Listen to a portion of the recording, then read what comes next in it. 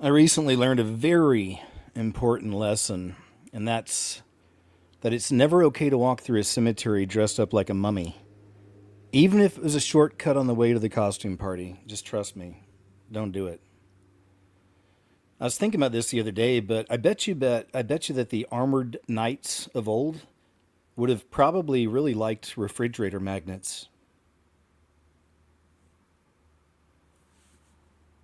Sometimes I feel like I'm making a connection with a stranger, but then it turns out I'm not.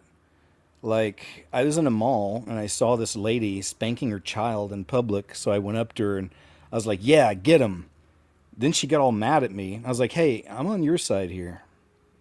Still no connection.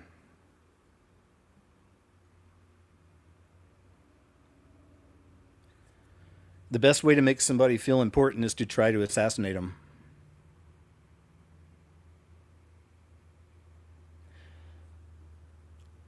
Years ago, when I'd go to the gym, I would try to run on the treadmill and I'd listen to music, but it just wouldn't motivate me enough. So I came up with this idea to get a recording of a pack of wolves gaining on me. And people would be like, "Why is that guy crying on that treadmill over there?" I don't know, but he's been yelling help for like 20 minutes. Best workout ever. A lot of people like lollipops. I don't like lollipops. To me, a lollipop is hard candy plus garbage. I don't need a handle, sir. Just give me the candy. These are just some thoughts I wanted to share. My name is KJ Osborne, and I want to welcome you, yes, you, to the show. Hey guys, good to see you always, man. I'm always excited for my Saturdays. I love hanging out with y'all. Love sharing all this info I find, and just thanks so much for caring and even being here, man. I really appreciate you. Can you believe we're in May? It's May 2nd. Jeepers. Time, seriously, and y'all know, I live it. I feel it. We've been talking about it for a couple years. We all know time's speeding up. It's just crazy, man. Craziness. Also, if you didn't know, it's been a pretty busy couple days. Yesterday, I dropped a brand new video, still hot out of the oven. Even at this point, hasn't even been 24 hours yet. Dropped a brand new video, and we did a real fun live show last night, mostly on people's stories of shapeshifter experiences, but also shared some cool examples of some shifting. That one with Kai Sinnott, I still think was really wild. And then later we heard that lady had an experience where she saw a female turning into a male for a moment and then back, things like that. And it matched up with what we'd seen from Kai Sinnott. We also had that I Show Speed video where it's like I can't tell if it's something spiritual going on or something technological. It's very strange the way his eyes were looking, and it straight up looked like there was a dude sitting inside of his eye, which is very interesting. But yeah, fun stuff, I think. Fun Friday night hangout. Thanks a lot, guys. Just been a pleasure so far hanging out with y'all this weekend. Real quick, too, as far as next week, we'll get into that later. But, you got the Uncensored show on Monday. I'll have a video up later this week.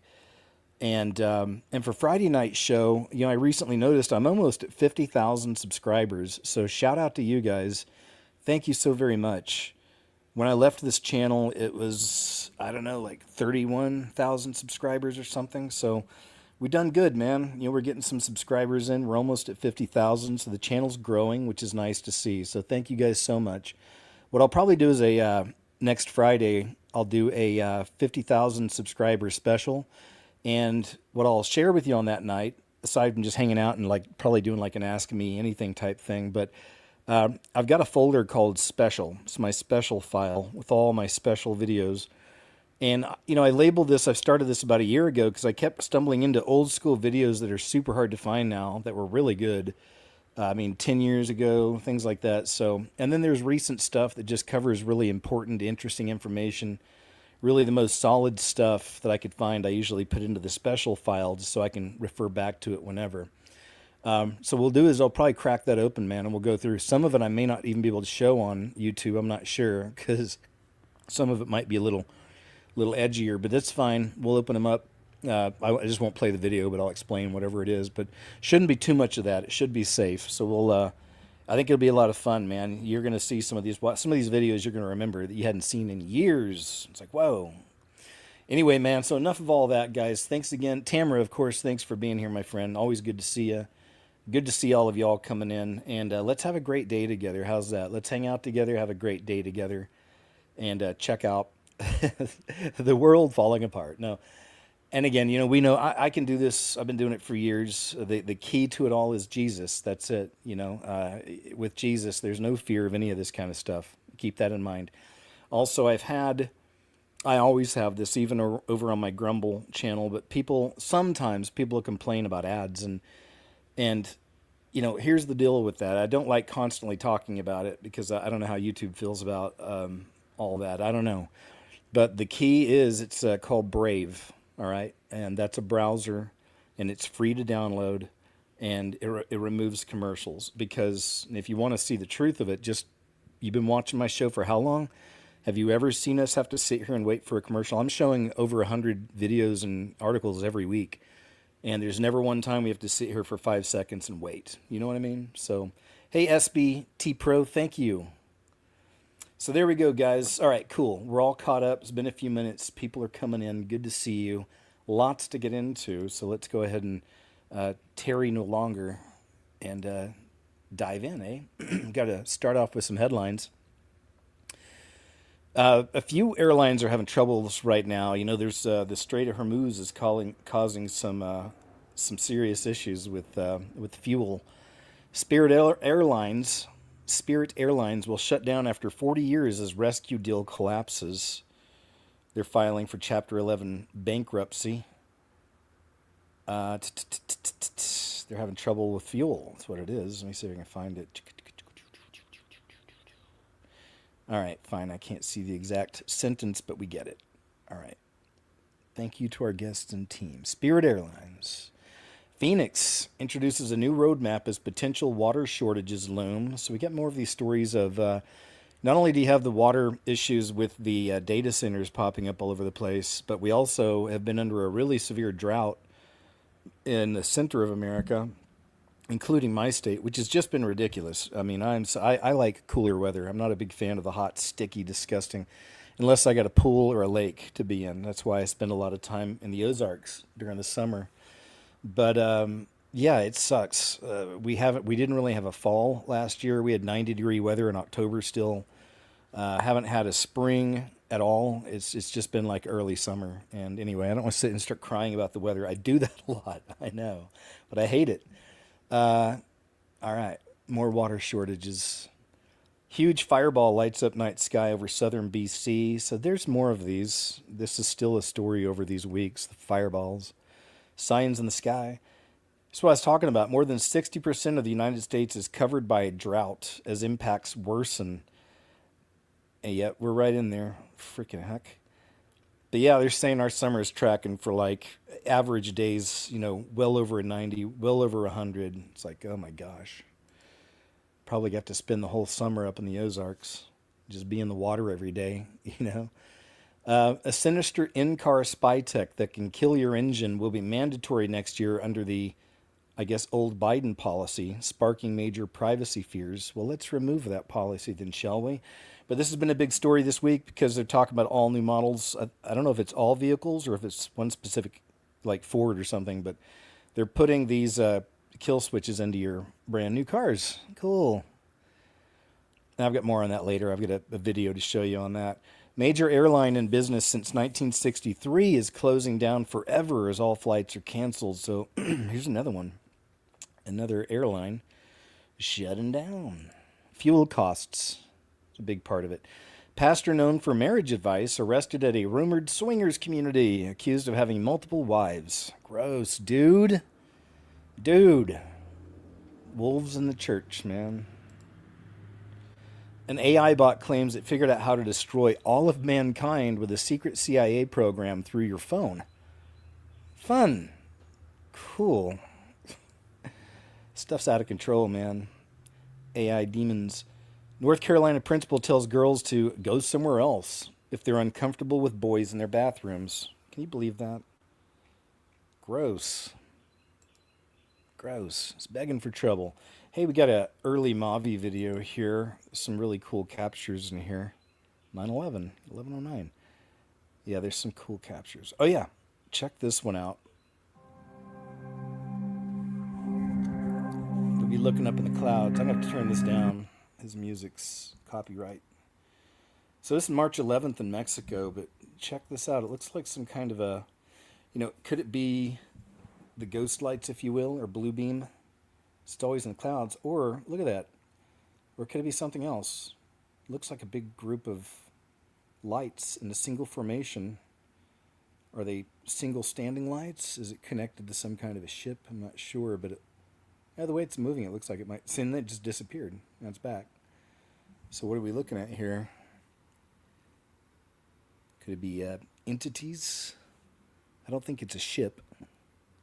Could it be a blue beamy? I don't think it'd be a blue beamy because they want to be seen when they do that. When they do the ghost lights and stuff, they want to be seen. That's why they put on such a spectacle a lot of the time in a show, and it gets people talking. Hey, man, see, look at that. It's pretty interesting.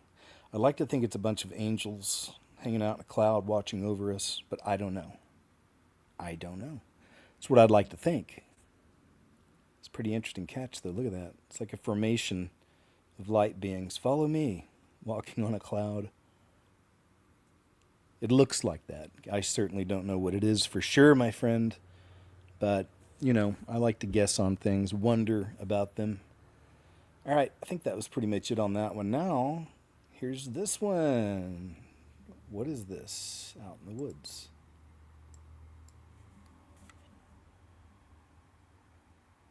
I guess there's no audio, but you'll see it in a second. There it is. I'm going to try to put some music in there. But it turns out, in a second, you'll get a better view of this thing, but it looks a lot like what people call the rake. There have been so many sightings of this thing. It might be a good Friday night show, too, just show all the rake videos. But and typically they look like they're human-shaped, humanoid, pale skin, white skin, always naked, and they're bald. And some of you are like, that's my husband. I don't know. Do you let him out of the house very often without his clothes on? Maybe. It might be. I don't know. If your husband looks like a rake, I am sorry. Now, there should be a better shot of this thing in a little bit, because there's quite a bit of footage on it. Let me see here. Yeah, here in a second you'll see it in the back there a little better. Come on. Come on out. We know you're there. Oh, crap. This is just... Let's move ahead here. Come on. Because I know it pops out. There it is. See it? It looks like that rake. Look how it's walking. Looks like the arms are super long. Kind of looks like one of those things. Like the rake. Right? Maybe it's just some naked dude on too much moonshine, but I'm not sure. Let's see if we get a better shot of it again here. They're chasing after it. No mames. Vean esa madre.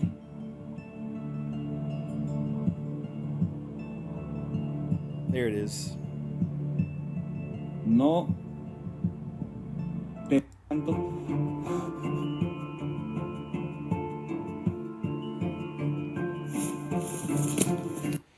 Pretty good one. Kind of looked like a gray also, didn't it? Thanks, Mavi. Appreciate you, Mavi777. Good job. Good job, chum. Has anybody ever called you chum? Did you like it? Whenever you apply for jobs nowadays, you must go through painful tests on all applications. This is nuts, because this is for... he'll tell us. Check it out. This is kind of nuts. It's like just a basic job application for whatever job. Check it out. Check this out. This is an assessment they're having me fill out to see if I'm a good server. And the whole question is me first. So it's to be a server at a restaurant. And my answers are me or not me. For who? What do you, for what? What the fuck is this gonna do for? What kind of dog shit test is this? Hey guys, step it up. This is not science. This is fake. This is pretend. We're all pretending. Here's the question. First of all, it's this picture with a sweet AI shorty here. And she's looking at this painting like, what the hell? And here's the question. Don't understand paintings. First of all, not a question. That's 3 words with no punctuation. Okay. And my options are me or not me. Is this pretend? Are we pretend? Don't understand paintings. That's not me, dude. I understand paintings. Like, what are we talking about? Wearing costumes, dude. Wearing costumes is the question that this fucking job. I'm trying to serve tables. I'm trying to bring food to people's tables.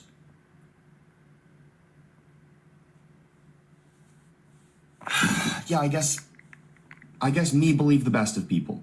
This is crazy how much of this they want me to do. Look at that. This is crazy. That is absolutely nutty. Just what is that supposed to mean? Personal best. Me or not me? Personal best. Right? What does that mean? Personal best. What would you say if the answer was me or not me to personal best? Is Me. the question? I guess I'd say me. What's your answer? Me. Are you personal best? Yeah. Yeah, I'm personal best. That's me. Things happen to me, for sure. That's true. Okay, I'm starting to get it. 2 hours later. Like, are any of these weighted at all? Like, is there one that I can say something wrong to? If I say, not me, I don't imagine a perfect world, does that mean I can't serve tables at fucking Olive Garden? I don't get it. No, give me a break. Is that you or not you? That's the question. Does that happen to you? And it goes on and on and on. Just a really like a retardation kind of situation here. An AI probably came up with that test. So dumb. But being a server is a job that I always really liked. I did it for years. Altogether, off and on, probably like 7-ish years, a few different places. My first job as a server was in a 4-star restaurant, a steakhouse. And I got the job because my best bud at the time in film school had got the job, and they really liked him. And he was a very likable guy, still is. And I got the job there, man. So I cut my teeth on fine dining. Loved it. And I eventually moved on to, early on, a couple little restaurants in Los Angeles, and then Outback Steakhouse in Oklahoma for a while. I was in between my journeys. This is a nice one. I've seen this one going around a little bit this week. Has to do with Theo Vaughn, who's just a very affable, kind of funny guy. You know, a lot of you know who he is, I'm sure. But what's cool is I'm seeing more and more a lot of the big platforms. People are starting to talk more about God, about Jesus, church, all that. Rogan's on his path. I pray for him still, that he gets there and truly accepts Jesus, and others. Jimmy Dore, man, prayers out to Jimmy Dore, so the people I profile and watch a lot, I think about, I pray for people, man, but here's Theo Vaughn. It sounds like he's kind of on his path, and it feels like he's just being very earnest about his issues, but let's check this out. Thought this is nice.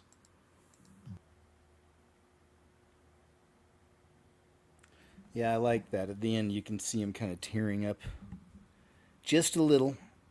Holy Spirit saying hi. Keep walking, sir. Keep moving.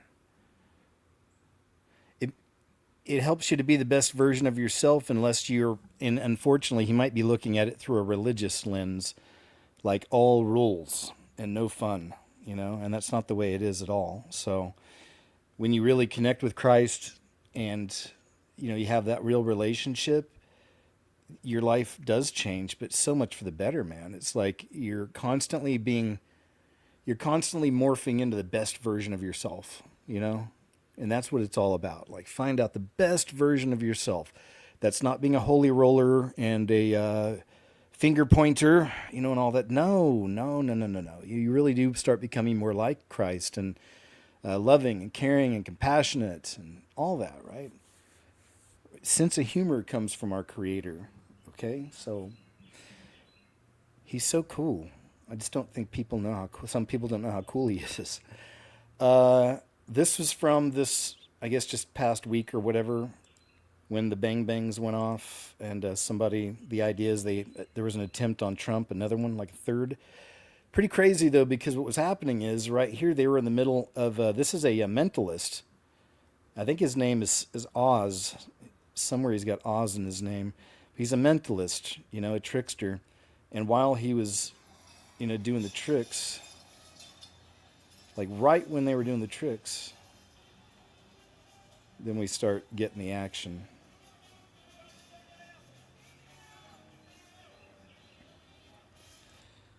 Now these are, again, I don't get into a lot of these things early on ever, because I've already found multiple things have been debunked. There is some theories floating around within 24 hours of this happening. No, this is what happened, and then you find out it gets debunked like 3-4 days later. It's totally not true. So that's why I always sit back, because I've already seen tons of these, man. I'll show you some examples of kind of dumb stuff people were putting out there saying, look what they've done, and it never happened. I mean, one of the things is that the alleged shooter was wearing an IDF shirt, and they showed later where somebody added that with AI, and it went viral. That was all over the place. I knew it.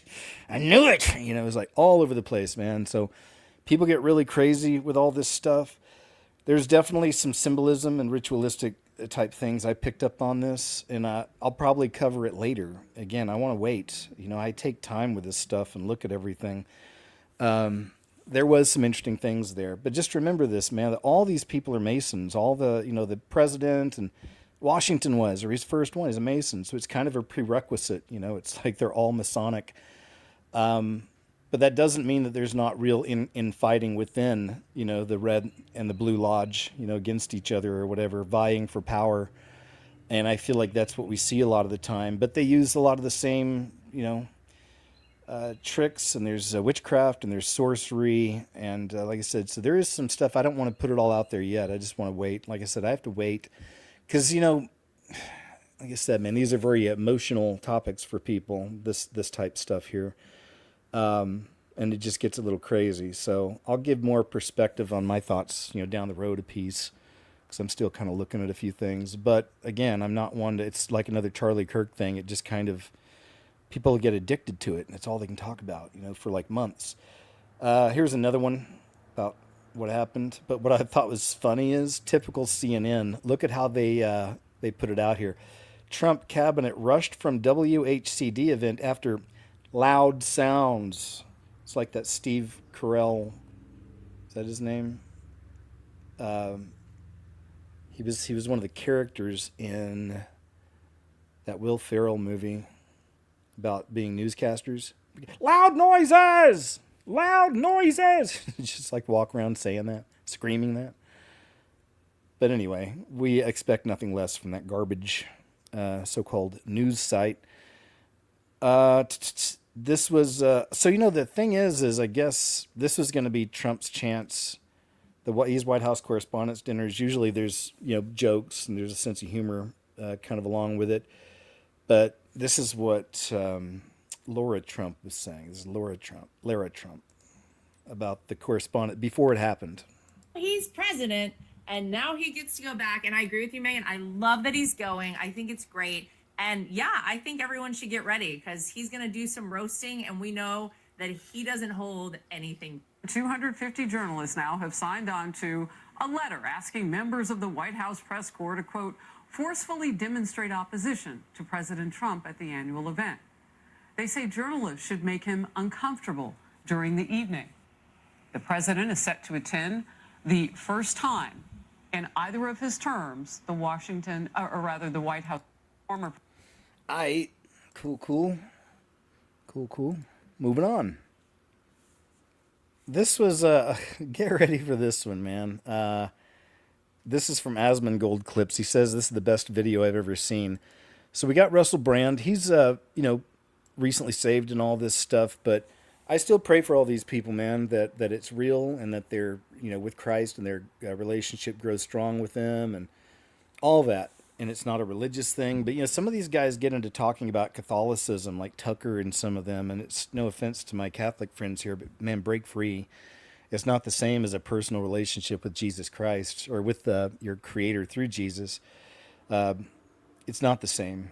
You know, that's really what the Bible tells us to do, is just accept that free gift and get back to the Creator through the Son and have a relationship with Him, man. Don't just check in on Sundays and then live like the world for the rest of the week. Like, you know, make a change in your life, right? Like, it's a beautiful thing.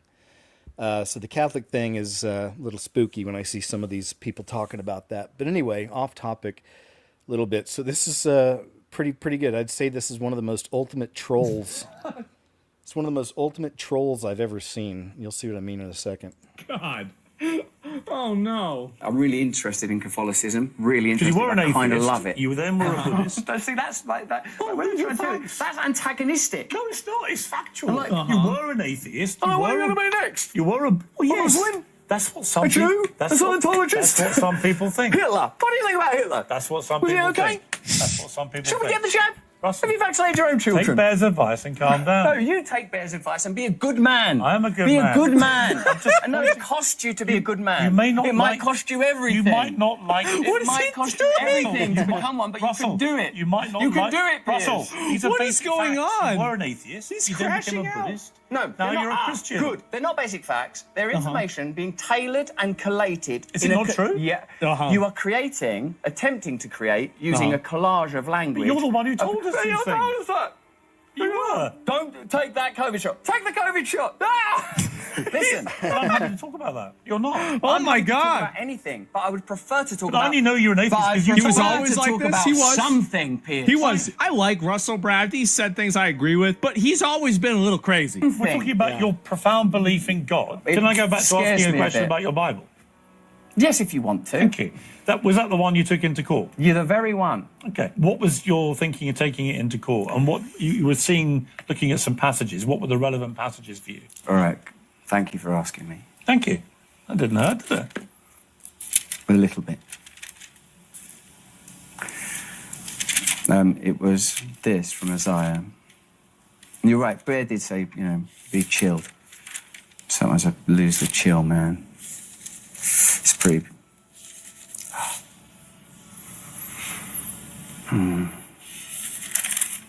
It's this.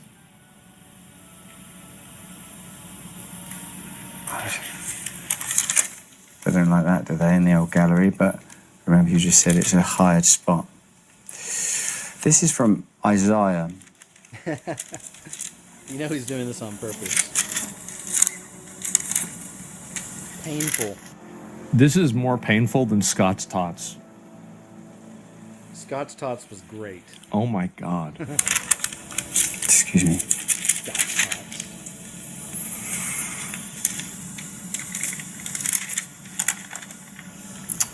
Man, I'm not going to market before. And it still, he keeps doing it on and on and on. So I'll stop here, and he keeps, no, it's, okay, no, it's this, here it is. Nope, it's, he does it, I mean, for like minutes, and it feels like hours. So anyway, but prayers for him, man, that he, truly is with Jesus and only that, and backs away from all the religious stuff and just focuses on the Bible and, hearing from the Lord, man. He resides within. Matt Walsh names the right-wing influencers paid by libs. Yeah, this was pretty interesting. I had never heard this one before. I knew that they were really after the SPLC, which is a horrible organization, has been for a long time, but I didn't know this. This is a great question in the aftermath of the SPLC extremist expose that we learned that the SPLC was paying some prominent right-wing figures. I can tell you right now, I will look directly into the camera. I have never been funded by the SPLC. This is why. And it's pretty crazy that CBS did this, and they, what's her name? They changed leadership over there, and Barry Weiss, that's it, and she's, a little bit more conservative, which is crazy for CBS, but, and she said there'd be changes, and this is interesting because this isn't something you would ever expect CBS to do, is attack one of the wings of the beast system they're in, or with, if you will. So it was kind of good to see, I thought. I'm not I used to work for CBS a long time ago. Worked on Big Brother. a member of the KKK or the Nazis. if you are a member of the KKK or Nazis, you were probably getting paid by left-wing organizers in order to create more hatred so that they could fundraise. It was a big mafia tactic to control both sides of the supply chain. There's a supply chain deficit for hate crimes in America, and this is why they have to make up stories about George Floyd. This is why they have to make up stories about January 6th. This is why they have to make up stories about Charlottesville, and they have to pay actors to do it. Well, anyway, we learned about that this week, and Matt Walsh is saying, you got to name names.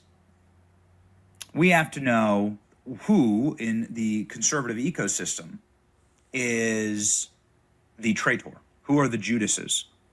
Who is taking money from the hate groups in order to set up their fellow countrymen? Sometimes people just, wanting to go and protest a stolen election, right? Like, who was setting those people up? Matt Walsh is saying that there are traitors in our ranks. Here we go. Now, it's the kind of strategy that's effective because unless you're extremely familiar with how depraved left-wing activists are, it would never occur to you that they're doing any of this.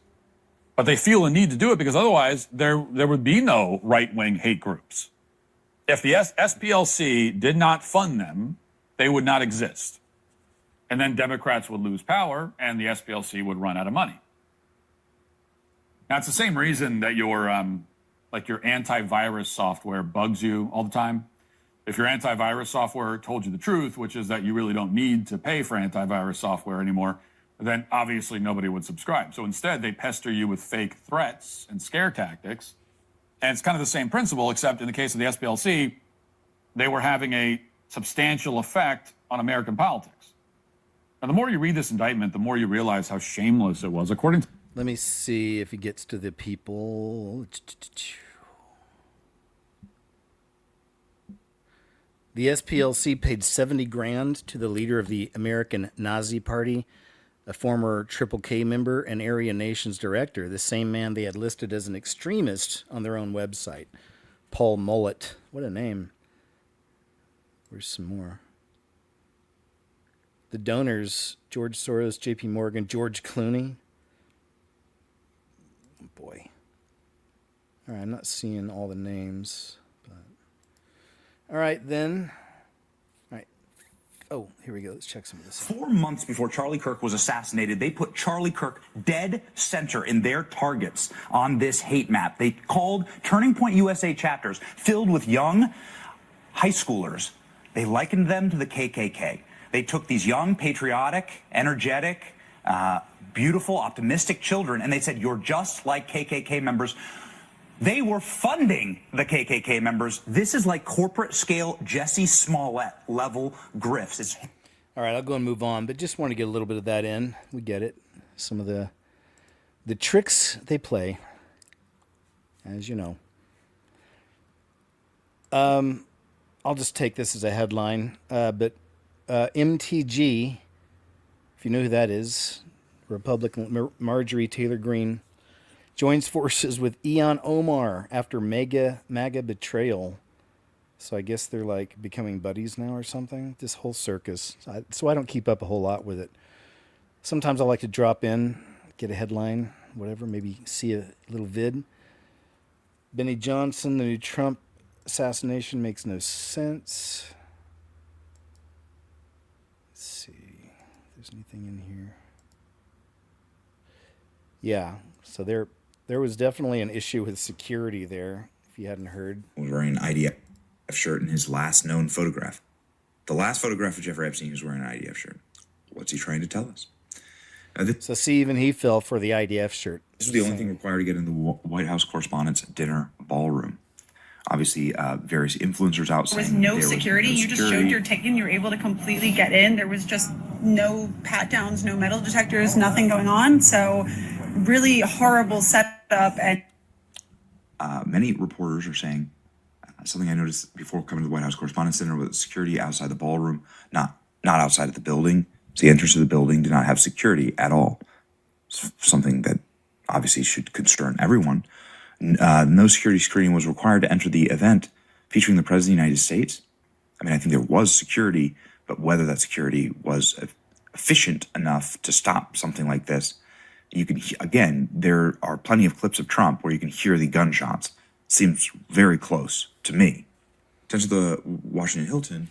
So there's a bit of that. All right, move on. And I've got a video in here where somebody put together some of the occult stuff they saw on there as well. So you'll see a perspective on that. I'm actually going to save this one. I'll do this. I'll put this together in another show I'm planning for a Friday night from Anton Daniels about Gen Z being cooked. Hollywood goes broke. Award-winning execs forced to work at Home Depot. Yeah, this is nuts. Let me see if I can get the story here. Here it is. From WDW Pro YouTube channel. Let me just say, we here are never purveyors of some sort of corrupt patriarchy. No! We are simply waking up the woke to the joke they've been living in. As we dive in, click the like button, and let's explain why Hollywood is in a spin cycle like you've never seen before. Out of the Hollywood Reporter, take a look at this from Nick Morton. I used to be a Hollywood writer. Now I'm lugging lumber from Home Depot. It's an upgrade. Why in the world would this be allowed in Hollywood trade unless it is to say, learn to Home Depot, not learn to code? It says in the latest in the Hollywood Reporter's series about life after Hollywood, a former TV and film scribe undergoes a gut renovation as he settles into a second career as a construction worker. This is the kind of stuff right now for folks who do not understand just how devastating it has been in SoCal when it comes to entertainment production. These are the kinds of stories happening. They're not talking about the next big era, the next golden era, when will it arrive? They're talking about, what do you do to survive? Oh, you're not going to be part of the entertainment industry anymore? Go work for Home Depot. This is something. It says it's 5:45 a.m. on a Tuesday. And the Home Depot on Sunset Boulevard in Hollywood is already bustling. I'm standing in aisle 18, deep in the lumber section of the cavernous space, evaluating formulations of plaster compound. I've been sitting here to get a 50-pound bag of 40-minute, a box of red dot, box of green dot, a roll of drywall tape, and a roll of frog tape. To be clear, I don't know what any of these things are. The last time I was up this early for work, I was on the set of Cooper's Bar. Co-created that for AMC, Emmy nominated. Trying to convince our star, Ray Seahorn, that one of the jokes I'd written for a character would be funnier if she said the words, well, you get the idea why we might be working at Home Depot, eh? Instead of her preferred choice. Facehole was the preferred choice. She ultimately agreed, of course, and, well, good for her, right? Because, well, now working at Home Depot is a sign that we were on the right line. In the intervening months, Hollywood has suffered an actor strike, a writer strike, a spiraling production exodus, and a content contraction precipitated by the economics of streaming and the rise of creators on media platforms like YouTube and TikTok. I, says the author, lost my job working in a production company, and my show got canceled. After a 30-year career in Hollywood, where I held executive positions at companies like Anschutz Entertainment Group and Phoenix Pictures, where I wrote, produced, and directed award-winning movies and TV like Ray and Afternoon Delight, I am now a construction worker. You know, Christian, you got to think that all of the immigrants who came to California looking for construction work are going to be displeased with the idea that their culture is being assimilated by Hollywood executives. Wow. Not low-level writers. No, I'm not trying to be too offensive here, but I'm just saying, isn't it amazing that these executives just thought, well, you know what? I'll go take the jobs away from others who are working construction jobs. I'll go do that instead. And now they're bragging about it in the trades that they went to go take away the jobs of others that they've advocated for because the entertainment industry is drying up. How bad? Yeah, so that's just another indication of how bad it's getting out there in Hollywood. It really is. We're watching it burn. WDW Pro they cover a lot of those kind of stories if you're interested. Project 2025 is actually happening, and the elites know it. Yeah, this is a cool story, man. I've always wondered, we should be getting more of these, stories from cab drivers, limo drivers, even, whatever. Like, what is it, man? I'm totally blanking, but you know what I mean. There's the app ride share stuff, or have someone come pick you up. Either way, there should be more stories like this. Just people, as you're driving, you hear people just having a conversation, and some of the stuff is just crazy. And here's a good one right here. Watch this video, guys. This is Marcus Dixon's YouTube channel. When I pick my passengers up, I let them talk. And if it involves me, I'm going to jump in it. This one didn't involve me. This is that one time I'll jump right in on the conversation. And I think y'all might want to stick around and hear this motherfucker through. I picked up an elderly white couple in their mid to late 70s. Well, the fuck well-to-do. When I say well-to-do, we ain't talking hundreds of thousands. I'm pretty sure in the upper millions. Trust me on this shit here. They were here in New Orleans, conducting business, in other words, getting rid of businesses that they own, finalizing that shit. On their way to California, I just dropped them off the airport, to finalize the last properties they own in this country. How do I know? They on there talking to their daughter. She's in London on her way to Canada to dispose of whatever business they got going on out there. So now Unc is a little curious. I'm curious as a motherfucker. So I just asked and listen, I don't want to get in y'all business, but is something going on? I said, I know we talking about the war and all of this, and I hear y'all flying around getting rid of stuff. The wife didn't say nothing, but she looked at her husband, he looked at her. The man told me, he said, listen, all I can tell you is this here. Just get you and your family together. I said, sir, listen, I hear this on TikTok. I hear it all the time. I said, I know prices are going high. That man said, this ain't got nothing to do with prices. Just get your families in line. If you can, try to put things together to manage at least a minimum of 6 months to take care of you and your family. So I said, is it going to be that serious? That man told me, what's your worst nightmare? What's the worst thing you ever thought could happen to you? That's why I can't think offhand. He said, anything that you ever thought was the worst could happen to you, put that 10 times that amount. He said, listen, I don't tell you these things to scare you. And I don't want you to be afraid because there's no reason to be afraid. What's going to happen is going to happen. Now, I'm listening to this man telling me this shit. And he said, but, sit your ass, just get you and your family in line. So, I'm telling everybody out here, some shit is going on. Because these people here trust and believe me. If y'all would have saw, you know I'm not bullshitting about these. These motherfuckers is up there some fucking way. I don't know what the fuck they do. But I do know they getting rid of shit for a reason. And when that man told me a minimum of 6 months to get my shit lined up for that little time, guess what? A minimum of 2 motherfucking years. My shit is gonna be lined up. I don't give a fuck if you can call me paranoid or hallucinating. I'm following motherfucking suit, and I think y'all need to do the same thing. And when I pick my passengers... So, yeah, I'm sorry for... Yeah, the language. Unfortunately, that's the world we're in, my friend. Same way, Marcus. Sometimes we can't avoid it. But thanks for the clip. Project 2025 is actually happening, and the elites know it. Okay, here's another short one. Let me see what she's talking about. It says, and people still want to pretend that Project 2025 is far-fetched. Yeah, right. Oh, it's fine. I guess I'll go and move on, actually. You can go watch the rest of this if you want over on Marcus Dixon's YouTube channel. Thanks, Marcus. Father? Pulls good clips, he does. Really cool one. Love these. This child drew every event before the rapture.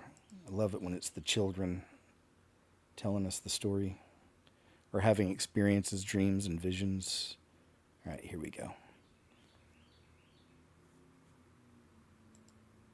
So, here we go. In this stream, I had it yesterday, and there was like this, a flood, and the water was really bad that it kind of pushed buildings off, like this little building off, and this is the light where Jesus comes out, and people, this is people, and they're like, what's happening? And then I was floating in the sky, so I can see cracks on the floor, so I think it was an earthquake. You know, there's people crying, and cars flipped over. And this is me. I dolled myself in heaven when I got my crown.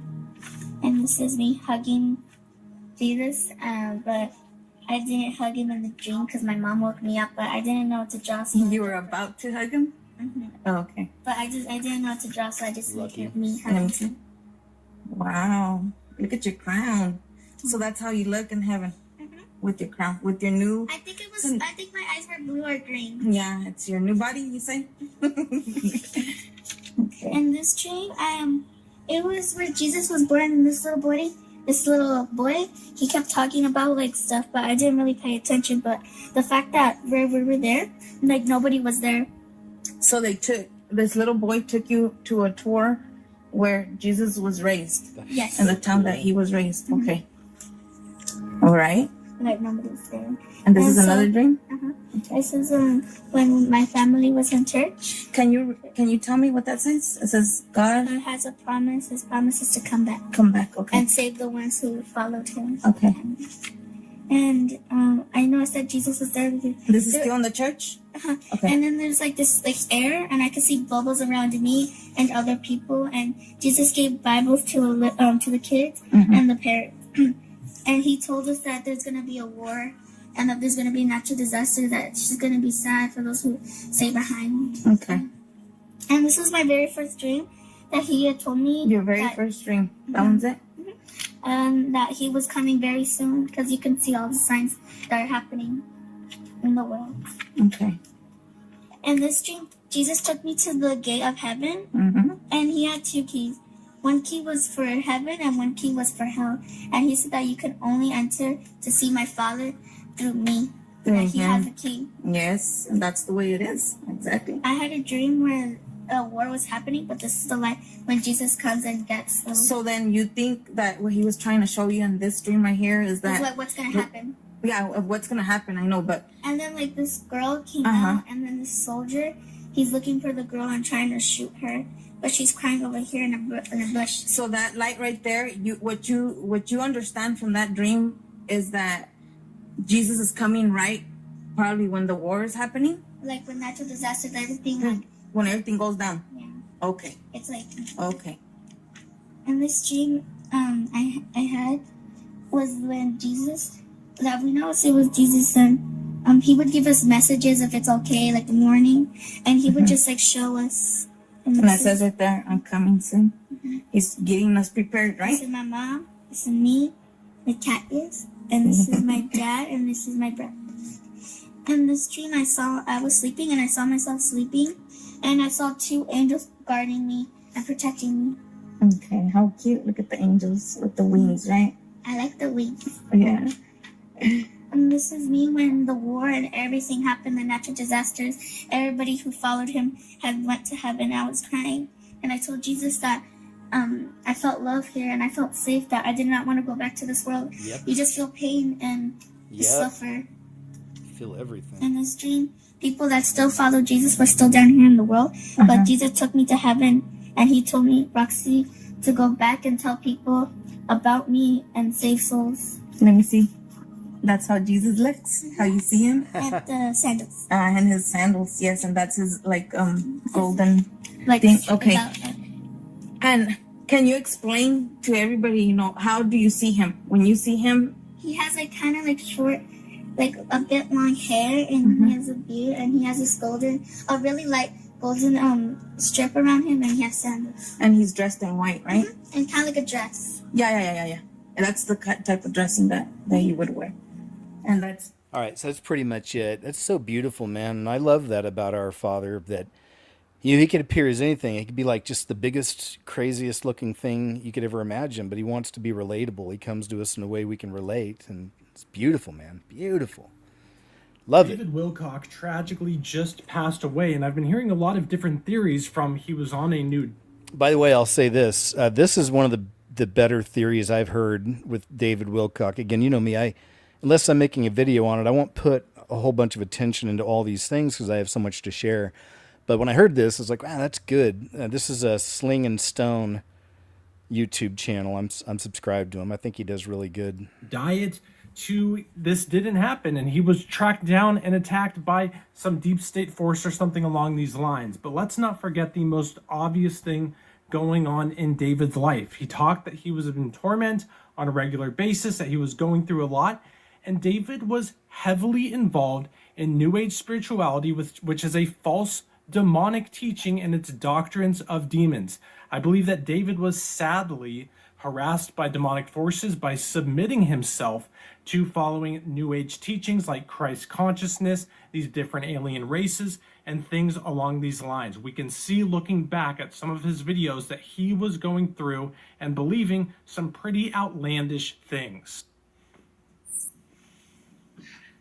I don't want to go into this a whole lot more, but it explains why I've been so committed to my path of justice and freedom, why I will not let this go on, why I do not support these people, I did not deserve to go through what I went through. I did not deserve to be raped.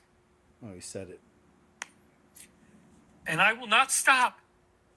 I don't care what happens to me anymore, folks. Now that I know what they did, I don't care. I don't care what they say. I don't care what they say about me. This has got to stop. We need this thing to end. We need these people to stop succeeding in what they're doing. Now that I found out what happened to me and how they messed me up and why I've had personality disorders my whole life, why I've had a hard time on many different levels, and why I've felt this like I'm burning alive. Well, if you have trauma in your subconscious and you can't remember what it was, if they don't allow you to remember what happened to you, and this happens in the course of traumatic memories anyway. I mean, if something bad happens to you, you're going to dissociate it into some corner of your mind. It's okay? Macultra. And I am sorry. Macultra. But when you start finding out that people made you into a banana sandwich, and you start remembering those things, you got to take some time off. Looking back at David's life and his entire career, which was based upon doctrines of demons, channeling the Archangel Michael, Christ consciousness, alien connections that he had with different races, and channeling and astral projecting. All of this stuff is doctrines of demons. It's from the kingdom of Satan, and I sadly believe that that is the reason why David was led to the place of torment, where he was led to take his own life. David will... Well done, right? I think that's really well done. That's, like I said, when I first heard him, or his idea on that, I was like, yep, I got you, man. It feels right. This is this one's really wild, man. Comment section was really funny over here too, because they realized like something's really off. No one saw this kind of puppy before. Look at this story. This is nuts. Look at this little thing. What do you think it could be? A mix of... Cub. I didn't know if it was a coyote mixed with puppy. I didn't know what was going on. He looked different than anything I'd ever seen. What? I got into rescuing back in, oh gosh, the early 2010s, and that's how I met Choopy. He was born outside under a shed. Animals like raccoons and coyotes could get in and get to him. And I didn't know if I could help him, but I knew I had to try. What are you doing? When I took him to my vet, I plopped him down, and the vet goes, "What did you bring me?" Because he had never seen anything like it either. And he said, you know, he's really weird looking, but he's mostly normal on the inside from what I can tell. He slept and slept those first few days a lot. The vet said, you know, just give him time to recover. Then he suddenly started acting like a wild animal, just running and playing.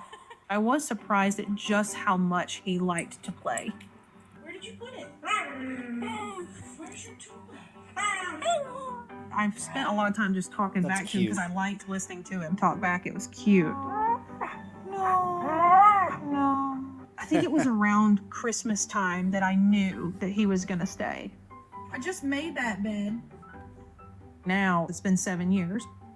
He's one of a kind. So I always told myself, if I have him 10 days, 10 months, or 10 years, we're going to make the days good while we have it. I didn't know if it was a bear cub. But yeah, there were some good comments over here. It says, seriously, get this guy's DNA tested for science. I like this one. We got domesticated chupacabras before GTA 6. Exactly, right? Like, it's uncanny. Like, there's something... It says that's the sweetest little nightmare I've ever seen. He's the goodest little skinwalker. Yeah, that's wild. But I'd keep it too, right? I mean, that's really unique. This was interesting. It's Brooke Shields talking about Michael Jackson's father. And when they were younger, they were really close. Maybe even dated, I guess, at one point. But I know they were close. There's pictures of them together. I never liked the dad never liked me. Never really hear me say anything bad about anybody except for that man. So he took a fork and he scraped it on Michael's face when he had acne. Was he really that bad? He's not a human being. He's the devil. Did you see him yelling and screaming? Or? I didn't, but I saw the after effect, and you just look in his eyes, and listen, you know what? You never liked me. You never even pretended to like me. I never liked you. You always were mean. And I said, you know what? You know what I'm going to tell you? I was going to tell you, thank you. was like, why are you like that, Brooke? What are you doing? And I said, no, I'm going to thank you for your son. I said, because your son changed the world and was my friend. He was just like, I never liked the dad never liked me. Never really hear me say anything bad about anybody except for that. So there you go. It's pretty interesting. Old Joe Jackson. There's so many stories you can go find. It's a whole other rabbit hole all by itself. I was living in LA, I think. Yeah, when Michael Jackson passed. Did a video on it because, excuse me, because the doctor who was the last man to see him alive is also a Mason. So there is some interesting things all around there. But, my thing is with Michael Jackson that I'll never see him the same since I showed you guys a video. I've put it in a couple of my videos throughout all the years. It was actually you can watch it. It's one of his actual music videos. Maybe it's Smooth Criminal, because I know they were like inside of a bar setting, dancing and stuff, and they were all dressed up like gangsters, like old school gangsters. But there's a moment, and it's a good 3 seconds, 2 seconds, it's long enough to see it, where they're dancing and the camera's focused on Michael with his hat down, and he lifts his head up slowly, and then it cuts to a different scene. But in that moment, his eyes are clearly not human. They're shaped like a gray. He looks like a gray alien. And the eyes are mostly darkened out, which is really wild. But they showed it like it's actually in the music video. So I'll never look at him the same personally. However, this is a really fun little mystery. See if you can figure out what's going on here. It's a mystery with the cats and the light. Check this out. I originally made this 17-second video of my cat staring at the hallway light, and I put some scary music on it and asked my audience what the poltergeist was going on. And I kind of just figured this would be one of my funny pieces of content. But by day 2, my cats were still there, and I had checked for bugs, I checked for mice droppings, and there was nothing there. And one person suggested that I just turn the lights off and never turn them back on. So I did. But even with the lights off, they were still investigating in day 3. And then that afternoon, while I was taking a nap, I heard a loud noise in the hallway. Are you guys kidding me right now? You yanked this out of the wall? What? You did that. Jack did that. How could you possibly do that, Jack? Jack had somehow managed to rip the light fixture out of the wall, and my cats decided to basically conduct a full-blown CSI investigation. And at this point, I'm pretty stumped. Day 4. I'm starting to consider calling an exorcist, maybe a shaman. I have lived with cats for 20 years. I have never seen them camp a light fixture for 4 days straight. Day 5. I've got my holy water and a Bible, and I've decided I'm just going to camp in the hallway with my cats, and we're going to get to the bottom of this. After about an hour of sitting there, my cats all of a sudden jumped up and went to the light, and I opened it, and we finally found what they were looking for. It was a lizard. There he is, little guy. His little head sticking out there. That's a fun one. I thought that was a fun mystery of the cats. One of you figured it out. I saw it in chat. This is another fun one, a little bit of a doom break, if you will. So trippy to think that that's just normal in Australia. There's all these kangaroos just walking around. Some of these things are freaking jacked. I mean, they're built like scary, and they like to fight, I guess. So I don't know. I think it'd be cool to visit Australia just for the kangaroos alone, you know? Oh! Bar fight. Oh! Look at that thing. Yeah, okay. You're getting me a little bit closer. Look at this. Look at my dog. Hey, can I watch something different? So you can see right now. Whoa, whoa, buckaroo, buckaroo. Whoa, whoa, whoa. He's cute. Ow! Frick!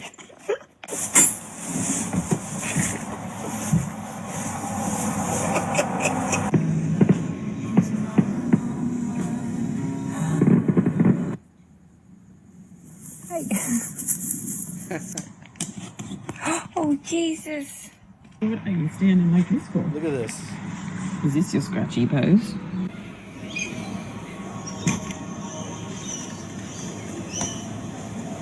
Come on in if you're coming. What do you think you're doing? No. Let's go. Come on. Come on. He's swearing up. Right? Like, that's so cool. How some countries, states here in America, even they have creatures that are indigenous, to that area. And I don't know. I'm starting. Like, there's some states in America. There's 2 or 3, right?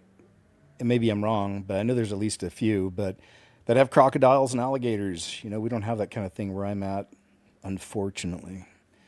Yeah, we saw this earlier from Theo Vaughn, where he sounds like he's on his path slowly but surely. And he's asking good questions. It is scary. And like I said, I feel like he's probably looking at it through more of a religious lens. Like, now I'm going to have to go buy a suit, go to church every Sunday, and, all that stuff. It's like, no, man, no. Just be yourself, be you, be true. And when you accept Jesus and you're filled with the Holy Spirit, it really is. It's a process of becoming the very truly best version of yourself, which is as close to Christ as we can get, These Cole Allen narratives about this attempt on Trump being staged are insane, it says. The same thing happened with Butler and Kirk. What happened to critical thinking? Not everything is a conspiracy. You have to be unbiased. I totally agree with that part there, man. And like, it's called auto hoaxers. Jeff C. and I used to call them, and turned into a whole term we see everywhere called the black pillars, which are, nihilists, basically. That there is no truth. Nothing's real. It's like totally out of their minds.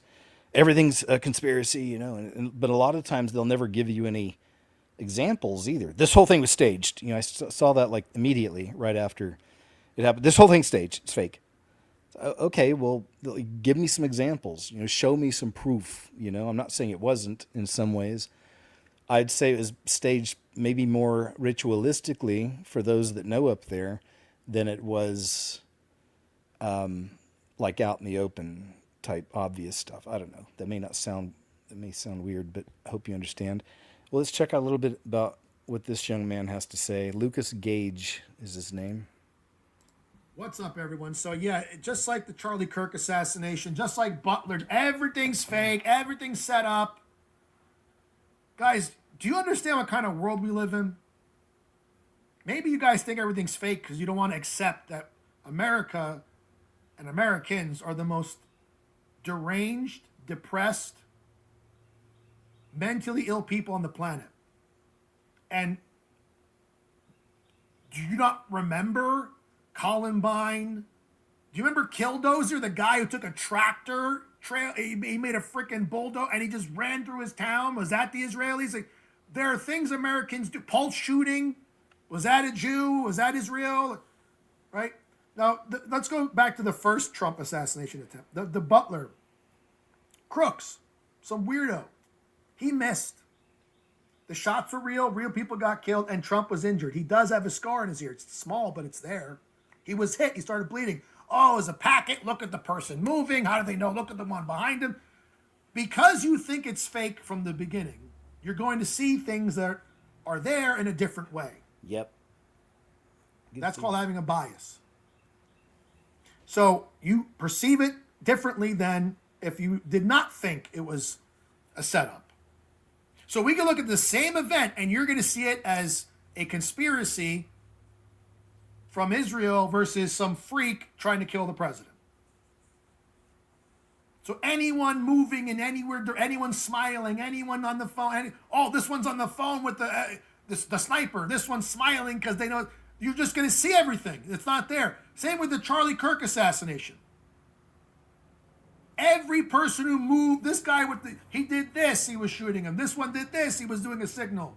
This one, Frank Turk was on the phone. Oh, it was the drone got him, the camera shot him.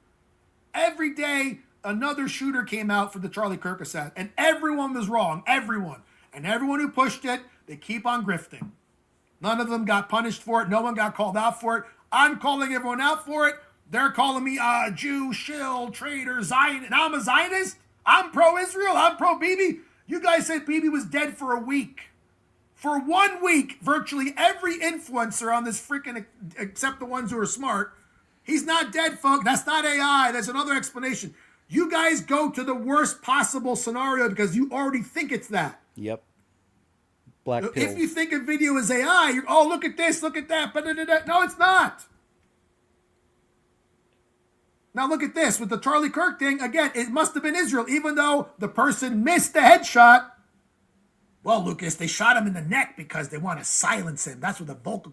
You have a freaking answer, just like a flat earther. A flat earther has an answer for it. Well, that's CGI, and that's not a real picture, and that's the wrong distance, and that's fake. And I'll go ahead and stop there. I thought it was an interesting rant. He goes on for like 10 minutes, but mainly because I definitely can associate with some of that. Personally, I don't like seeing all the black pill stuff out there, but I understand also it's just a time that we're in, man. There's going to be chaos, confusion. Who's the author of all this? The devil himself. So it's like his energy, his vibe, his spirit, or whatever is just like rising in humanity. And I see it all over in comment sections and messages. And, like I said, I always try to find the layers of things and the nuance. That's why I can't just jump right in on something, and this is it, guys. This is exactly what happened. It's like, I don't know. I have to wait. And then when you wait, the story unfolds, completely. But yeah, careful of the black pillars. Here's one, obviously could be an AI, or could it be an actual duende? Looks like he may have caught a little duende, they're saying. I wish there was more video, though. It's not super long. Or is it even alive? I'm trying to see any... Oh yeah, it just moved. There it is, look at that. So it did move right there at the beginning. Elf caught in Mexico, so we missed the movement. Now watch, here in a second, you'll see if it's real. You'll see its little arm moving. See, look, now it's settling in. Looks like he's giving us the side eye. So I do believe in duendes. I believe in a lot of these things because there's been first-hand accounts for years and videos. Some of the videos are good, some you're not sure, but still, I feel like there's enough evidence out there. I've been looking at all this stuff for so long, but I could definitely believe. But as far as this goes, really hard to say. It's so weird looking. It could be, maybe an animatronic. Maybe they do this for views. Just a puppet. I don't know. But then not a puppet? It'd have to be like animatronic because we saw it moving, and it straight up looks like it's giving us the side eye. I don't know if there's any more angles on it in this video. See, look, it's moving. We saw it move right there. I don't know. Or could it be real? It's hard to believe. I know some of these things, because there's so many AI. Again, I'm one of those that believe. I know I've seen some of y'all say this too, the same sentiment, but I believe that's the reason why AI is on the rise. I mean, it's for a lot of reasons, but one of the reasons is as the supernatural stuff continues really happening more and more, because we're at that time, man. I think it's going to be bonkers during the trib, with supernatural and spiritual stuff. But we're so close, you know what I mean, that like perhaps we're seeing more of these things. But it's hard to believe. It's hard to, even when you see it in your own eyes, it's got to be CGI. It's a puppet. It's AI. And sometimes it is all those things. But then sometimes it's not. What about those moments where it's not? That's what I try to find if I can. Right here is everything that's in. This is super creepy. This is a guy called Thunderkeck over on TikTok, and followed him a long time ago because he goes to the dark web or whatever, and he orders things from there. And he's got some really nutty things over the years, or I haven't been following him that long, but over the time, probably about a year. But now, apparently, you can order this in the dark web. It's a creepy clown, not just costumes, but like total collection of everything you need to be a creepy clown. A big, horrible clown kit. Clown mask. Paint markers. Another clown mask with a squirty flower tangled in the hair. Another clown mask. Clown license. Another clown mask. Hairspray. Juggling knives. Red hairspray. An all-white kind of jumpsuit thing, girt thing, juggling pins, a huge polka dot suit. I'm gonna try to show how big this thing is. This thing is enormous, and stained. There's a note explaining why it's stained. Gloves, mini sledgehammer, horn from here. A bunch of clown face paint. This is the marker I took out to draw the tooth. More balls, more paper towels, one of the locks, a wallet. He never mentions the bang bang. Sledgehammer. Maybe because it's TikTok, but clearly you could see a little bang bang sitting on top of that. See what I mean? Creepy. So that's a dark web unboxing. That's what he does. And like I said, he's found some really. I've shared some of the other clips. Thunderkeck over on TikTok. Quite the character, I'd say. Timeline altered? So here's one of those. This feller, Dimitri Revolt, that's his name. He always does cool little shorts like this, so check some of this out. Again, even when I share all these other perspectives, I don't necessarily agree with everything people are finding. Some of it I do, some of it I don't, and I'd want you to discern for yourself. Most of y'all, I believe, do. Critical thinking around here. So that's what we do, man. Just discern for yourself on all these findings, you know? Like some I'm with, sometimes I'm not, but either way, it's not about me. It's about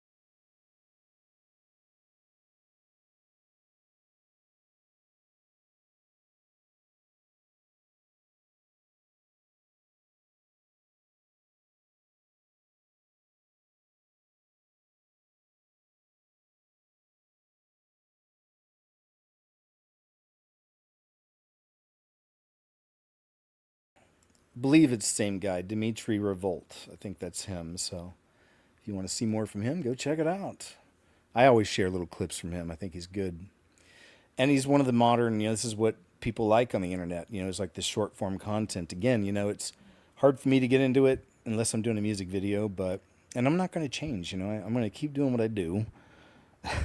Long form compared to these, most of what's popular these days. We'll keep it going that way. And I thank you for being able to sit through shows and videos, and give you time to think and, really pull yourself in, hopefully, on the videos and stuff. That's what I want, and thank you. I just want to say thank you to you. Yes, you. Check this out. Another Mandela effect. This is a weird, he's claiming Mandela effect. Check it out.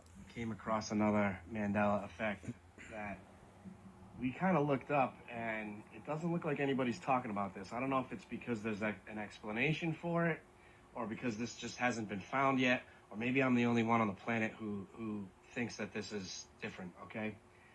Tears for Fears, the band, wrote a song in the 80s called Everybody Wants to Blank the World, okay? Now, we're going to play it for you, and we're going to see what you think. Okay, we're going to play you the chorus. Yeah, this is a good one. Crap. See, I'm hoping they don't. We'll see. Anyway, let's see if we can get to it.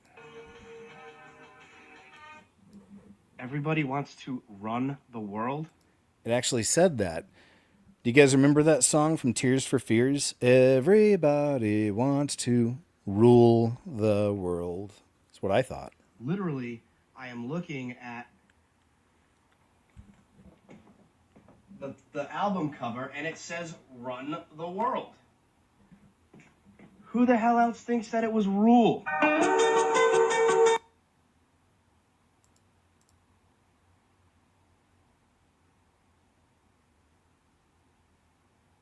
Of it. I mean, that's a big one, man. That's real. I mean, I remember that. Us Gen Xers, that was one of those songs that was always on the radio, man, all the time. That's another great thing about the age we grew up in is there was always, like, at least, very talented people, talented musicians, good songs, songwriting, all that stuff, compared to what we have now, like real artists being allowed to just be an artist, even though I know they all have to do their contracts and whatnot. But it was a different time back then, and like just so many great songs, you know, and upbeat, a lot of happy songs back then. Ain't the same way now. Says you don't own your car. Well, you can find it. I try to find it, and I do. You know, I have a playlist on Spotify if you like the music I've used in my videos. You don't feel forced to go there because I know not everyone likes it. But, you know, with the numbers I have of people following, I knew there would at least be some smaller percentage that like the same kind of indie stuff. A lot of the bands you never heard of, but I'll find them for their song. You know what I mean? So you can still find good music, just not on the radio necessarily, I believe. Says you don't own your car. Oh yeah, here it is, man. This is that kill switch thing, and this is real. Says you don't own your car anymore, and if Americans don't fight back, they'll extend the surveillance to inside of your home. That's definitely coming, especially with the 15-minute cities. It's only a matter of time before you can't turn on the heat or electricity without approval from the techno-fascist overlords. Here's somebody yeah, check it out. I think he's making kind of a joke about this, but this is the deal. Check it out. No! Now imagine there was an emergency outside the truck, an accident, something terrible on the ranch with a chainsaw. And I jump in this truck, but the truck, it won't shift into drive. Why? Because the cameras and sensors inside this cab won't let it shift, because it detects my eyes are big, there's a lot of emotion, there's some panic, and it doesn't feel that I'm fit to drive. Now that's not science fiction, that is happening because Ford just filed the patents. Ford actually has a series of patents down at the U.S. Patent and Trade Office that deal with the sensors and cameras inside the cab of their truck. And if the sensors in that truck determine that you're not fit to drive, that truck will not actually shift from park to drive. Now, they already have a system called telematics, and that's where they can actually pull up cameras in real time inside the cab of their fleet vehicles. Now, they actually market this to insurance companies because the truth is, this is really about who owns the data and who owns the liability. Now, your name might actually be on the title of this truck, and you may have paid for it, but you don't own it. Now, Ford didn't file just one patent. They filed a stack of them, all within months of each other. Are you sitting down? Get this. This Ford technology patent doesn't just watch you. This one puts you in jail. What? Ford filed a patent, serial number 0104469, where the system takes your biometric data, your face, your iris, and your fingerprint, and it runs it through a criminal database in real time. While you're sitting in your own truck, think about what that means. You wake up one morning, you walk out to your driveway, you climb into a vehicle with your name on the title, on property with your name on the deed. And before you go anywhere, before you've done a single thing wrong, your truck is already running your face through a law enforcement database. Ford's own patent language describes this as potentially useful for police. They wrote that. Ford wrote that into the patent application. So the question isn't whether this technology can be abused. Ford already told you who it's for. You just didn't know that you were buying a cop car. Now I'm going to walk you through a few of these patents. Lip reading, cameras inside your cab, machine learning trained on lip movement datasets, cloud connected, your face processed somewhere you'll never see, stored as long as they want. Acoustic lip reading, if the cameras aren't enough, the system emits inaudible sound waves and reads the echoes bouncing off of your mouth. You can't see it, it's just happening. Biometrics, your face, fingerprint, iris, filed February 2024, and it was published August 2025. This one is assigned a serial number because it's real. Ad listening. This is scary. It monitors conversations between everyone in the cab. It serves targeted ads based on what you and others are talking about while you're driving. In Ford's words, maximum opportunity for ad-based monetization. No description of how that data is protected either. None. How about Ford Pro Telematics? Now, this one isn't a patent. This one is actually a product page. Right now, fleet managers can pull live in-cabin video feeds of drivers on their phones. Ford markets seatbelt compliance alerts with the explicit benefit of lowering insurance costs. They said it themselves. This is the infrastructure, and once the infrastructure exists, it's going to get used and abused. Now, Ford isn't alone in this. This is an arms race. Smart Eye driver monitoring software is already in over 2 million cars globally. The EU's general safety regulation mandates drowsiness systems as standard equipment going forward. GM deployed biometric seat sensors and heart rate monitoring in production trucks. Man, that really is some next level dystopia nightmare type stuff. And I'm assuming that's coming in because this is just posted on the 27th of April, a few days ago. So I'm assuming that's something in the newer models. Yes, you know, I would hope that's what that is. Just for those Ford owners out there, I'll say. Seems so, especially running ads. Oh man, dude, everything's ads. Remember that clip we saw? Gosh, sometime over the last 6 months or so. But there's a couple people out on the beach just enjoying their day, and the guy pulled his camera out and started filming because they had a little motorized boat type thing out there, and it was just a huge advertisement board. Basically, it was digital. Do you guys remember that? You're on the beach trying to get away from it all, and then hey, try this, right? This is from 48 hours ago. It says, yes, it's real, a will within a will. This is from April 25th, but it's a pretty cool capture of a UFO. Check this thing out.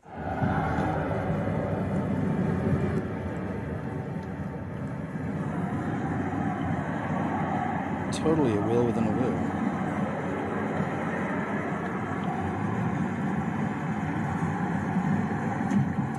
Is this why we're being told to read the Book of Enoch?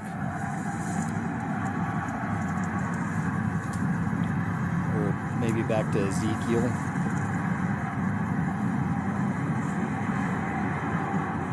I don't know, it's hard to say. It almost looks like an actual craft.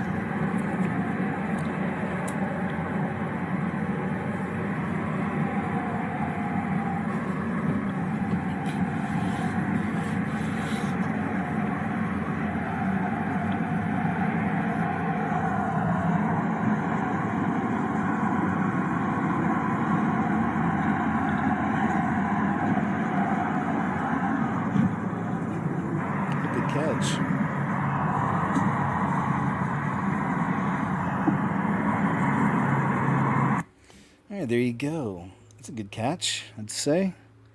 From Time Traveler over on X. Time Traveler. Says this is the perfect example of everything wrong happening to our housing industry. Yeah, check this out. I mean, it's healthcare industry. We find horror stories week to week. Most of those are on, I think, Monday's show, but basically, the idea is everything is collapsing, and I see it, as I've said for years, it's the end of the fourth age, the end of this system, end of everything, and it's going to be totally different. Some of it will still remain, look the same, but it's going to be a different setup. You know, it'll be Project Stargate AI. Everything will be connected, even to humans. Ultimately, is the goal, right?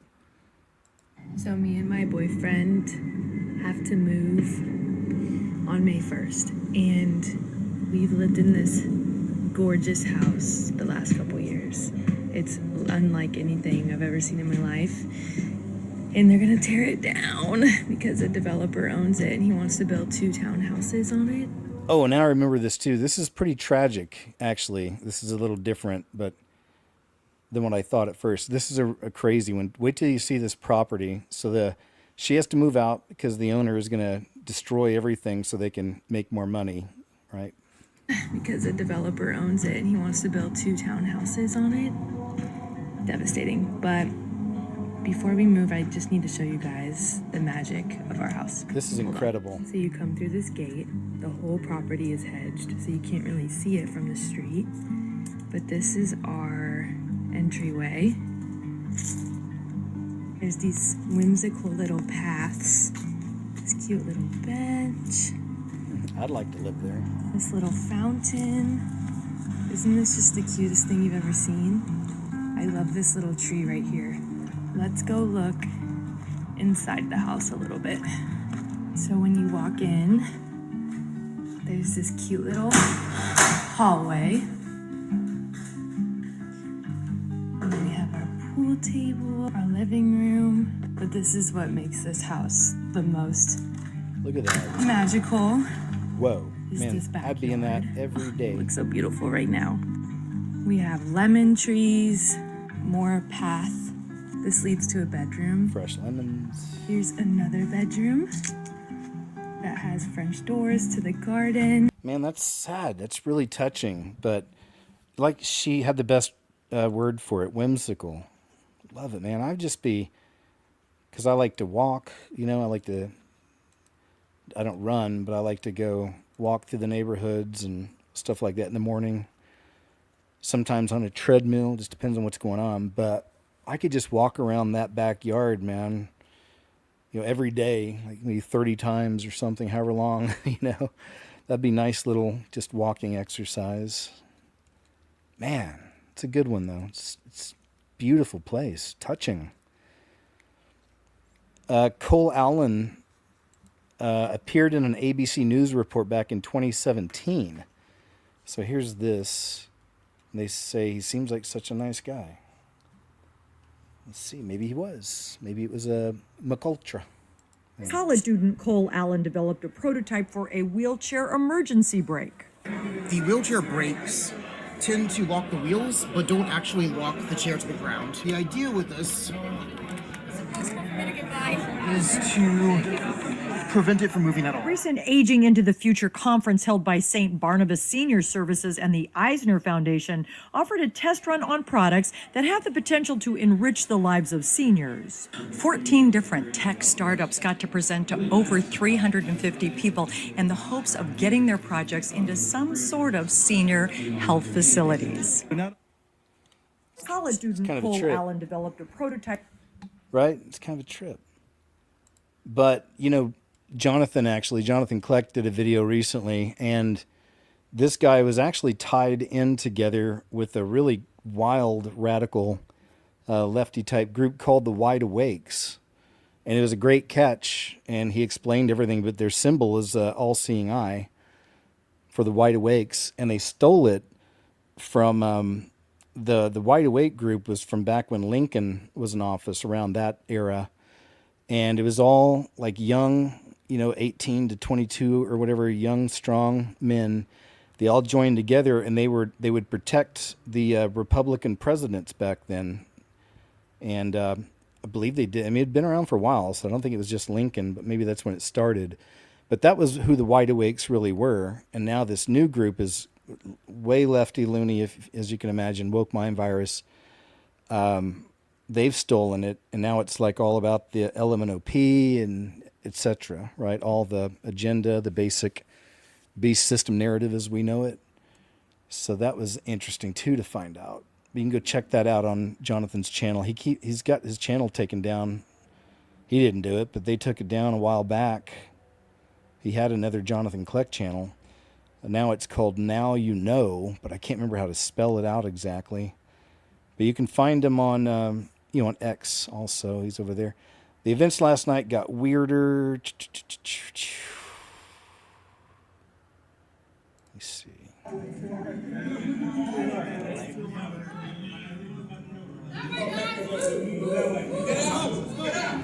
What's weird is, I don't know if this is the one that shows it, but let me see. Yeah. So there was this. You guys saw that earlier. It was a painting on, I guess, that feller's Cole's social media. And then when you break it down, it was from this day. It's one of them. Distinct Mind. But then there was this lady right here. I'll show you. See the lady right here that she's turning her head back, looking at the camera right now? She's kind of knelt down. See? That lady. Now, a lot of people are saying she was also at the Butler attempt. There she is. And which was just a total garbage scene for the Secret Service, as you know. But, and I didn't, so I guess she's still, so yeah, so there she is. It's looking like probably the same one. So just some more of those kind of weird things about that whole situation. Has our timeline been manipulated? They ask. What do you think? We are no longer producing original stories. We are producing echoes. We are currently living through a total collapse of creative novelty. Every major motion picture is a reboot, a remake, or a sequel of something created 40 years ago. We are watching the 10th version of the same superheroes, the same horror icons, and the same legacy sequels. We aren't just looking back. We are being forced to live in a loop. Now, the skeptics will tell you this is just technology, but that explanation is too easy. It ignores the possibility that this cultural stagnation is by design. If the Looking Glass predicted a total collapse of elite control, then this recycled reality is their greatest defensive strategy. If nothing is new, if everything you consume is a remix of a world where the old guard was still in charge, then you aren't thinking critically. You aren't creating the kind of original radical culture that might actually wake people up or challenge the system. You are being fed a drug called nostalgia, a sedative that keeps you looking backward while the future is stolen from under your feet. But even this tactic is failing. Notice how the nostalgia cycle is speeding up to an impossible degree? We are seeing Gen Z kids on TikTok feeling intense nostalgia for 2019. People are nostalgic for the pandemic lockdown. We are nostalgic for things that literally just happened. The timeline is bleeding. In a stable reality, time has room to breathe. But as we approach convergence, the timelines are merging so fast that our collective memory is becoming scrambled. The question isn't why we're obsessed with the past. The question is, what are they trying to hide by making sure we never see the future? Let's put it all together. We have a secret program, Project Looking Glass, that allegedly predicted a moment in 2012 where every possible future collapsed into one unavoidable event. We have CERN, smashing particles at the speed of light, whose experiments coincide perfectly with the birth of the Mandela effect. We have a global population reporting that time is accelerating, while our culture has flatlined into an endless loop of remakes and reboots. If the Looking Glass showed the elites a future they couldn't control, a future where humanity awakens, then everything we are experiencing is a distraction protocol. The constant 24/7 outrage, the weaponized social media feeds, and the recycled movies are all frequency locks. They are trying to anchor your consciousness to a past where they still had power. They aren't trying to win anymore. The machine told them they already lost. They are simply trying to delay their defeat by keeping you too distracted, too tired, and too entertained to notice that the cage is already open. You cannot manipulate a population that has become aware of the game. You cannot lie to people who can perceive truth directly. They are fighting evolution itself, and that is a war they are destined to lose. All right, thanks, lady. Interesting theories, I'd say. Interesting theories. How deep does it go? This guy's always interesting and entertaining, I think, but educational at times. I don't know a whole lot about him, but clips I've seen have always been really good. And he's really seen a lot. He was a security guard for years with some of the big names out there. He's called Big Homie CC, and he tells a story on meeting the real devil in Chicago. Yeah, this is a good one. So let's check some of this out from 607 Unk Presents Streets Unplugged. If you want to check him out sometime. Why would burning the statue result in getting bombed? Nice way to start it. All right, let's see. So we met Illinois studio.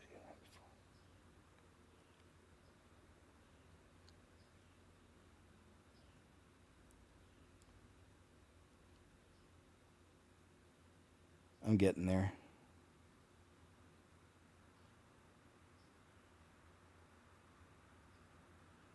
All right, let's check some of this out. And that was the moment where Dugard started to wake up. Because at first he was like Crib Mac, you feel me? But after that, he said, okay, I see what's going on. You know, I gotta lock in. And he started to wake up, you feel me? And when we see the dude at the little beach club again, I said, what is your name? He says, Ball. We thinking BLL. But it wasn't until later that we put two and two together. So but he said to us, though, he said, you're in my playing ground now. Walk light. That's what Fool said to us. So you met this entity. So what is the power of control all for, and do the elites channel energy from this being? They want us to believe that all of this is a fairy tale because they worship it and they serve it. Facts. Right. Bro, just like in El Salvador, the president that made this the most safest country in the world, in his press conference, he said the enemy simply isn't flesh and blood. Because all of these cartels, they got narco gods they pray to. Right. All demons. Seen that. All demons. Right. And it's kind of crazy. Like, are we seeing ritual? See that right there? That's Alicia Keys. Alicia Keys pays homage. Let me show you the video. 2-finger salute. Watch this. Well, I gotta watch. I'm right here trying to see it. There's a lot going on. Right. Because, bro, they all worship the same. Right. When they live in that, because it's one thing to live somewhere and not know, and it's one thing to live somewhere and know how to control it, right? For sure. So it's like control it. Watch what you believe is truth, right? Oh, no. Whatever you believe is truth, you will see, right? And a lot of people don't know this. A lot of people don't understand this. But speaking of celebrities, here we go right here. I'm trying to get to the video he's showing. Hollywood loves to praise Satan. Honored to be able to receive this amazing award Every image of the Baphomet, he's standing there doing this. 2-finger salute. What does that mean? This is the devil's salute. This is a satanic salute. Right. There's only one country, only one state in the country where the satanic church is allowed to have groups in their high school. That's here in Vegas. I've infiltrated the satanic church. Oh, what happened? Tell me about that. You infiltrated them, they know you. I'll go and stop there. But as you can see, man, he's interesting to listen to, man. He's and again, I don't know, how true or not, myself, but I like to hear his stories. So you decide. From channel. What is this? At Coachella this year, here are the 4 strangest. Okay, this is a cool one. Little recap of some of the stranger things that happened at Coachella this year. And I showed y'all in my newest video from yesterday some of the footage from Anima. It's wild. So it's always like transhumanism, giants, hellscapes, demons, dragons. At Coachella this year, here are the 4 strangest moments you couldn't miss. It's real. People who were there said the whole place felt demonic, and the worst part is that many people actually left the festival scared. First, there's this strange illness no one believed at first, but that ended up affecting everyone again. Almost everyone who went to Coachella got sick, but this time it's a real cough that lasts for a long time, as if something specific was in the air making people stay longer. And at the very beginning of the festival, someone filmed. That's what I wanted to show you. That's one of the reasons why. Love it. I need to save this one again. But, I've been doing videos and talking about these, the black smoke rings since 2012. Man, it's I think it's one of the videos I have on the scariest movie ever that has over 1 million views now.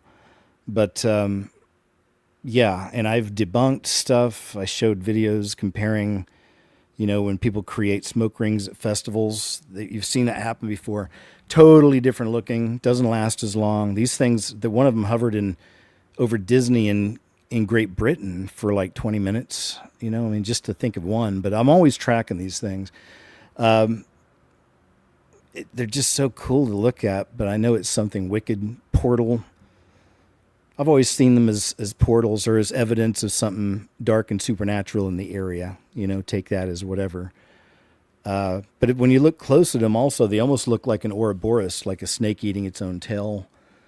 They're very interesting, but strange that they found one here, right? This terrifying video where you can clearly see what looks like a portal flying over the tents before anyone even arrived. No one had ever seen anything like that, especially at a festival like this. Perhaps even a sign of witchcraft. Among all the artists who performed, the well-known Sway Lee made a demonic face that terrified his fans. His face literally transformed. Some might say it was just the lighting, but something darker definitely happened there. We've also seen many videos of people running to get out of the festival. They wait a whole year to be there, but end up running away once they realize what kind of place they stepped into. This year was actually calmer than last year's edition. All right, thanks, sir. Thanks, Mystery Man. Sam Tripoli. Yeah, I'm already following him. If that wasn't Sam, that was, a decent share, I'd say. It gets even better. A Twitch streamer caught a police officer sleeping on duty outside the White House with anima playing on his work laptop. All right, let's check this out. The cop is sleeping in front of the White House? He's snoring in the car. No way. He's laying back snoring. Shh, yo, my P, hold on. We caught him sleeping in front of the fucking White House, man. We're about to wake this shit up, man. You sure he's sleeping, Jay? This one? Yeah. Guys, he's sleeping. Yo, Trump is crazy hiring these people like that, man. This is dark as hell. I can barely see.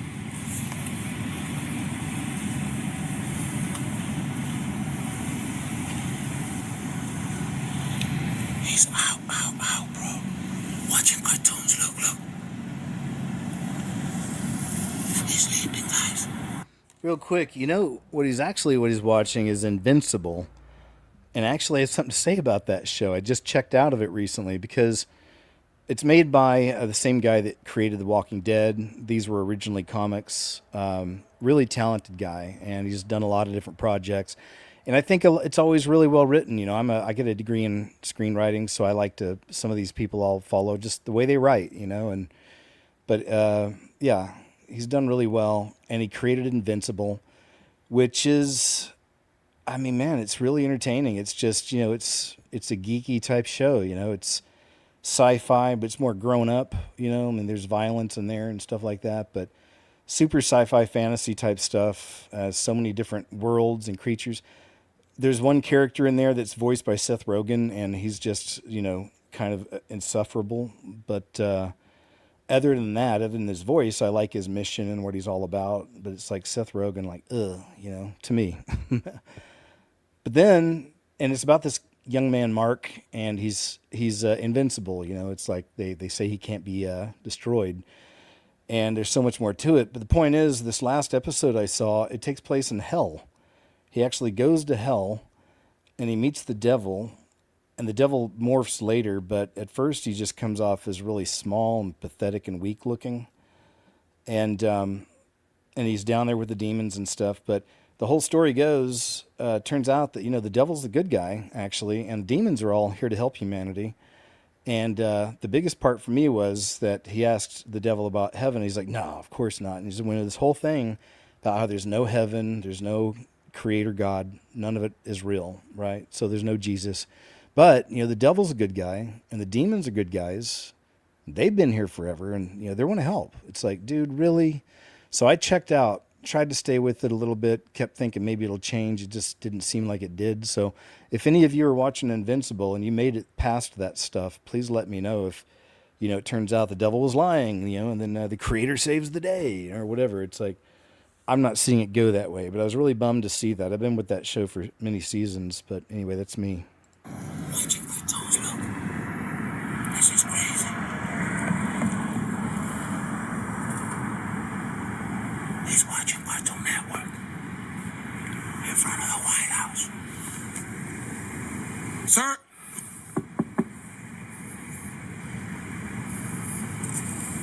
How you doing, sir?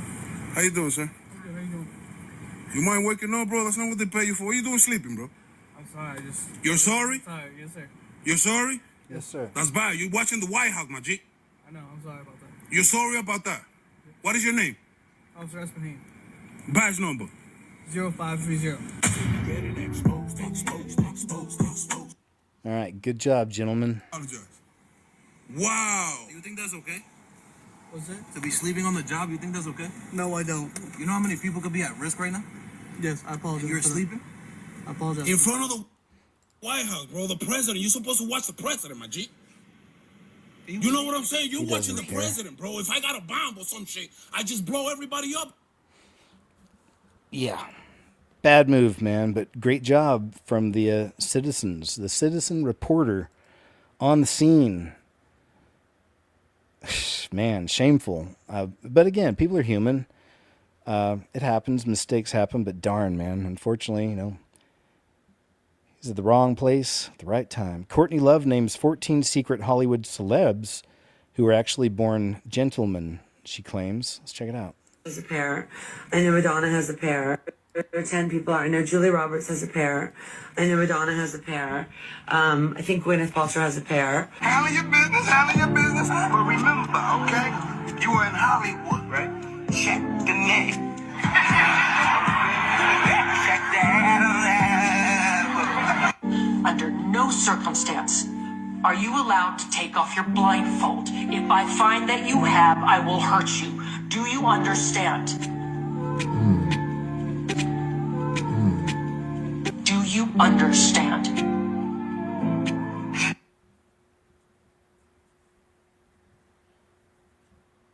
Someone said, so is she.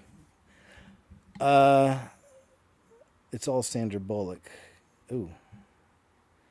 Jennifer Aniston. Rumor was that you had both male and female reproductive parts. What? Said your parents flipped a coin, decided to raise you as a girl, but you still had a hint of a penis. Oh my God! You started that? What? You heard that? Everyone in our school heard it. Everybody at my school heard it. You were the hermaphrodite cheerleader from Long Island? Oh, no! Oh my God, this is all making so much sense to me now. This is why Adam Carter wouldn't go out with me. This is why Billy Tratt would just stay in this region. Actually, Billy Tratt is gay now, so that one's not really our fault. Monica, how come you never told me this? I thought it might be true. And I was afraid that you were going to cry and then show it to me. Really went there.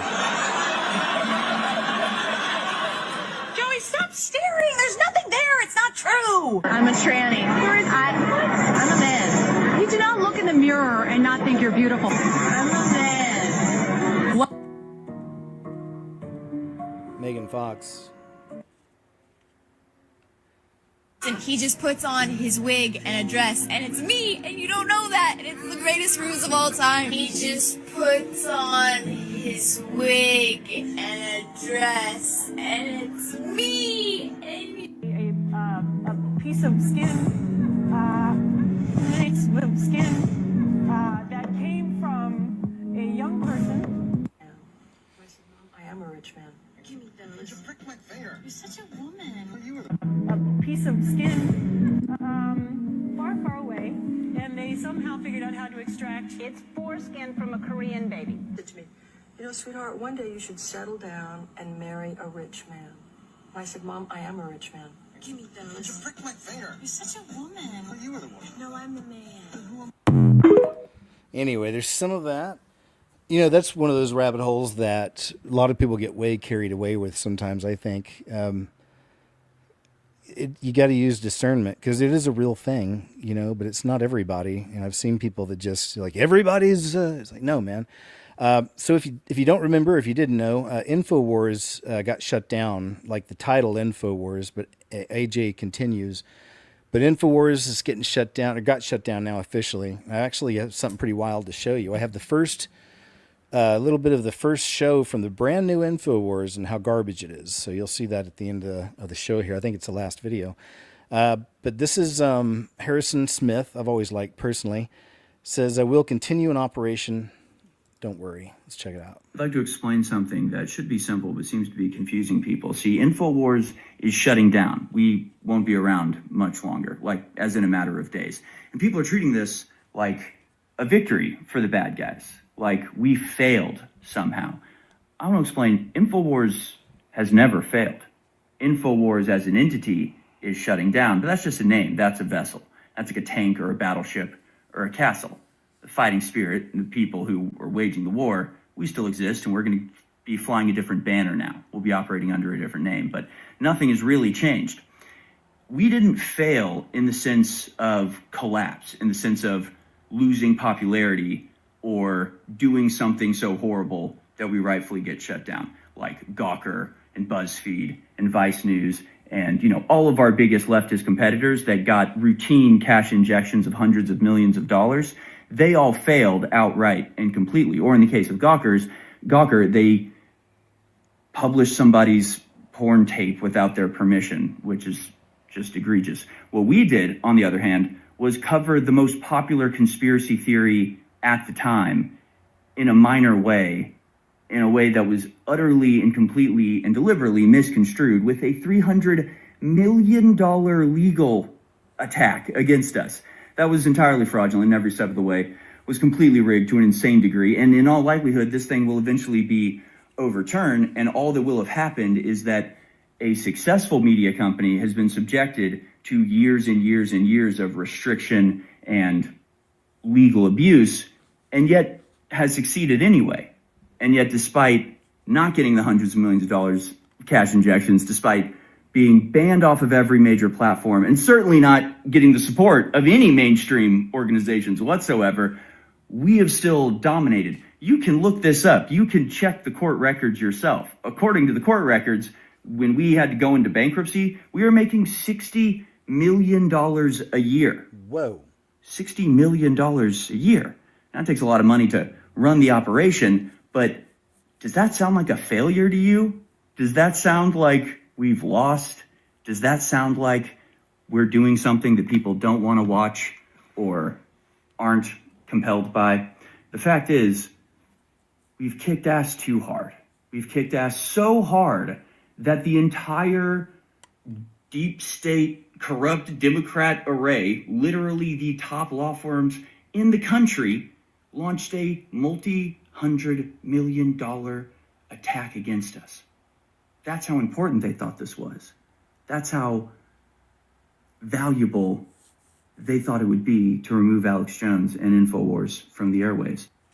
So there you go. There's Harrison with a bit of a see you later. I got a few videos on the end of InfoWars as a title. They raise these children in pods. Oh, you know what? This is one I'm going to play on Monday. All right, so make sure you check out my Monday shows. I know they're over on Grumble. I'm under a different moniker there. It's KJ Osborne. It's my name. The ritual to become a 33rd degree Mason. Become a 33rd degree Mason is more unimaginable than you can ever dream of. The purpose that Masons tell its members is to turn men into gods. But to do so, to become a god, you must first cease to be a man. For this ritual, you are blindfolded and led to do the unthinkable, what they call riding the goat. It is an act with a beast to shatter your humanity and break every natural law that God has given man. In the Bible, the goat is the rebel, the one that refuses the shepherd.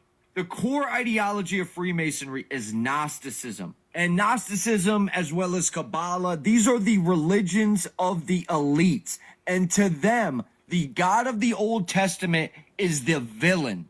He is a jealous God that has trapped us in this prison of flesh and rules. And since he is evil, that makes all the demons in the Bible the good guys. To them, the serpent in the garden is the ultimate hero. All of these occult religions stem from one line of scripture. The serpent telling Eve that breaking the one rule God has given in not eating the fruit from the tree of knowledge of good and evil will make them like gods. And that is what God is afraid of.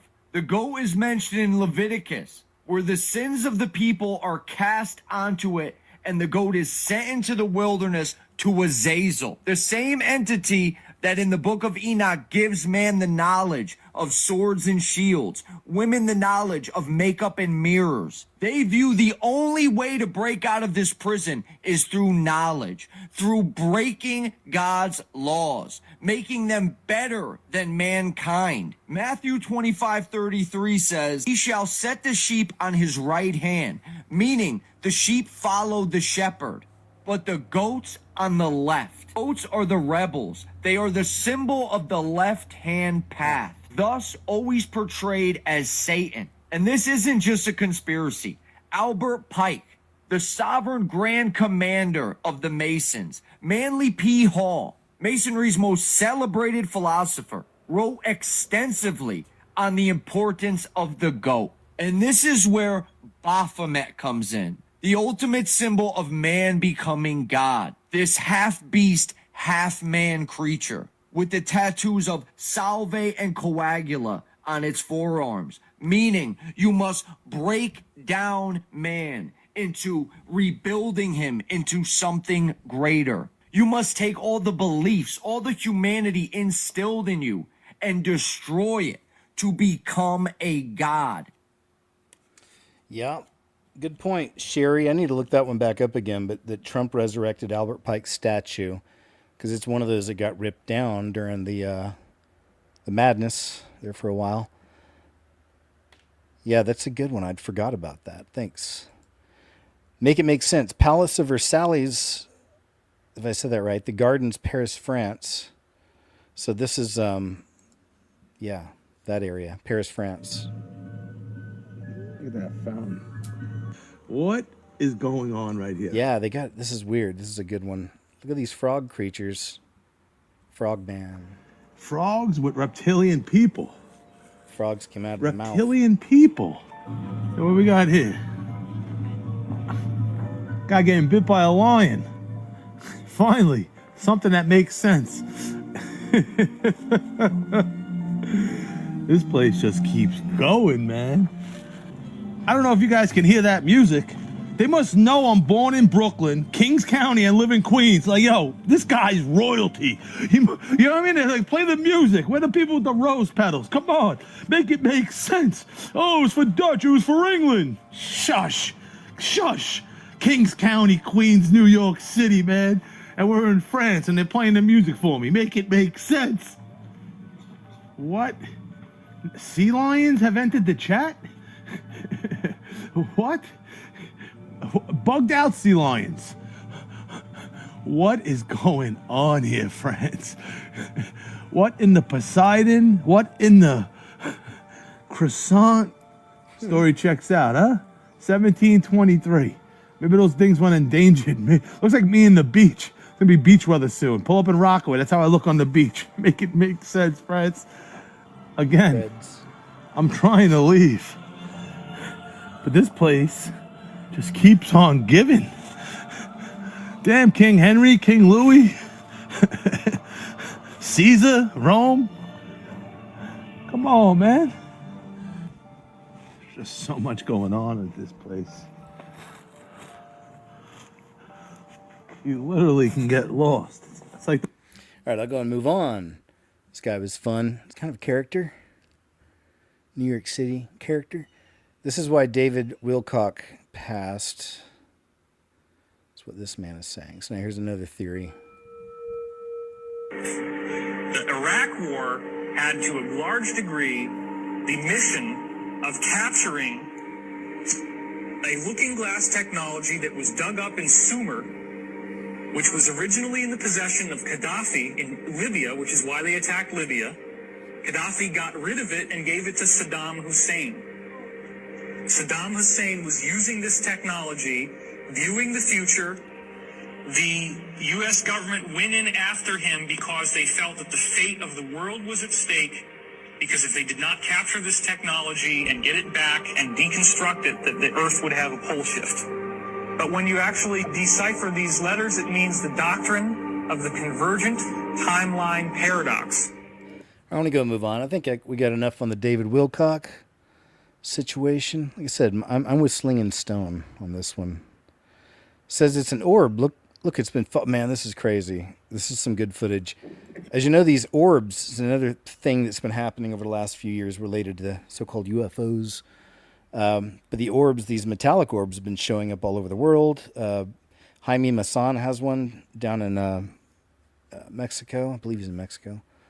And they have strange writing and symbols and all that. They're really weird. Anyway, people are seeing them elsewhere. Here's one in America. Dan, I can't believe it! It's an orb! It's an orb.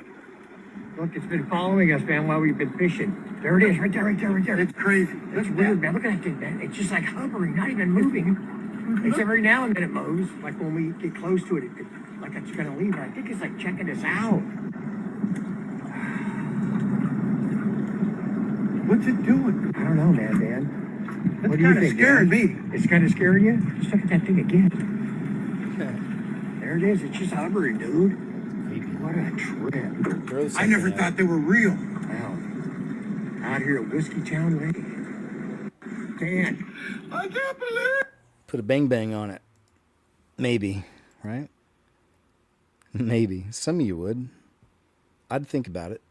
Pray about it, everything first. That'd be my first thing. Also, see if you can't just scoot it out of there in Jesus' name.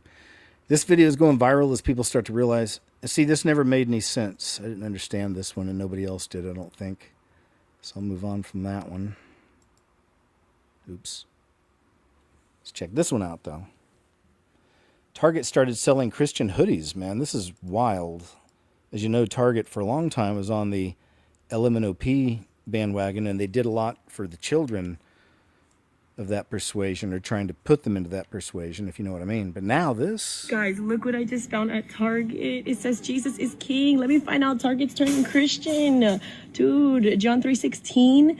And then it has lost and found. Bro, this is so cute. Oh my gosh, throw it in the cart. Throw it in the cart. Okay, I'm just playing with y'all, but you can get it right here. Lost and found faith. That shop. Love y'all. Guys, look what I... That's cool. Good to see. So that's probably, I guess that's her business, but good on you, man, for getting into Target. That's good. This happened right in the middle of a concert, and no one knew what was going on. Taylor Momsen singing Until This Happens. Yeah, this is, I thought it was interesting because Taylor Momsen is like a openly satanic witch, and you can look her up and, images, and she's in this band, and it's always satanic witch type stuff, unfortunately. And she's also a child actor in Hollywood. She played the little girl in The Grinch That Stole Christmas with Jim Carrey, if you guys remember that. But check this footage out here.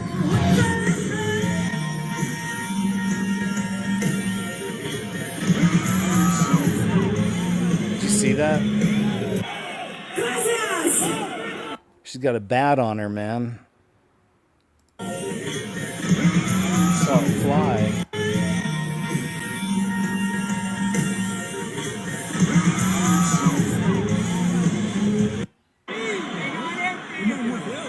Just trying to get someone to take it off. They're all scared. There you go, just grab it. So there you go, man. What does that mean? I mean, I don't know. That's what I thought, just knowing her kind of history. It's like, I wonder what that means. That meant something. I don't know. Or was it just a random occurrence? I don't know. I don't think so, but Fox reporters were caught on a hot mic admitting how bad security was at the event. They have like two random chicks holding the front door open. Where's the guys? We're not even trying anymore. It's not even like, I just mean like they're not even like Secret Service people. It's like the girls who work here are holding the door. Even if it was the guys, it wouldn't even make it better. It's like she's fine. It's just like they might as well put a doorstop in. Like, they put up a doorstop and a scarecrow. Don't fuck with this guy. So that was a hot mic, man. These guys need to start a podcast. This guy was funny. All right, let's move on. Lax security. It's no coincidence that TV shows and movies in the past 10 to 15 years have looked bland, overlit, uninspired, and non-creative. Check this out. Something is wrong with the way movies look. Everyone feels it, and they even have a name for it now. It's called the Netflix look, a term that's spread across film insiders to describe an image where the faces are always perfectly lit, the shadows have been blasted out, and the colors have been drained so the final product feels like a showroom that's built to appease everyone. Critics and audiences have been complaining about it for years, and the look has spread so far beyond Netflix that the streaming name barely covers it anymore. It's now the default look of prestige television, streaming films, and major studio releases all at once. Roger Deakins, who shot Blade Runner 2049 in 1917, spent his entire career arguing that without personal vision behind the camera, all the technical skill in the world adds up to nothing. But it seems the industry has stopped listening to that distinction a long time ago. But the films that people still talk about 20 years later were never safe. They had actual darkness in them, where objects disappeared and consisted of artistic texture. The light in those films looked like it was coming from somewhere real, and you could feel the physical world that the story existed in. It's also worth noting that film technology hasn't gotten worse, just the ambition did. At some point over the last decade, the people controlling the creative decided that safe light, safe color, and safe framing were a calculated business decision, and the product has looked like it ever since. And yet, audiences know what it feels like to watch something made with intention. But the industry has also spent a decade proving that it just doesn't care. As always, would love to hear your thoughts. Good stuff. I like it. Yep. We've seen examples of it in other videos too of the change. It just looks different. Things are different. And as Hollywood burns, again, man, it's always the indie films for me. Find those good independent type movies, man. So here's a new trend. Here, this has been real viral stuff. This alone has over 5 million videos, 5 million views. What people are doing, young people out in Los Angeles, they're getting together in little groups, and it's for their content.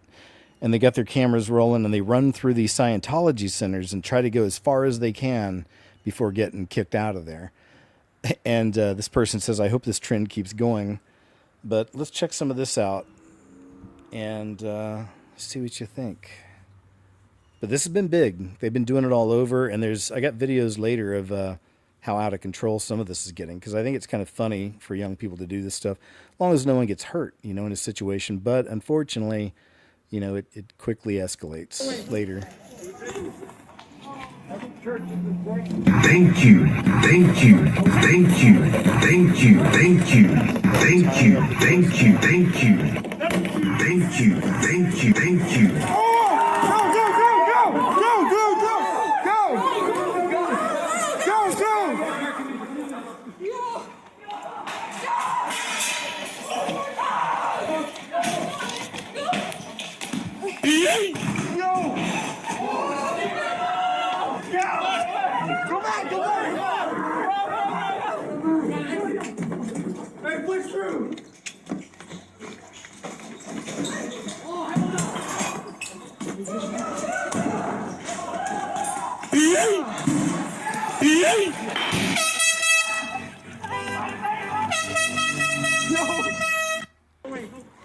There you go. Crazy kids these days. I don't know. Now that I watch it again, I'm not crazy about it.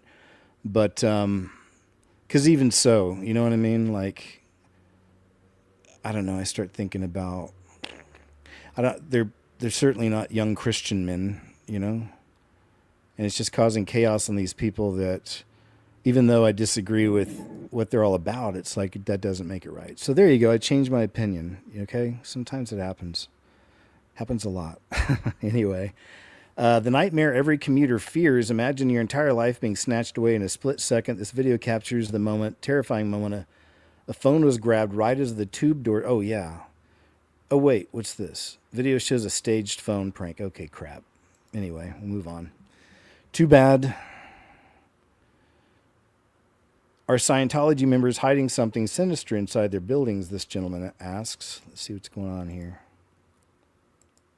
I don't know. I can see the benefits of it, of them going through. I don't know, man. See, I go back and forth sometimes. I'll have to think about this later, and I will. The Church of Scientology is now removing the door handles from outside of their door so people don't get in due to the challenge that has gone viral online. I'm going to show you this full clip in a second. It's actually insane. It's almost every single one of their doors. But if you haven't seen the videos online, people are now rushing into this building and seeing how far they can get before they get kicked out. They want to see what the heck they are hiding inside of this building. But just take a look at the outside of their doors right now. Look at that. They got it chain closed. Look at that. They got a bike lock around. They took the handles off the door and they put a bike lock on the door. That's got to be a fire violation. Look, they took the handles off this door too. Another door. Look, no handles on this door. No handles on this door. It's got to be a fire hazard. Took the handles off of this door. Look, took the handles off of that door too. No more door handles. And we got a bike lock on the door. Whoa. The Church of... Man, there's so much money, though, in that religion. I mean, they could at least afford, fancier doors. Maybe like with a card you have to use to get in or something. Or I don't know, right? You'd think. I mean, that's where we're at now. Chaos is spreading anyway. It's a spirit. We see it all over, right? So it's just another example, so you better lock it down. Oh, this is nuts. Look at this. There's a family that was visiting the Canada and United States border. There's a one-way turnstile into Canada, and their son was playing with the turnstile and accidentally ended up in Canada. Look at this. Country. No, really, you are. You can't country. No, really, you are. You can't come back. Why would you do that?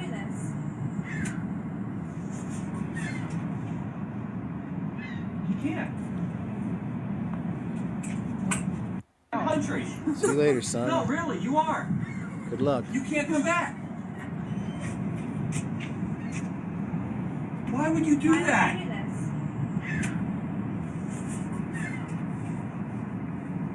You can't. Man. All right, we'll see you later. Good luck. All right, we'll check in on you maybe a couple years. We're going to go ahead and try to have another baby. You have a replacement baby. Sorry. Ariana Grande works as a Chili's waitress, and people are losing it over how different she looks now. Yeah, this was from a while back. Of course, right there, they get the pentacle on top of her head. All right, here we go. Oh my God. Oh, okay, this is actual video. I thought it was something else. I guess it's an actual just raw video. Oh my God, Greg. Yeah. Okay. Happy birthday to you.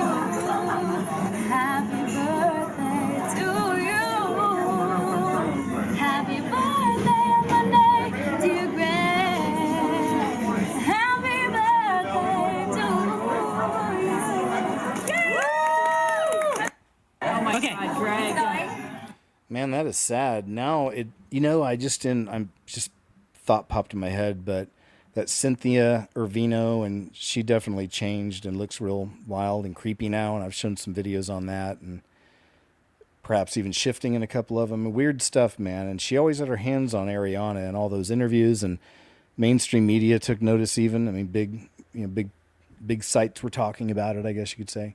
Which means it was so obvious you had to address it, and it was just weird, but it almost feels like she's an energy vampire, Cynthia, and she was throughout all that time on set and interviews, she was sucking all the light that she could out of this little one here. Now I know Ariana's one of the club, and symbolism in her videos and all that. I've covered some of her stuff through the years too. But still, I have a heart for people. Still pray for people, even the people who are lost in here in the system. But that's just sad. It's so weird. The statue she's holding up resembles her, kind of, doesn't it? It's all kind of skinny and warped, and the face is a little weird. No offense to the young lady. Well, face looks all right, but still different. Just she's like, her energy has been sucked out. I don't know. That's what I'm feeling. Yeah, man. I could pray for these people. Pray they find Jesus. Pray they get released from these contracts, because the devil's a liar. Jesus will definitely help them if they really mean it. Ask, of course, right? So that's what I pray for these people, man. Sometimes in bulk, to say, Father, please help all the people who've signed off to the Illuminatis who have a moment with you, have an experience, if it be in your will, give them an opportunity, something like that. That's what I do. Anyway, enough about me. Scientology building updates through Hollywood following viral Scientology speed run. So here's kind of a bit of an update for us. I got Teacher Hollywood Scientology update of the day. I want to show everyone the door handles, don't mind me. All right, so as you could see, door handles are still off. Got this friendly guy right here, guard in the building. You come over here, door handles off the door. If you look close, you can see that the door is literally locked. Then you come down this way to the museum. The windows are all blocked off. Sir, I just want to let you know there's a group 20 kids that are running over here. So just trying to help you guys out. There's 20 kids that were running with they were coming from that way. Yeah, of course. Okay. Hard to see, but they have a table blocking the door. All right. Looks like they've had it. I wonder if they'll do renovations for real. I would think they probably would. Might need to. But as I said, that trend is now quickly spread to other areas. I'll show you shortly. Federal agents have just stormed the Somali Quality Leering Center in Minneapolis, exposed by Nick Shirley for fraud. Isn't that amazing? So we're actually seeing something get done about this. Here we go, back with a Fox News alert. The DOJ confirms to Fox News that FBI and HSI agents are currently serving 22 court-approved search warrants in the Minneapolis area this morning in relation to federal fraud investigations. One of those locations is the infamous Quality Learning Center, which you see here. Fox will be covering this story all morning long. Good. I always like to see results. I like to see criminals getting punished, investigated, all that. Hopefully get punished. The investigation's one part. We've seen so many times bad people get investigated, but then crap all happens, you know. Looters forcibly evict LA millionaires, wiping gated mansions off the map, from Cash Jordan. Watch a few minutes of this update. Man, New York, he's doing good, but he doesn't just focus on New York. He goes to other states, or focuses on other states sometimes, but he lives in New York, and I think he's just a great reporter. Multiple break-ins this weekend, including a robbery in the Hollywood Hills, where police tell NBC4 investigates a 75-year-old man was attacked. So, criminals in California are targeting well-to-do neighborhoods, cleaning them out completely. But while these home invaders have taken many a mansion for everything it's worth over the last few weeks, they've also gone after working-class families, stealing entire net worths in mere minutes. And with zero police anywhere to be seen, observers say this nightmare is about to get worse. It's a familiar scene. Police helicopters flying overhead and concerned neighbors in the street after a six-figure home robbery in the Hollywood Hills. This is the shot that had one homeowner calling 911. Two men enter his side yard, move a camera, and cut the power. His glass door was shattered and his home ransacked. The newest victim of a rash of burglaries in the San Fernando Valley. When I looked on the cameras, the one thing they do is that they cover their license plate, so it's really hard to identify them. It seemed very highly organized. That's kind of what's disturbing. How does this make you feel watching this? Pretty sad, man. By the time I was at the door, I said, I'm calling the cop because you guys are too many. I cannot handle you guys. Security cameras captured these men rifling through their belongings back on March 26th. One guy knocked on the door first. Then the family says two others broke in through a small window. Homeowners say their cameras caught a man checking out homes right before this one was burglarized. I only heard they got in through her bedroom, ransacked it. They left through the French door in the back. You know, but again, it's happening everywhere.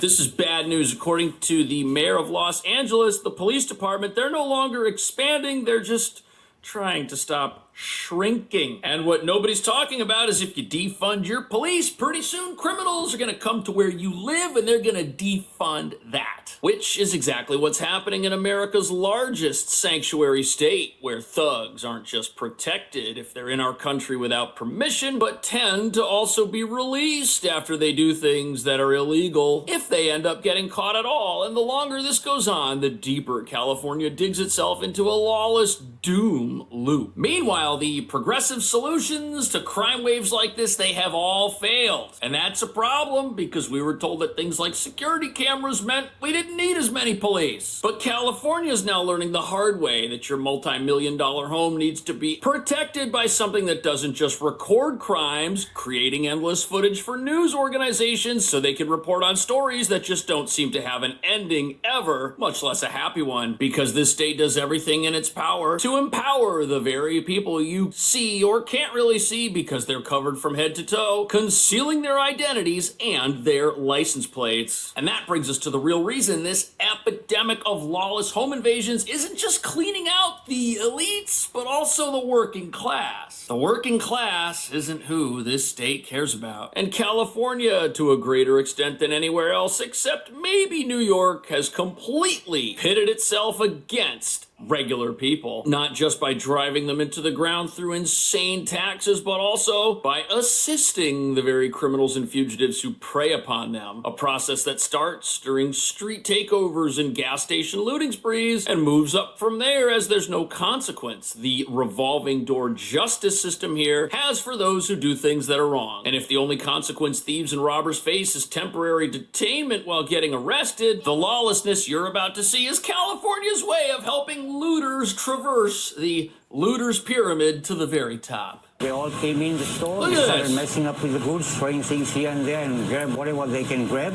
A swarm of kids turning a quick stop at the gas station into pure chaos. Maybe it could be over 25 to 30 people. Yeah. Surveillance video shows the group rushing into the Chevron gas station on Power Inn Road and Folsom Boulevard, overwhelming the store in seconds. Items flying off the shelves, aisles completely torn apart. Store manager Shala Shan says some even stole merchandise before running out the door. How does this make you feel watching this? Pretty sad, man. Look at this.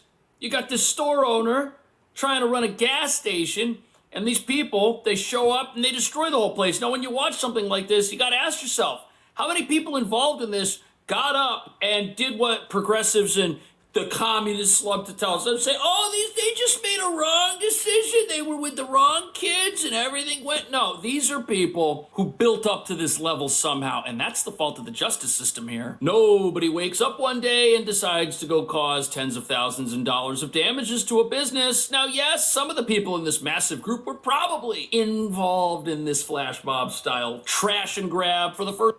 I'll go ahead and stop there. Just want to get some minutes in. Usually I like to do about 5 minutes on him, but go check out Cash Jordan on YouTube for more, if you like. Little boy has end times prophetic dream. Now, this one is one that's actually been out there for quite a while. I shared it, gosh, I want to say within the last couple years. So I know it's been out there for a while. However, it is still, to me, it's just one of the most fascinating and interesting dreams, visions, I've heard from, especially from a little one, a young one. It's incredible, the detail and what he saw. And just looking around the world now, even back when I first saw this and shared it, it's clear, we can kind of see exactly the trajectory. So I'll share this. It's actually Marcus sharing it, Marcus Dixon, but we'll jump right into it. Let me see how long it is. It's fairly long, so we won't listen to the whole thing, but we'll listen to a good little portion. How's that? All right, let's check it out. In the restaurants and food centers you want to buy from. So it's like a 3D printer. But what I see is that when they 3D print the food, like for example, you want lasagna or hamburger, it's fine. They just 3D print it. But you know what they put inside? They put false nutritions and also insects bits I saw. But the people who eat it can't see it because it's already covered by the 3D printer. And then the food is like, it tastes like it, smells like it, and looks like it, but it's not it. It's just harmful chemicals they're putting in your body. And then I fast forward in time a little bit, and then I see this store. This store had this camera at the door. And then when you go inside, this camera takes some pictures of you. And then they can find out your personal detail and every single secret you've been keeping in your life. And then when they want to check out to buy those stuff, I see their right hands with a chip inside. Only I could see it, but it was inside their hands. So when they want to buy it, there was a square. And then they put your hand like this, and then it had teeth, and then you would buy the stuff. It will also say how much you have in your bank, how much you have left in your bank, and how much you spend for this day in this store, and a lot of detail. And then I find that there will be no more like phone, like iPad, computer, like gadgets. There would just be a chip in your hand, and then whenever you want, you just summon a blue screen to pop out on your hand with nothing to support it, and then you can just type or do whatever you want that you want to do with the gadgets, and then I fast forward in time again to a time where they were burning Bibles, and then God just helped me to remember this verse. Those who try to keep their life will lose it, and those who try to lose their life will preserve it. And then I saw this woman. She said, "No, don't take my Bible. I will not let you take my Bible. This is my precious Bible." So then they killed her. But before the weapon hit her, God took her spirit up. I saw her spirit taken by the hand of God to heaven before she was struck by a bullet. So she did not experience pain or death. Then I see a second vision where this man, he was holding the Bible. He said, "Here, take it. I will give this Bible to live." But what happened next is that all of a sudden, his mind went blank, and then and then he acted like a zombie, and then he had no reaction, no feelings. He was just a plain zombie looking in midair, and then he walks around while something in his brain tells him to do. And then, as you can see, AI is like controlling them. And then I fast forward in time again. This time to find myself in midair, looking down at all the people who are cursing to the sky to God, crying out loud and cursing more and saying bad stuff. Then I was taken up to heaven. I see so many people in the sky with me. But the thing is that when I look down, it's like 10 times more I see in the sky with me going up to heaven. I was so shocked. Then when I was taken up, I saw a throne. Then I saw God sitting on it with his bright face I couldn't see.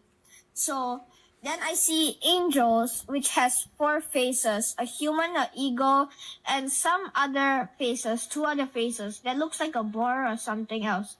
And then as a book will appear, and then a name is written on it, and then God will call the name that is written on the book.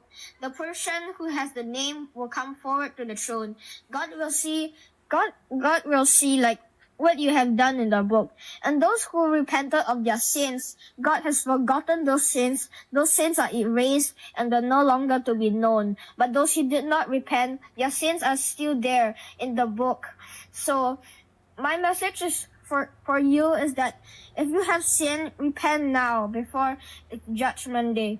God called my name. When I repented for my sins already, and then God say, "Well done, good and faithful servant." All right, I'll stop there. It's really, I love it, man. This is good stuff from this young brother in Christ. So you can go check out the rest over on Marcus Dixon's YouTube channel if you like.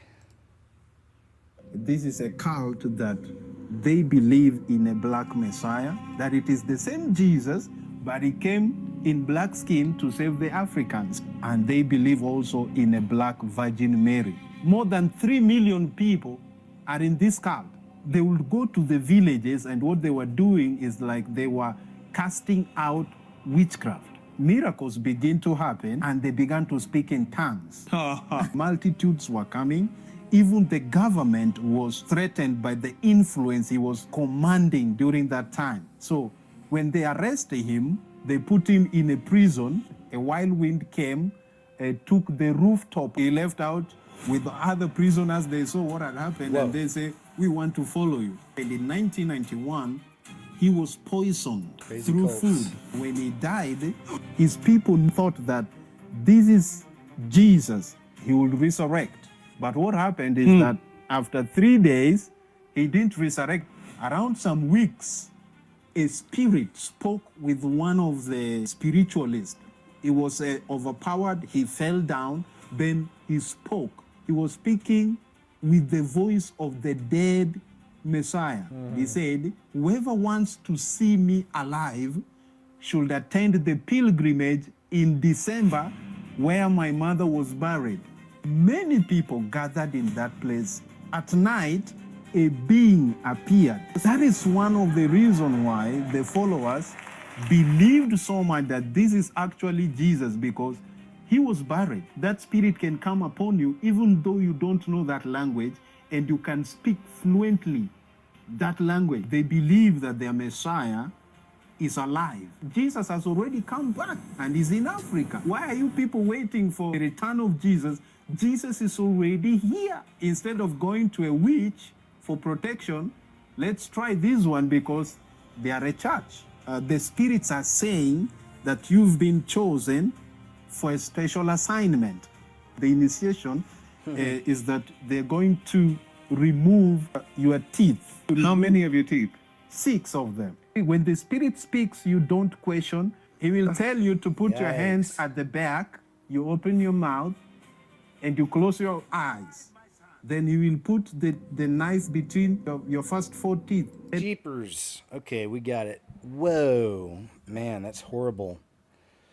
Horrible, horrible stuff. All these false messiahs. Jay-Z produced a movie, Members Only, Real Dana. Oh, this is, it was Judge Joe Brown on Real Dana's channel I was wanting to listen to. The trailer has dropped. Buckle up. Accidental truth returns to ignite the next chapter while Washington spins its wheels on UFO disclosure. Okay, so, and Nick Pope, this gentleman just passed away a matter of months ago, a couple months ago.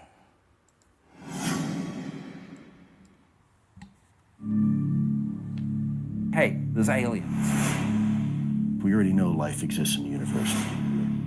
It's been over 8 years since we heard about the government UFO program, ATIP. Are we any closer to an official government disclosure regarding non-human intelligence? They briefed us on some stuff that was, frankly, terrifying. The DoD and the intelligence community is very comfortable saying it's unknown. What are we actually talking about? Oh, I'm sorry, I didn't finish my thought. Real quick, Jay-Z produced a movie about a black Jesus, like within the last year or so. You can look that one up, but a lot of blasphemy. I mean, if you're interested, not surprised. I can't share with you the details, ma'am. There are those who will stop at nothing to hide the truth. Whistleblowers are safe. I will guarantee that. I have no job. My career has been tarnished. People have been killed. It's likely a balloon. It's likely a balloon. You know, a bird. It's starting to sound like a broken record. Exotic materials are the holy grail. I was on the team that was supposed to receive that. What I really wanted to do was put some materials in the hands of Arrow that came from a UFO. My bit is stuck. We'll have to try something else. I mean, that stuff should have liquefied like mercury by now. I thought it should have. I have no explanation for that. This is a technology that has long Whitley since Strieber. bled into what we call consciousness. I'm here to drop off the samplers. Could non-human intelligence come in many forms?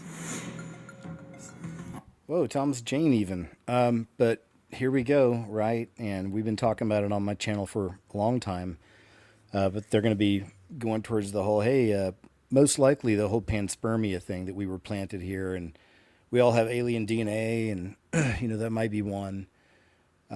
Certainly it's coming. There's also an opportunity there for them to force the population to take some more, jabberoos because of the alien DNA amongst us and our alien threat, alien entities being here and spreading some kind of a new alien disease. Who knows, right? But there's a lot of possibilities. But yeah, they're looks like they're pushing for that. Also, perhaps pushing for the idea, even as Disclosure Day is going to be putting, Steven Spielberg is putting in his movie, that the aliens walk amongst us, and they're shapeshifters, by the way. And, I did a video way back about how it's biblical, the shapeshifting. I've showed all that. Done a lot of videos on the shifters, and yeah, it's an absolutely real thing. This world is more of an illusion, right, than so many people realize, than most people realize, on so many levels, right? And it's easy to get lost and be careful. We have to be careful looking into it, discern everything, especially with the wilder subjects, because there's fake stuff and AI and all that, right? And there's people just looking for attention, and stuff. But yeah, anyway. Our historical timeline has been interrupted by an alien intelligence. There is a variety of life forms. From the earliest times, we've had writings of people interacting with non-human intelligence. People have accepted these things as real. All of this has to do with the nature of reality itself. When I say we're in a simulation, there is something that is computing. We live in something that has a software program. Right. And there's Ross. He's definitely in there with the disclosure movement. So yeah, they're setting up narratives and just getting people prepared to meet their false makers, Timeline shift or a timeline jump. This guy really explains it well, what the difference is, because everybody's feeling it, right? Something's changed, something's off. What's going on, right? All right. Somebody asked a really good question here. What the heck is a timeline shift, and how does it work? Well, let's clear this up, okay? This is just my opinion. When people hear timeline shift, they picture jumping universes or waking up in the Twilight Zone. That's not what most of us are talking about. A timeline shift is what happens when your awareness changes faster than the world around you. You start seeing things you used to ignore. Old beliefs stop making sense, and people you used to vibe with suddenly just feel off. Life hasn't changed on the outside much, but you have. It feels disorienting, like you missed a step walking down the stairs. Nothing's wrong. You're just not standing where you used to stand. And here's the key part that most folks miss. You didn't move to a new timeline. Your perception did. That's why awakening feels lonely at times. You're still in the same room, but you're seeing it with new eyes. Andre, I hope this helped, and if it hit home for you, let me know over in the comments. You're not crazy, and you're daggone sure not alone. Good. It just, as I'm watching that, it reminds me, and I really mean it, that just thanks to all of you. Thanks for the family or the community, whatever you want to call it. But I just appreciate all of you, man. It's great, because I've said before that I'm more myself, with all of you than I am with anybody in the real, quote, real world, even family, so thank you, for a place that I can be that way. And, I love that you guys are that way too. It's like because I've seen the messages, comments, we feel a nice community here, a nice connection. So thanks. Okay, so here we go. Did you know, I don't even think they talk about it in this clip, but that Elon Musk has created a whole fleet of driverless trucks, right? So that's already in the works. But now it's actually happening. They're actually trying it in Texas, of all places. So weird, too, that it's like, the reddest... Wow, that's loud out there. The reddest state. This highway has a secret. So we're here on I-45 in Palmer, Texas, just south of Dallas. We are on the lookout for a new invention that could potentially upend one of the largest industries in America. That invention, a driverless truck. Driverless semi-trucks are now operating in Texas. No one behind the wheel of a huge semi-truck. The company Aurora launched service this week. My heart is just palpitating thinking about this. Aurora Innovation and several of their competitors have been using I-45 as a testing ground to prove a single point. They don't need drivers. Well, it's going to be a catastrophe. We are on the verge of a new era in trucking. I mean, this is truly transformational technology. And it's coming for your job, too. More jobs are lost through automation than they are through trade deals. A robot comes into a factory, workers go away. Robots could soon put together your next grocery order. The office jobs even. The job you have today ain't going to be here in 10 or 15 years. The question would be to the company, why do you need everything automated? So, we came to Texas to witness the revolution for ourselves. Every load that one of these driverless trucks take is a load that's being trucks, taken away good one, from a Sherry. driver. We spent time with Sherry truck Lopez. drivers talking about what this means for them. I kind of am one of the last of the cowboys. We are truly a dying breed of people. And find out how ready our roads and our society are for this change. Have we done a good job of addressing the policy questions that need to be answered? Costs. And they are not alone. Companies like Wabi, Plus AI, and Kodiak are all in the race to create driverless trucks. But Aurora is the big one, and they said they'd be ready to launch by the end of April 2025. All right, and there she goes. We got drivers in it, which is a little bit unfortunate for us, but it's good for anybody that still needs a job. And we're going to be following it all the way down to Houston. The truck that we're following right now, even though there's a safety driver and a technician in it, the safety driver is basically just holding their hands right next to the wheel in case there's any erratic motions. It's still driving itself. Aurora and other companies have been testing on I-45 in Texas like this for years. Texas is ground zero for it because they have a really permissive regulatory environment here, and this specific stretch of road is one of the densest freight corridors in America, and there's a lot of money to be made here. And obviously, that money has to come from somewhere. Major changes to these industries will have major impact on There'll be a massive depletion of truck driving opportunities. Driving for a living is the single most common job for high school educated men in this country. So is Aurora going to have a driver in the truck. All right, we'll go and move on. This goes on for a bit, but we get the idea. I know Elon has talked about it now after seeing that. I'm not sure if he has it all already done. I thought he already had, like years ago. I remember seeing things about that from Elon. Timothy Chalamet, the actor, and Drewski, which is kind of a comedian, and he's the one that did Erica Kirkface and some other ones. I can't remember all of them, but he's a wacky dude. But they start singing this song together. I thought it was kind of cool to see. Something about the name Jesus. What you know about that, boy? Something about the name Jesus. It is the sweetest name. Oh, how I love the name Jesus. Oh, how I love the name Jesus. It is the sweetest thing I know. Cool. Hope they know him, or give him a chance if they haven't already. Whatever unfolded in this world in the past beyond our imagination, Google Earth showed me something. Man, this is a cool little adventure. Made me kind of, envious of this guy. Like, what a cool adventure he got on. Also, when you see what you're about to see, not the Google thing, you'll see he actually went there. It says, Google Earth showed me something unexplainable, so I went there. Man, when I first saw it, I'm like, this is totally going to be a place. It's just I can't help it. It's the way I think. For people during the tribulation, this could be a place where they'll probably try to build communities or something. It's going to be weird. You'll see what I mean. While looking on Google Earth, I saw this ancient building deep in a canyon. There was structures and stonework everywhere. As far as the eye could see, every side of the canyon was carved out.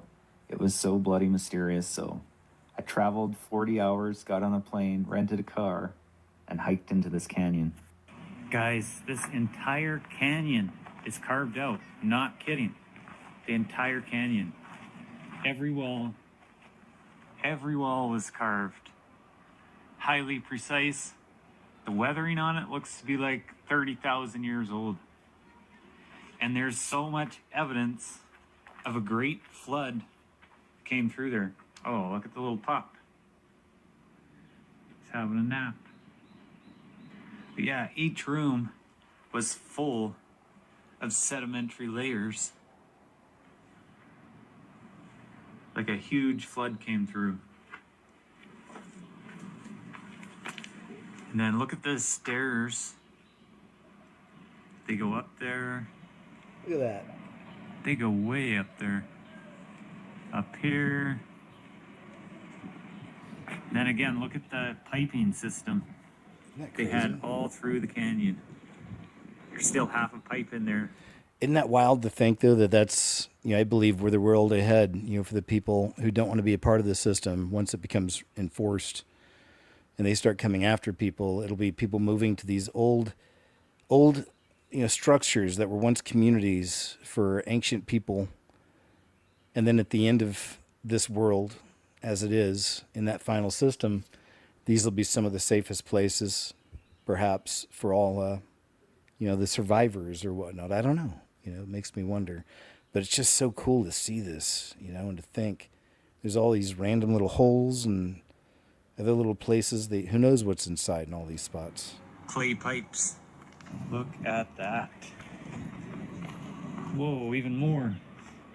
Everywhere you look, there's carvings. Look how weathered that is. That is thousands of years of weathering. And again, another room, completely flooded, unexcavated. Guys, cool. Can you imagine what they would find if they excavated this entire canyon? Right? Go grab a metal detector. There's secret Maybe. tunnels that go that way. Probably more down there. Look at this crazy view, guys. There's a secret hole. There's your community. Everywhere you look. Even way down there is all carved. That's something else, isn't it? Look at that, man. Look how well done that is. That's really cool. What a place to explore. you know, if I lived near that area, or at least maybe touching the state, you know, that'd be worth a drive. Little adventure with me and Chubbs. Gangs sees half of Queens as Mamdani defunds police, bans all arrests. We'll watch a little bit of this from Cash Jordan. This video shows a car spinning in tight circles in Middle Village, Queens, as a crowd stands just feet away, watching the chaos unfold. Dozens of cars took over the intersection overnight. So as we enter month 5 of New York City's communist revolution, gangs are taking over large swaths of the city. And although there have been several high-profile takedowns in recent weeks, this is America's largest sanctuary, and for every criminal organization we eliminate, 10 others rear up in its place. And for some reason, nobody running this place seems to have a problem with that. Officers put 18-year-old Jaden Velasquez in handcuffs and then took his gun, hitting him with multiple charges, including criminal possession of a weapon. Police say they got multiple 911 calls. Most drivers took off, but not before 3 people jumped onto a marked police car, cracking the windshield, then speeding off. For the last 3 years, 2 prominent gangs have terrorized the Brownsville community. Today, the Brooklyn DA and the NYPD announced Operation Crossfire, a 3-year-long takedown that saw 36 alleged Brownsville gang members arrested.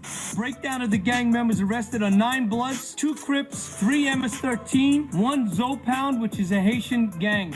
Those kids was running between the cars. Scary to see that. The NYPD says it's now looking for at least 8 people for reckless endangerment. Just hours later, on the same day, officers chased 24-year-old Jeremiah Marks before eventually recovering another gun, hitting him with that same charge, criminal possession of a weapon.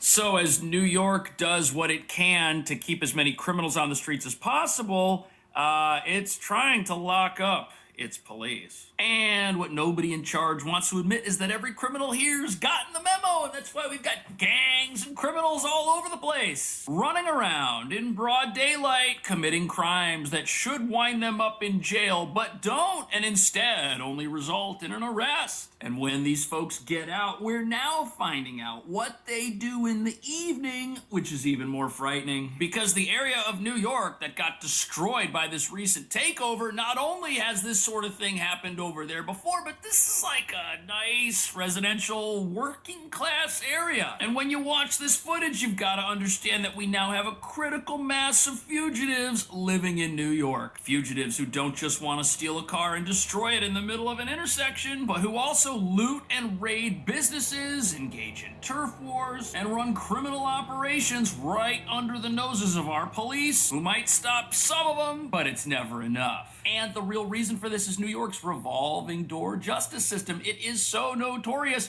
We've now got criminals who come to New York to commit crimes they're too afraid to commit where they live, which perfectly explains why our streets are being overrun with lawlessness. Crazy, man. New York is falling quick, real quick. All by design. I'm going to pass this one for now. I just learned what a principality is, and it absolutely blew my mind because I've seen one before, and I had no idea what it was. Here's a crazy, cool one.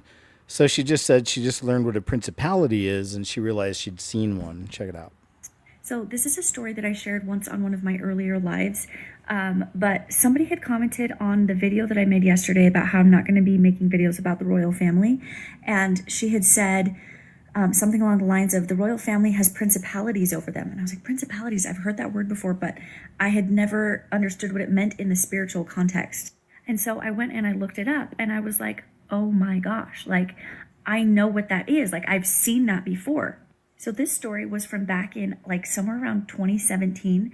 I was working for a company that was doing a big like conference in New Orleans, and I had been invited to go, and I was really excited about it, but I was also nervous because I was like, New Orleans is a place that my whole life, ever since I was a child, I was like, I never want to go there. Like, even before I knew about all of the voodoo and the witchcraft and all the stuff that goes on down there, I just always was like, I never want to go there.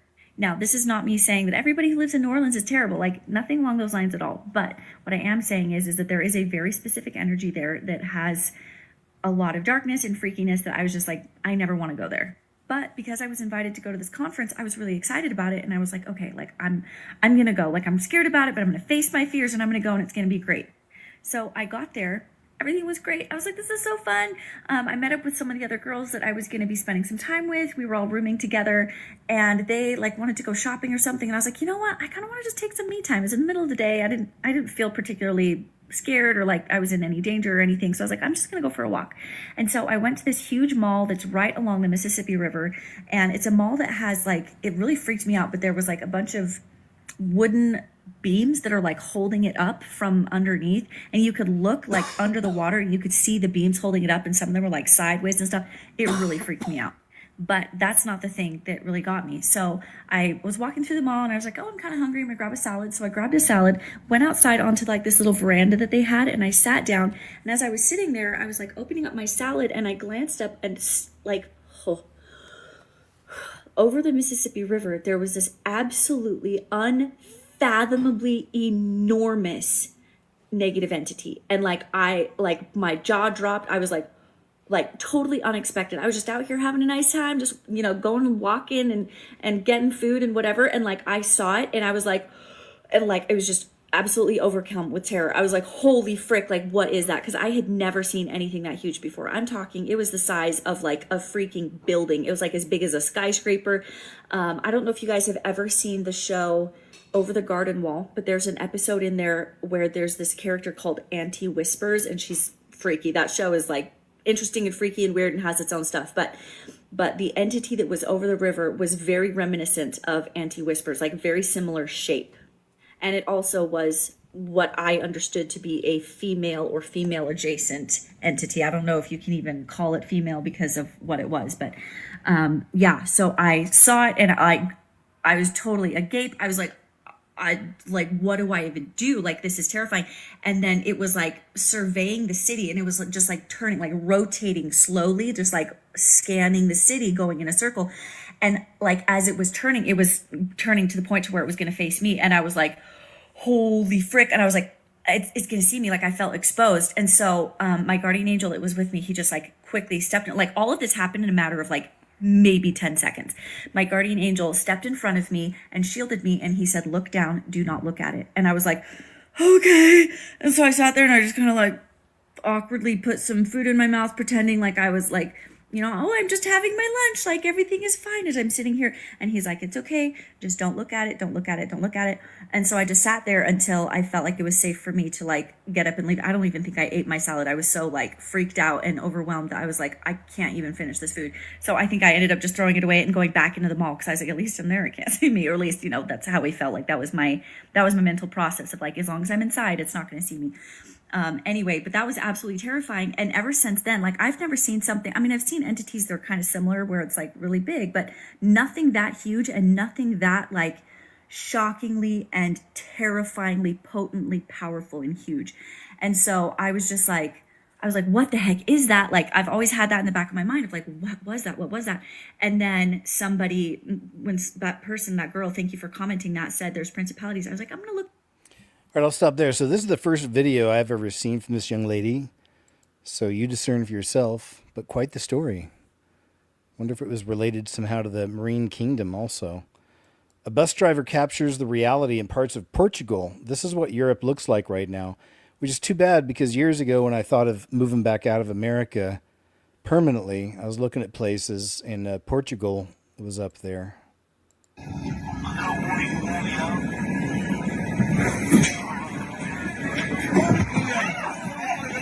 Well, permanently, hopefully.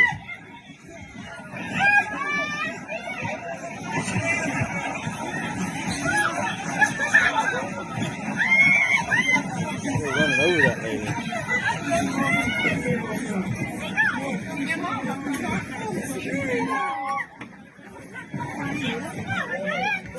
She's trying to get out. No courtesy.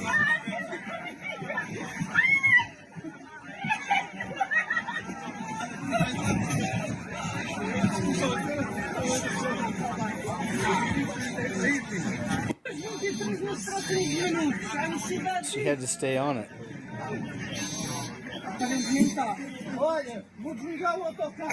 I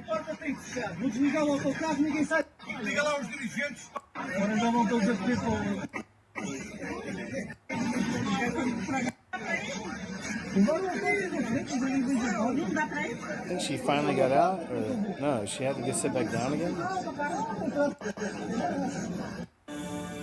Anyway, good times. Yeah, it's too bad, man. Too bad. The clashing of cultures is not working out well for the West, if you will. Black dot on Kroger's digital pride. I'll move on. I believe you this time. They not like us. Lives. You notice something? Oh, this is Spencer Pratt. I like to share him sometimes because he's running for office out there in California, and you know, because he was affected by Karen Ass, by her administration, whatever department that is. But anyway, you know, we had the event that happened out there, Palisades. His home was taken out. Many of the people he knows and other family were taken out. Their homes were, and you know, it lit a fire on him. And he started off as a reality TV show guy. They framed him as a villain. Also, him and his wife were on a lot of shows. I mean, he's been around for a long time, but you know, it looks like we're getting the real one here. You know, like he's really peeved off and he's really wanting to make a change. 11 million views on this, over 11 million views. This is where Mayor Bass lives. You notice something? Or here, where Nithya Raman's $3 million mansion sits. They don't have to live in the mess they've created where you live. This is where I live. They let my home burn down. I know what the consequences of failed leadership are. That's why I'm running for mayor. For my sons and the rest of us Angelinos that want to stop these corrupt politicians from destroying our city. We are going to get the golden age of Los Angeles back. This is where Mayor Bass lives. You notice something? Or here, where Nick... Yeah, I just felt compelled to pray for this guy. I hope y'all do too. You know, it's when the real ones start coming at it and they get a lot of support. You know, the real ones, you got to definitely pray for them, you know. Welcome to a public school in New York City where children were taken outside to embrace Islamic culture.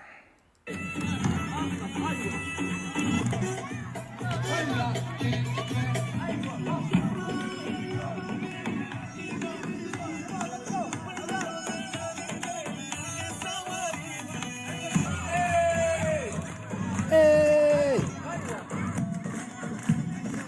Coming to a school near you, perhaps. Especially if you're in Texas, it seems. What is the name of this dance? Good job. There you go, guys.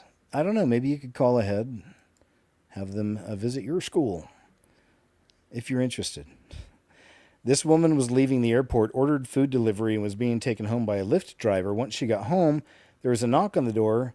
Usually the delivery driver leaves the food and leaves, but not this time. Oh boy. Here we go. I took a Lyft from the airport to my house by myself. While I was in the Lyft, I ordered Chipotle to be delivered to my house through their app.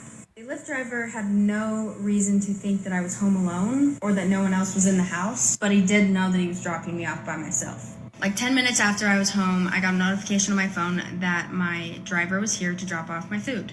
But this driver knocked on the door and waited, and then knocked again and waited, and knocked 4 times in like a 10-minute time span. And in my head, I'm like, okay, dude, just leave. I'll get the food in a sec. After the 4th time that he knocked and being there for like 10 minutes, he sat down on my porch and stayed there for like 45 minutes. He had no reason to think that I was home alone, but I was, so I wasn't gonna open the door with him right there, knowing that I'm by myself. My other deliveries usually just get left on the porch and then they leave. Anyway, so I called my neighbor who was down the street to come up and just kind of see if he'll leave if someone else pulled in the driveway. And he did, but he went and sat in his car. So my neighbor came in my house and the guy stayed in his car for like another 30 minutes and then slowly drove away. After about 10 more minutes, my neighbor was like, okay, hopefully he left. I'm gonna go home, I have an appointment. So my neighbor left and then texted me like 5 minutes later. He didn't leave, he's actually sitting like 3 houses down the street. And now he's talking to a blue van. I checked the porch and I don't have my food. So he waited there for like 45 minutes on my porch, plus another 30 to 45 minutes in his car, and I still didn't get my food. Weird. So now I know that the guy's still down the street, my neighbor's gone at an appointment, and I don't know what to do. So I waited like 20 more minutes. Then I got in my car and drove down the street to see if he was still there. He was. And at this point, I didn't know what to do. So I called a family friend, and he met me somewhere around my neighborhood.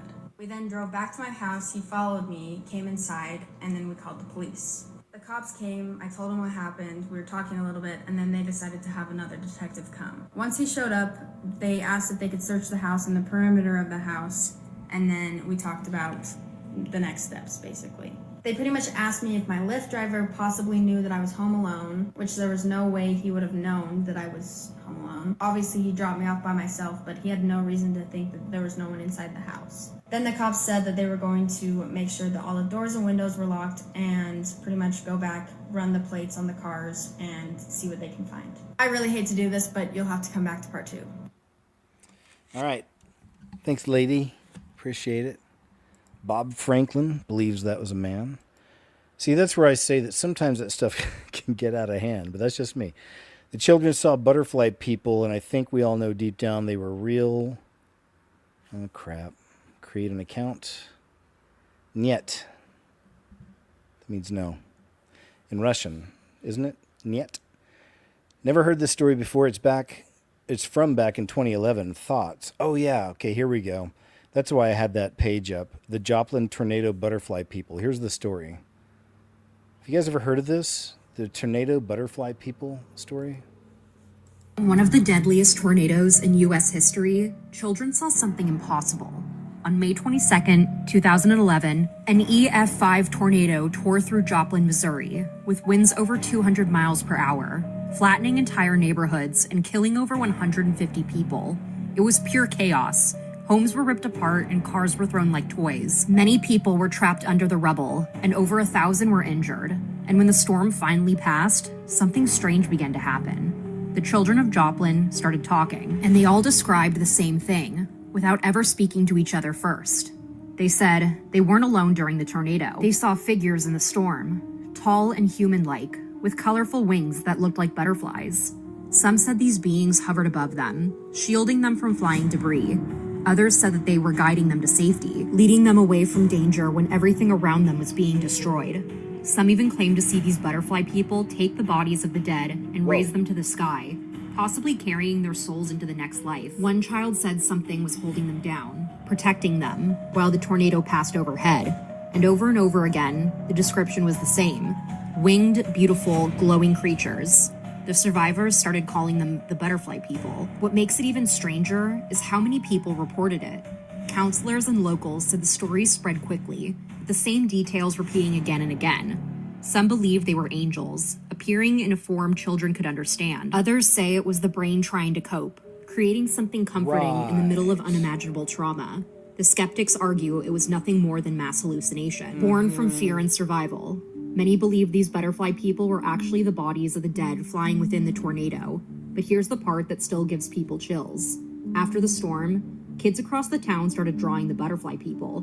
They were the same winged figures, the same shape, the same presence. They were insistent that these large beings weren't actually angels, but butterfly people.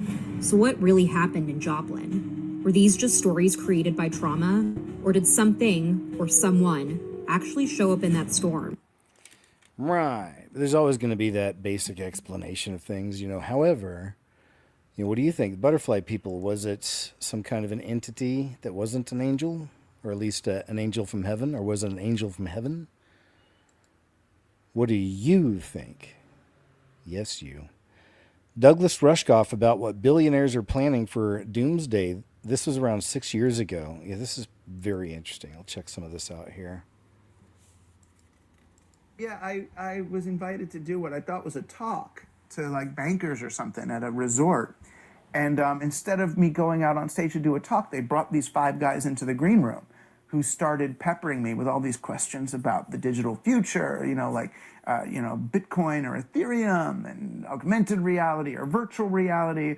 I figured it was one of these things where it's just these 5 billionaires looking for, investment strategies from someone who's on the ground in the cyber revolution. And eventually they got around to the question of, Alaska or New Zealand. Right? So they wanted to know mainly how to prepare for the inevitable collapse of society. And the question we spent most of the time on was, how do I maintain control of my security force after the event? Because their money's going to be worthless and these guys will turn on them. And it just struck me that here are the wealthiest and most powerful men I've ever encountered, yet they feel utterly powerless to influence the digital future, that the best they can do is prepare for the inevitable collapse and insulate themselves from the reality that they're creating by earning money in the way they're earning it.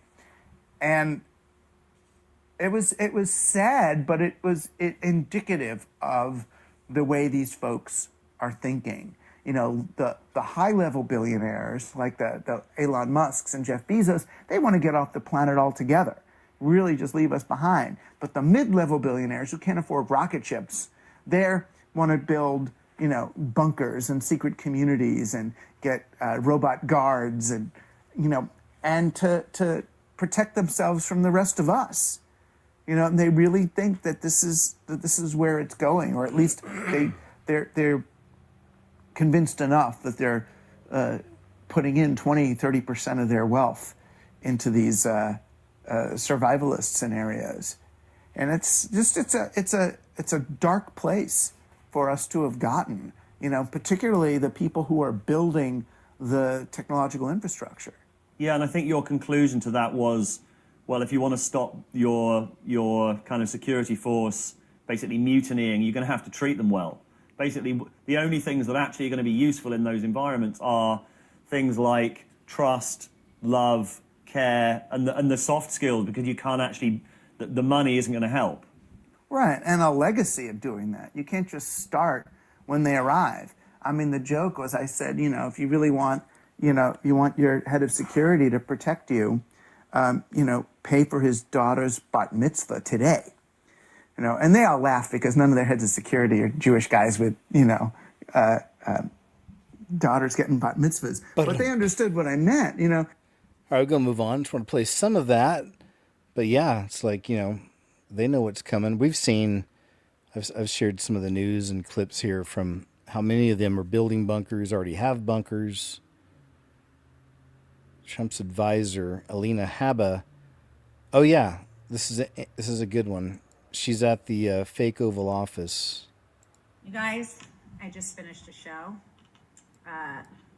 Look at the room that they put me in.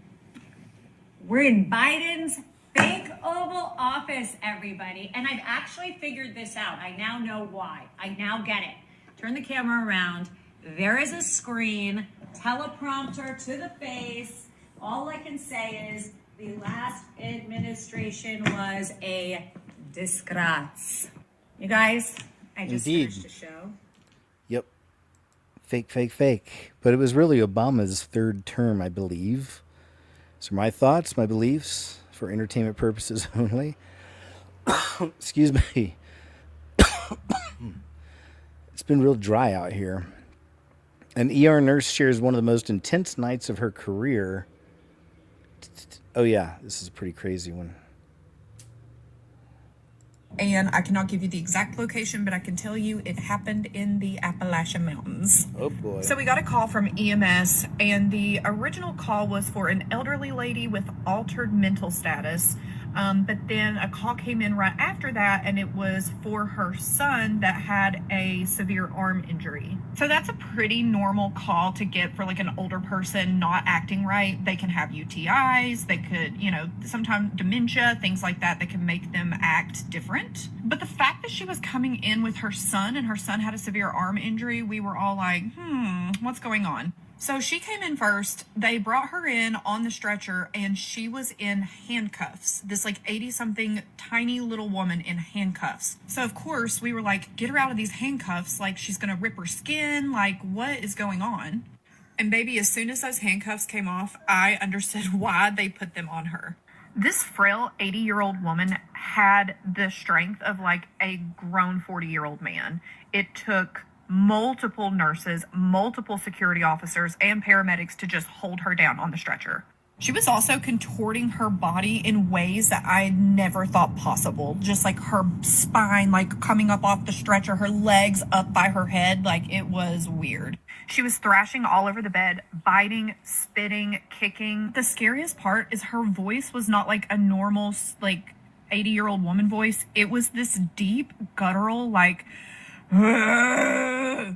voice. At one point, she looks over at me and she goes, "Get this brute out of me." And as we're dealing with this, her son comes in behind her and his arm has a massive chunk bitten out of it. And I'm not trying to get too gory on you guys, but like, I'm talking tendons, ligaments hanging out of his arm. So we got more information from the son and he was like, yeah, that's my mom. She lives with me, but this is not my mom. Like, she is normally a sweet little lady. And then she just came in my room in the middle of the night, bit down on my arm and ripped a huge chunk out of it and just continued to attack me. And he's like, I had no other option but to call the police. Whoa. So we start doing all the things to get this lady to calm down so she wouldn't hurt us or hurt herself. I'm talking sedatives, IV injections, all the things. Nothing is touching her. We gave her enough medicine to put down like a horse and nothing touched it. We also ran all the tests that would cause her to act this way. Like, we did a urine screen, we did like blood work, all the things. Everything came back completely normal. At one point, one of the nurses said, "We need some holy water." As soon as holy water was mentioned, this lady, like I told you, she was thrashing all over the place, stopped thrashing and just looks up and goes, "Don't you dare."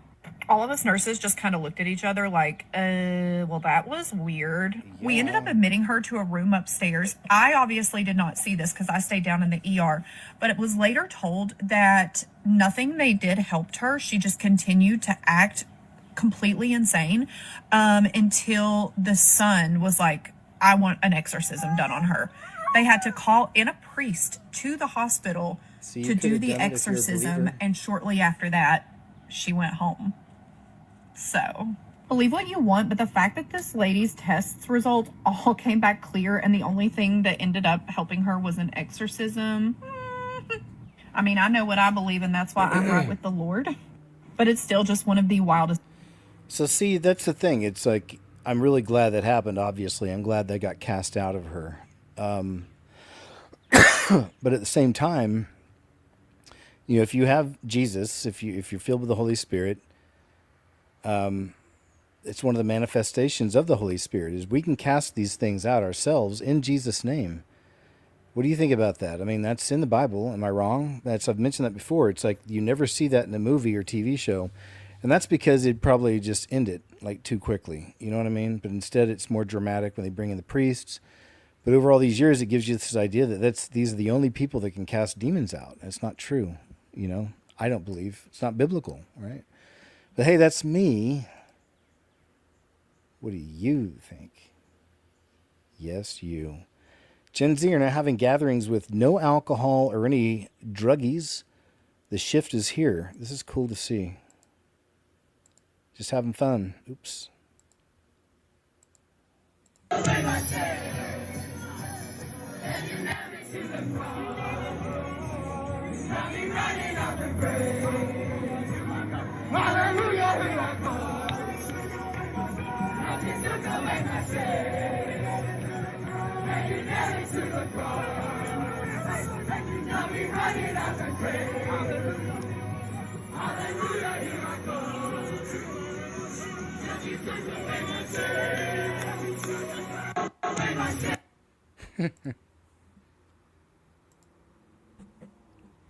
Love it.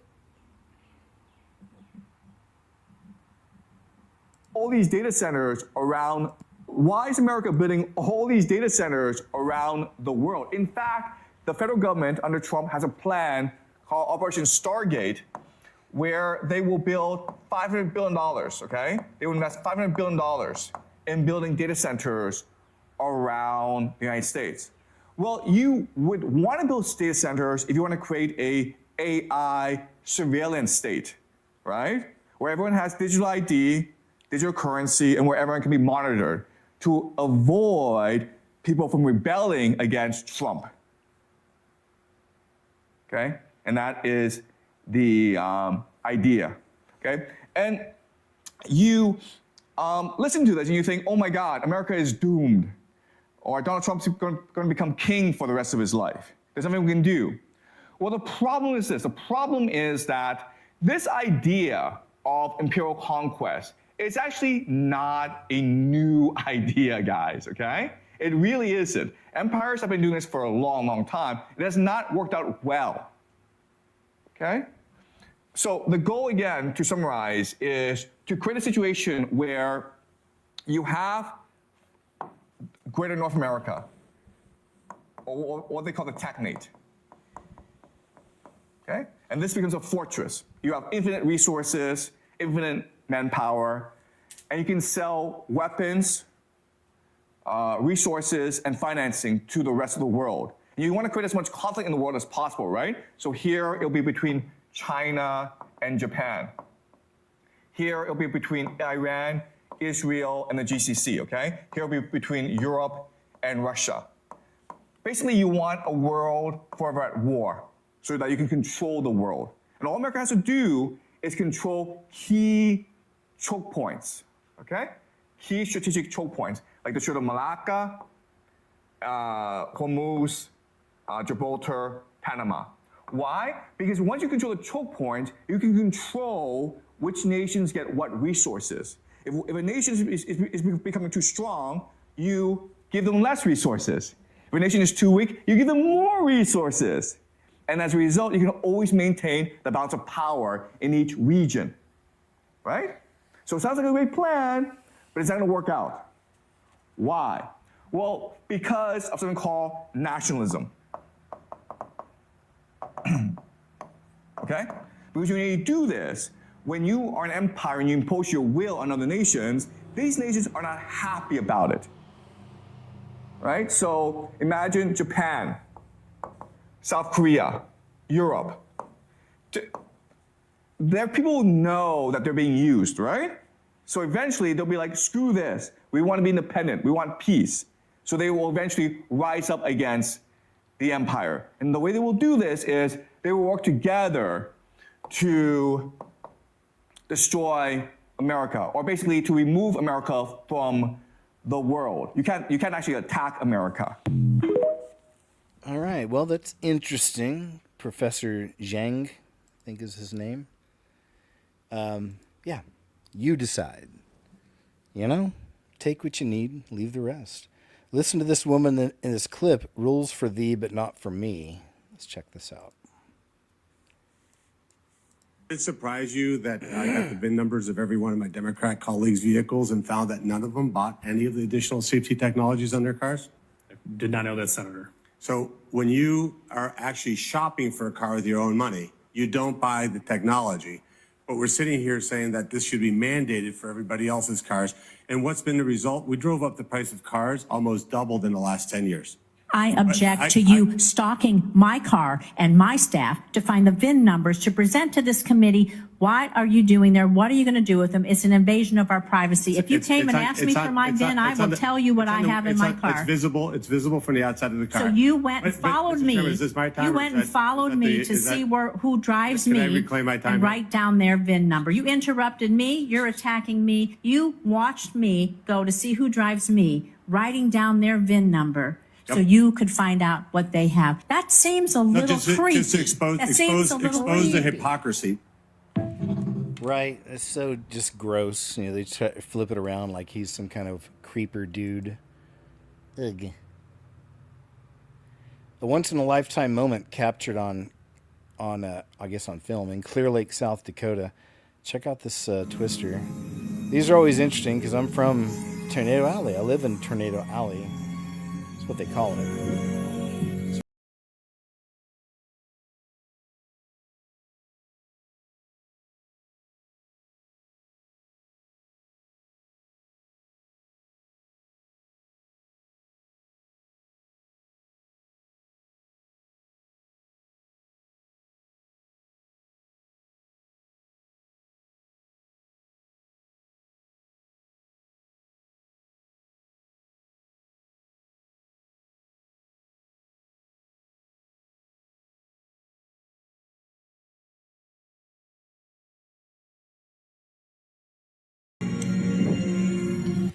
It's really great capture, man. It is beautiful, but it's destructive. You know, those things take lives and destroy sometimes everything anybody has. You know, it removes everything.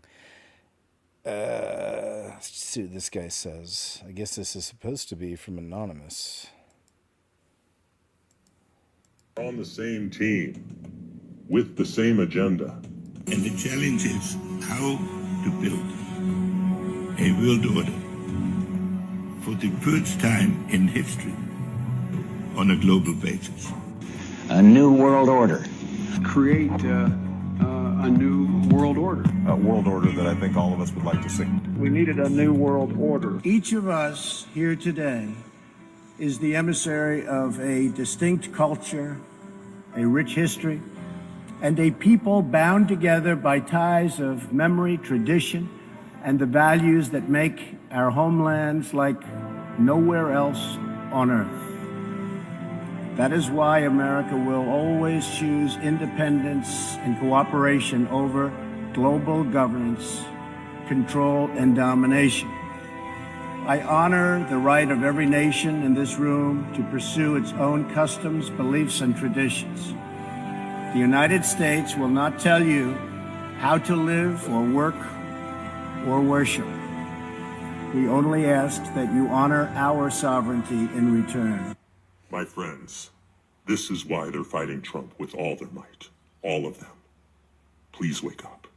Put it this way, money trumps peace sometimes. Man, he was just what a wreck. That just a really wicked family man, in my opinion. Shared that in some videos, even my little movies. Buckle up, buttercups. A grand jury in the Eastern District of North Carolina returned a true bill indicting Mr. James Comey with committing 2 felonies. So that's big. That's been big, this news. James Comey being indicted. So let's see what becomes of that. We'll see, right? See some action on it. The children are more than all right. They're extraordinary. And incredibly, the bus driver has made 100% recovery. There was an accident with the bus driver, I guess. Kind of fell out. Now the video comes from... And all these little ones stepped up. From inside the Hancock County school bus where 5 students stepped up in an emergency. It's a story we've been following for about a week. Now the video comes from inside the bus when bus driver Lee Taylor passed out at the wheel. The students realized what was going on, and you see them jumping into action. They worked to bring everyone to safety. One grabbed the wheel.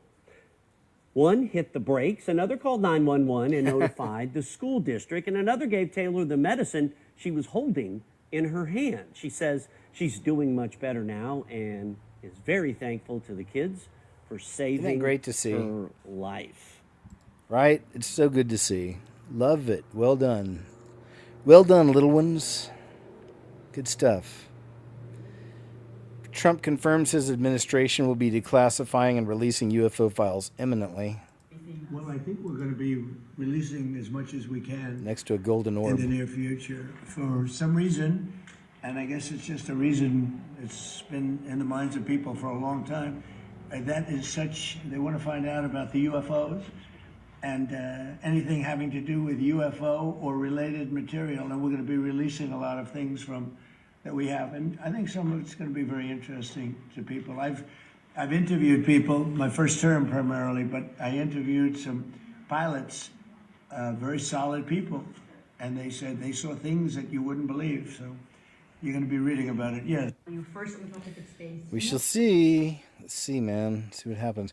But you know, it's the setup, and just world be ready for massive deceptions coming. A passenger on a flight freaks out after seeing Inhuman. Oh, this is an old one. But still. Look at everyone filming, man. Everyone filming, mate. What did he see? It says this is what he saw. Jeepers. It scared me.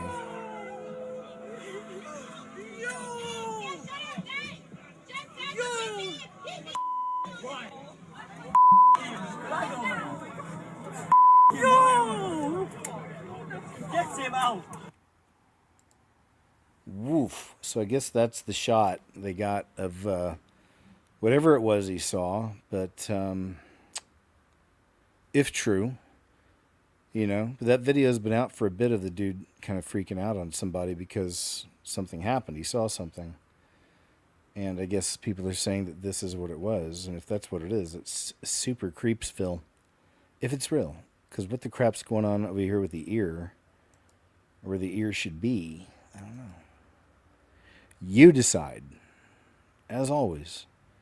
This MRI study on young children just exposed something terrifying. Oh, another community thing. All right. Just in case, I'm going to throw this over on Monday's show. There we go. Moving on. And we're moving on. A proposed 115-mile-long high-voltage transmission line would go through Virginia farmland and homeowners' front and backyards in around 9 counties to power data centers in Northern Virginia. It's too bad. Right? I mean, screwing up just the Lord's creation. Disgusting. Man, right? It's so gross. Prayers for those folks. It's affecting all the folks, all the people. It's a certain kind of mindset that wants to live away from the city. I've got it too, that likes to kind of live far away. On their own, I should have long ago, I should have used the VA loan and got some land or something out here. But anyway, either way, things work out the way they're supposed to. But, I get that. It's a rugged individualist kind of spirit a lot of people have that move out there, places like that. And now it's like, the system is encroaching on them. So it's, in my mind, another example of kind of the end of the fourth age and then moving into this next age, right, where it's going to be all about that. I thought this is interesting because, James Franco got canceled, the actor, long ago, and they'll talk about it a little bit in here, and then Seth Rogen kind of threw him under the bus, many years ago, but because I hadn't seen anything from this feller in a long time, let's go ahead and see what's up. Look, I'll admit, I did sleep with students. I didn't sleep with anybody in that particular class, but over the course of my teaching, I did sleep with students, and that was wrong. But like I said, it's not why I started the school. He was asked about me, and I just want to say I absolutely love Seth Rogen. Because I guess I'm talking about because a lot of people come up to me like, I love Seth Rogen. I worked with him for 20 years. We didn't have one fight. For 20 years, not one fight. He was my absolute closest work friend, collaborator. And, we just gelled. And what he said is true. We aren't working together right now, and we don't have any plans to work together. Of course, it was hurtful, in context, but I get it. He had to answer for me because I was silent. He had to answer for me, and I don't want that. There you go. So a little bit of celebrity news for you folks. Yeah, Seth Rogen gives me, as the kids say, gives me the ick. I can't help it. This woman goes, but still, you pray for these folks, man. Honestly, give it a shot. This woman goes to the pharmacy for a prescription for her sick children. She's informed. All right. Yeah, I'll let her explain. It's one of those. Again, though, man, with the just crazy rising cost of healthcare and how little insurance is covering for so many people now. What just happened? I just got back from the pharmacy because my kids are sick. I'm not going to share what they have. It's like a regular kids sickness, whatever. And we got a prescription, and I went to the pharmacist and I said, hey, this is our name, blah, blah, blah. And she was like, oh, it's kind of expensive. It's not covered by the health insurance. And I was like, well, we have health insurance. We pay like $600 in health insurance. Probably won't be that crazy, right? And I was expecting like maybe $50. $1,100 for a kid medication. As a German living in America, this is insane. This is not normal. And then the pharmacist said, we have it over the counter over there too. It's just a different brand, same thing. And I was like, really? And I walked over there, $18.99. I don't understand this. Yep. So please explain it to me like I'm 5. There you go, man. I know it's nuts. It's nuts. Yeah, go with the off-brand. A lot of times, even when you go to Walmart or Target, and they have whatever their off-brand is, because they all have their own kind of versions. But get it, because typically, and we've seen, even Elon Musk talked about this. I showed a clip of him talking about it. It's all the same stuff from the same company. It's just labeled differently. It's like, oh. And they showed examples, so just so you know it's not all. President Trump talking about releasing the files, UFO files, that is. FBI remains, another one with one of those. I thought so. Community notes. Japanese company has released a spoon. Man, this is cool. What do you think about this? Released a spoon that uses electric to stimulate your taste buds into thinking that your food has salt in it. It has different levels of saltiness that you can control. This is really weird. I've never even thought of something like this, but there are crazy geniuses out there among us that come up with this stuff. I'm gonna go with the least salty first, so the first setting.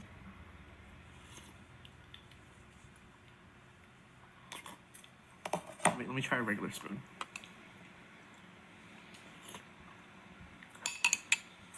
Oh my god, it literally tastes like there's MSG in it. Wait, I'm gonna try the third setting now. I dare you. To the third one.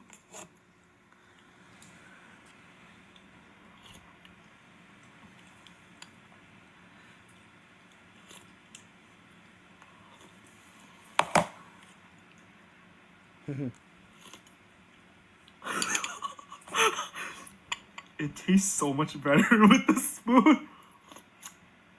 This was almost $200, and I would be really pissed if it didn't work. And now that it does. So I don't know. What do you think about that? The pros and the cons. What are your thoughts? Please let us know. What do you say to people? Many have asked me this too. Say, I want to believe. I think Christianity is good. I think it's good to go to church. I recognize the life I'm living is kind of dissolute and pointless. I'm somewhat depressed, but I want to believe. I just can't. Faith is a gift. Ask for the gift. It's that simple. But the biggest blockage to believing is pride. That's really true. Pride is the mother of all sins. And so it would be good to think about all the ways in your life you've blocked God or rejected God or said, I don't believe in you, I don't want you, and then say, Lord, I'm going to repent of having this unbelief. And even though I don't know you, I'm asking you to come into my heart and reveal yourself to me and make it evident that you're with me and you're here. And he wants you to know him more than you do. So if you make that effort, he will do it. And suddenly you'll find yourself looking at the world through a whole different lens, like, wow. And you'll start seeing these little connections like you're seeing. Like, I don't know if it'll be a man saying he's Michael and Angel, but could happen, right? Because we're living in the most disobedient age, I think, in history with regard to rejecting God. It's at a level I've probably never seen. And the scriptures tell us that when sin abounds, grace superabounds. So if you stop and say, I don't believe in God, but I want to, I just don't. And then you turn to God and say, as an act of faith, I'm reaching out to you to say, if you're there, please let me know you're real. And heaven's going to move a big spigot of grace over your head, and you're going to get pummeled by Niagara Falls, and you're going to come out of it going, I do believe in God. And that's the first step. There you go. Interesting, man. Good info.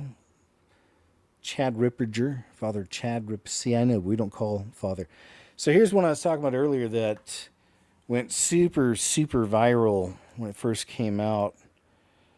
But I'd seen this one shared, like tons of views. Like this whole thing was fake. And then they would show there's this, yeah, you'll see it. But there's this shot right here. Secret Service hat trick at the Washington Hilton. What happened to this agent's hat? But it's more than just the hat. Pizza boxes appear in these guys' hands also during this video.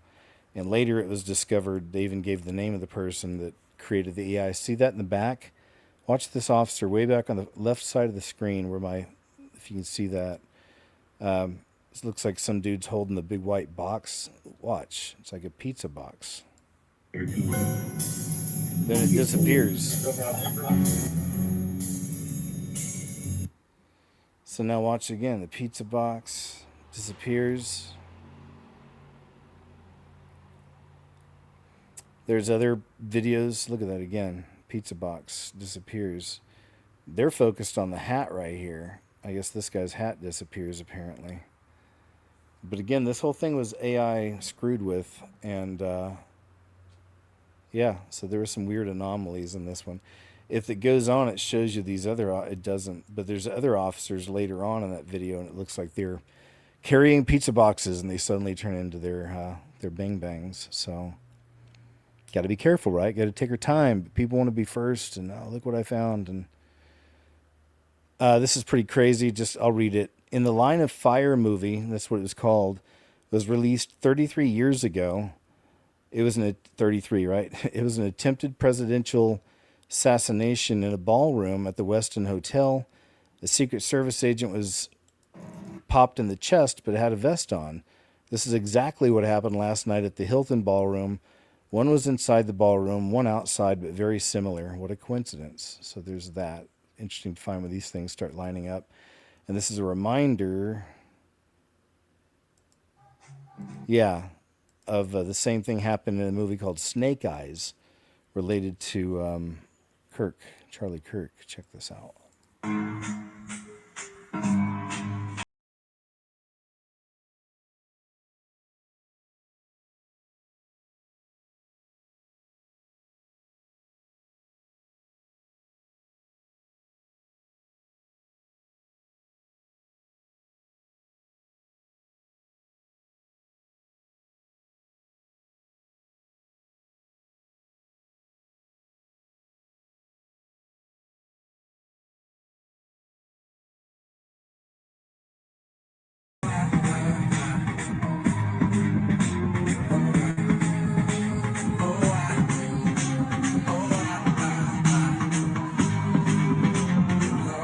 Wow. All-seeing eye.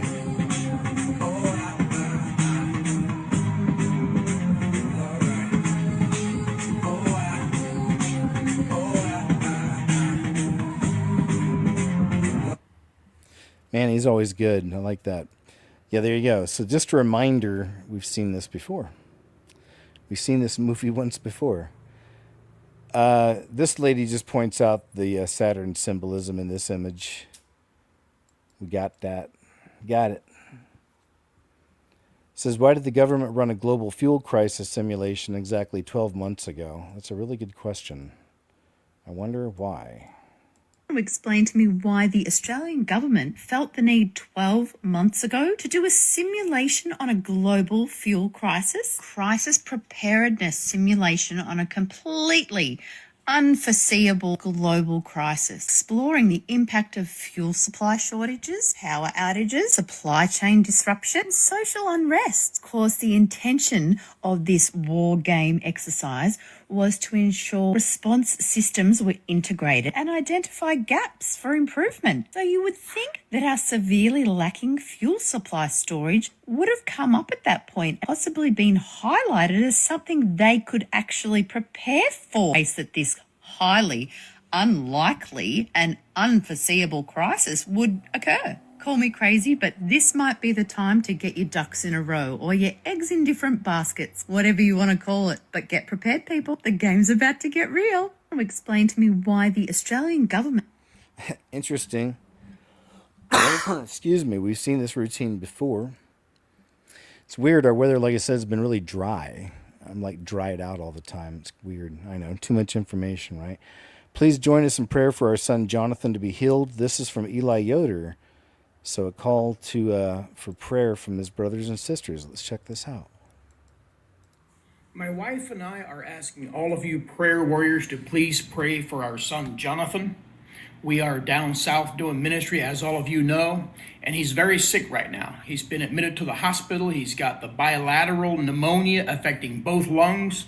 They believe when he had his wreck there a couple weeks ago, or a week and a half or so, that the airbags, when they deployed, some of those particles or whatever you breathe in, the chemicals or whatever, must have burned his lungs to where now he's got full-blown pneumonia, both lungs, and they got him on giving him the oxygen and all of that. So he's not been doing very good the last couple days. So I just figured I'd hop on here and just kindly ask all of you, would you please pray for our son, Jonathan? If it keeps getting any worse, we're probably going to reschedule some of these churches and just head straight home. But I believe in the power of prayer. How about all of you guys dive in, come into agreement with my wife and I that Jonathan Yoder is going to be healed, restored in the mighty name of Jesus Christ. Thank you very much. Love it. We can do that.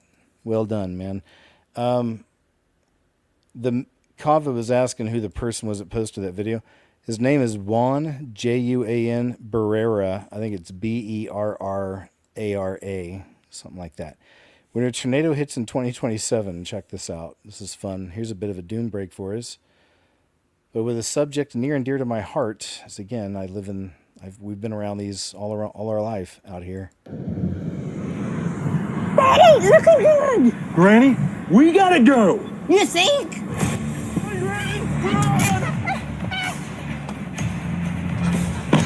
Let's go! Come on! Due to elevated heart rate, high stress levels, and panic indicators, you are not fit to operate this vehicle. What? There's a tornado! Have you tried calming down? Daryl, it's getting bigger! Start the truck! Let's begin a breathing exercise. Inhale. Exhale. I'm not breathing right now! Oh, Daryl, do something! I'm trying! Analyzing driver condition, I've determined you I know what you're determined, but you're wrong! I am never wrong. Whose bright idea was this? Your government's. Granny, I have a feeling we're not in America anymore. Uh-oh. So you'll own nothing and be happy, is the old saying. That was the little boy, his dream and vision. I don't know if you heard the story. That Ariana. So that was the whole meaning of that song, if you guys didn't know. I never heard about this, bro. Yeah. I don't know if you heard this. All right, that's interesting. Yeah, man, the poor thing, the more you kind of hear stories like this about her, I hope you pray for her. It's her birthday, boys. It's Marion's birthday. Oh, my God. This woman gets one viral meme, and she's talking about quitting her job. Also, Yeah, so that's why this is a good, just a warning, I guess, out there for humanity to remember that it's not so easy to create an online profile and, be successful or live that way. It's just not something that just happens overnight. And for some people, maybe it does happen kind of quickly, but then they can quickly fall. And to do it for years and years is just not something normal. Again, even on that, thank you to you, all of you, for your support over the years, your prayers, sharing the videos, watching the videos, man, just everything. Thank you. I guess we're almost at 4 hours. We're almost at 4 hours in, man. So I just want to give a shout out to you guys. Over 1,000 awesome, cool, interesting, critically thinking individuals. Thank you guys, man. I love spending a Saturday afternoon with you. Always a blast. Still plenty to go, man. So thanks for being here. Thank you, Tamara, for all you do. And just good to see everybody. And McCoy DM8216, thank you very much, my friend, says, hi, KJ, just returned from visiting my son Ethan in Hollywood. You prayed for him a couple of months ago. He lost his job at a post-production company recently. He's working as a barista and looking for work. Please keep him in your prayers. Certainly. Thanks for reminding us. I remember that, man. Thank you. Yeah, it's a tough life out there. Yep, it's a tough life out there for sure. So we will keep your son in our prayers. And thanks for letting us know. Good to see you, McCoy. All right, so back to this now.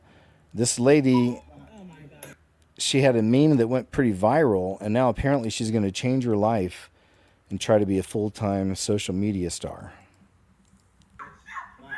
this woman gets one viral meme, and she's talking about quitting her job. Also is now posting about how her kids need to be in a movie. First off, this wasn't even a meme to brag about. It was her poor son, who seems to be on the spectrum, having a full-blown breakdown, and instead of trying to calm him down or actually help, they just start whipping him. For obvious reasons, there was a lot of backlash about that from parents and therapists, She's now posting videos of, I love how I discipline, but is now like gentle parenting this poor child who has needed this kind of parenting his whole life. Has renamed herself the new face of TikTok. It's also talking about moving to LA.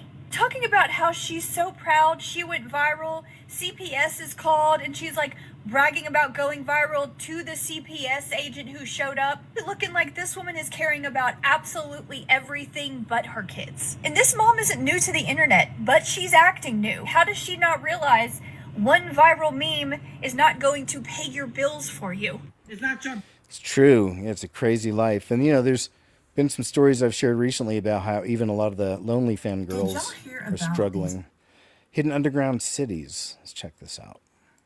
Underground cities. Everything I'm about to say is alleged. This guy claimed that he worked for the government, and there is a top secret program in the government that started in the 50s. So after World War II, during the Cold War, they decided to start building these underground cities, and they are full cities with entertainment, stores, the whole 9 yards, full neighborhoods, everything. And this guy claims that this secret government project was to keep the human population in case of a nuclear fallout. And there are actual people living in these cities. They're fully functioning cities. And these people have no idea about our world, the above world. He said all they know is this underground world, because allegedly this program went and got kids out of foster care and adoption agencies that were under the age of 4 or 3, so they couldn't remember anything about our world. Oh boy. And raised them in these cities. Now, obviously, these claims seem extremely outlandish, but at the same time, it kind of sounds like something that would happen. Did y'all hear about... There you go. That's a fun one to ponder, right? I love these, even though they may turn out to not be true. It's interesting to think It's about. official. The nefarious demonic being invasion is about to happen, as the president is saying that they're about to release the UFO files. At the same time, we have all these people missing. UFOologists, nuclear scientists, etc. That and Stephen Greer just comes out talking about if they unalive him, it's alright, because he's ready to meet his maker. First, on the topic of space, do you have an update on the UFO files and what might be when we're going to be seeing those? Well, I think we're going to be releasing as much as we can in the near future. I've been talking about this exact agenda for so long, it's not even funny. So to see it starting to happen is crazy. Now, between me and y'all, I really don't think this guy is a human. I'm so sorry if I'm wrong, but I really don't think. Like, you know those guys on Gia or Gaia who talk about, you know, all this extraterrestrial trash, and they say that, you know, they're friends with the Pleiadian Whites and the Greys and the Reptoids. I don't think they're human either. I can't show you the person interviewing him because he's not allowed on most social medias. His initials are AJ.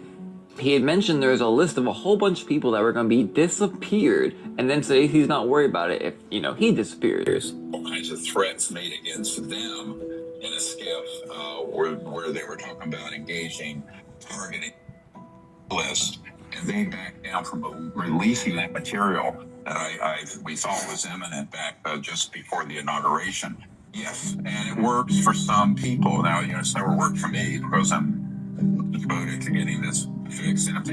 He then said he's ready to meet his maker. But the crazy thing is, I've showed y'all videos where he says that there's structures on Mars, they disprove, you know, the Bible. And some of these ETs are us in the future, way in the future, and that they're going to attack pretty soon, he says. Remember, you heard it here first. We're going to be attacked by these beings. Then there's going to be some good ones that are going to be like, we'll help you out with these nefarious Greys, and they'll be the Pleiadian Whites. All Right. Wow, what a script, huh? And it's all, you know, the tricksters. It's all these demonic tricksters. Crazy. That's from Moon Henry. Real Moon Henry. Our entire planet was 3D scanned with Pokemon Go. You were tricked into building the most detailed 3D map of the world only for AI to use it against you. 30 billion real-world images were scanned with users' phones while they were catching Pokemon in the streets to create the most realistic one-to-one digital replica of our entire planet. And you will not believe how much info they really have on you. You see, those Pokemon people were chasing were not in random spots, but in locations that required more data. The less data a geolocation on Earth had, the rarer the Pokemon they would put there, with players continuously scanning the world at different times of day, different times of year, providing the most valuable and detailed map of the world that puts Google Maps to shame, who spend millions of dollars sending their Street View vans around the world to do the same. Niantic, the guys behind Pokemon Go, did it all for free, convincing millions of users to take scans of our planet under the guise of a video game. Some users even paid Niantic to do that work for them through in-game microtransactions, and it was all in their terms of service. No one ever reads the fine print now, do they? Documenting the entire physical world at a scale no mapping company could ever imagine. And I don't think you realize how insanely valuable this sort of data is. Never mind just street. All right, I'm going to stop there. It's funny. This reminds me of something. So over on the Scariest Movie Ever channel, YouTube channel, and this is back when I was in Costa Rica, I made a video about Pokemon Go on that channel, and to this day, I mean, I haven't uploaded there in a while now, but that is the most viral video I ever made because it's one of those I posted, and I guess it just hit the algorithm right about Pokemon Go as a hot topic back then, and it just, boom, it blew up. Like, it may be one of mine over 1 million. I haven't looked in a long time, but it's pretty crazy. And it was about data collecting and all that, which it's pretty cool to see that kind of thing coming out more and more now. This is an article on mainstream media. Let me make it a little bit bigger so you can see. It's the New York Post. It says, OpenAI co-founder wanted to build doomsday bunker to protect company scientists from rapture. From rapture. Literally. I'm going to scroll down here. It says, the co-founder of ChatGPT OpenAI, proposed building a doomsday bunker that would house the company's top researchers in case of a, quote, rapture triggered by the release of new form of artificial intelligence that could surpass the cognitive abilities of humans, according to a new book. I just read to you guys, Elon Musk retweeted, they think we might achieve that singularity within 6 months. Let that sink in. And let's continue reading this article. Ilya Sutskever, the man credited with being the brains behind ChatGPT, convened a meeting with key scientists at OpenAI in the summer of 2023, during which he said, once we all get into the bunker, quote. A confused researcher interrupted him and said, I'm sorry. The researcher asked, the bunker? And Ilya responded, we're definitely going to build a bunker before we release AGI. This is... There you go. It's pretty interesting, the wording, right? It's really interesting. And Peter Thiel's strange obsession... Oh, I didn't mean to do that. That was Ashley Hayes. Let me go back. We aren't prepared for what's about itty-bitty. All right, actually, I'm going to do this.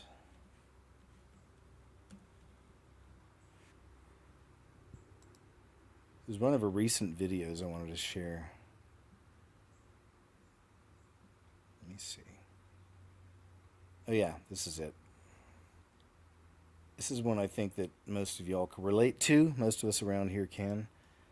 And listen, I'm actually at a point where it physically pains me to engage in small talk. I do not know how to talk to you. I actually do not know how to talk to you, and it physically pains me if all you want to talk to me about is what celebrities are up to, or what newest movie is coming out, or what newest restaurant is opening up. I do not know how to talk to you. If you're just going to stick your head in the sand and ignore the fact that the world is literally on fire, you are going to just blatantly ignore the fact that we have a 6,000-year-old satanic cult that has been running this world. We have actual demonic entities, on our TV running our government, and satanic rituals that are being done in government buildings. I just don't know how to talk to anybody that is going to ignore all of that. We actually live in different worlds at this point. And that's the wildest thing for me, is there are so many people out in this world that are living their life like absolutely nothing is wrong. Just heads completely submerged in the sand, just continuing to go to fast food 4 to 5 times a week like there's not actual human beings in the meat, continuing to go see new movies and pay attention to what their favorite celebrities are up to like These aren't demonic hybrids and clones. They're just acting like they're normal human beings with normal lives. You know, then we have people just arguing over left versus right, acting like that's still a thing.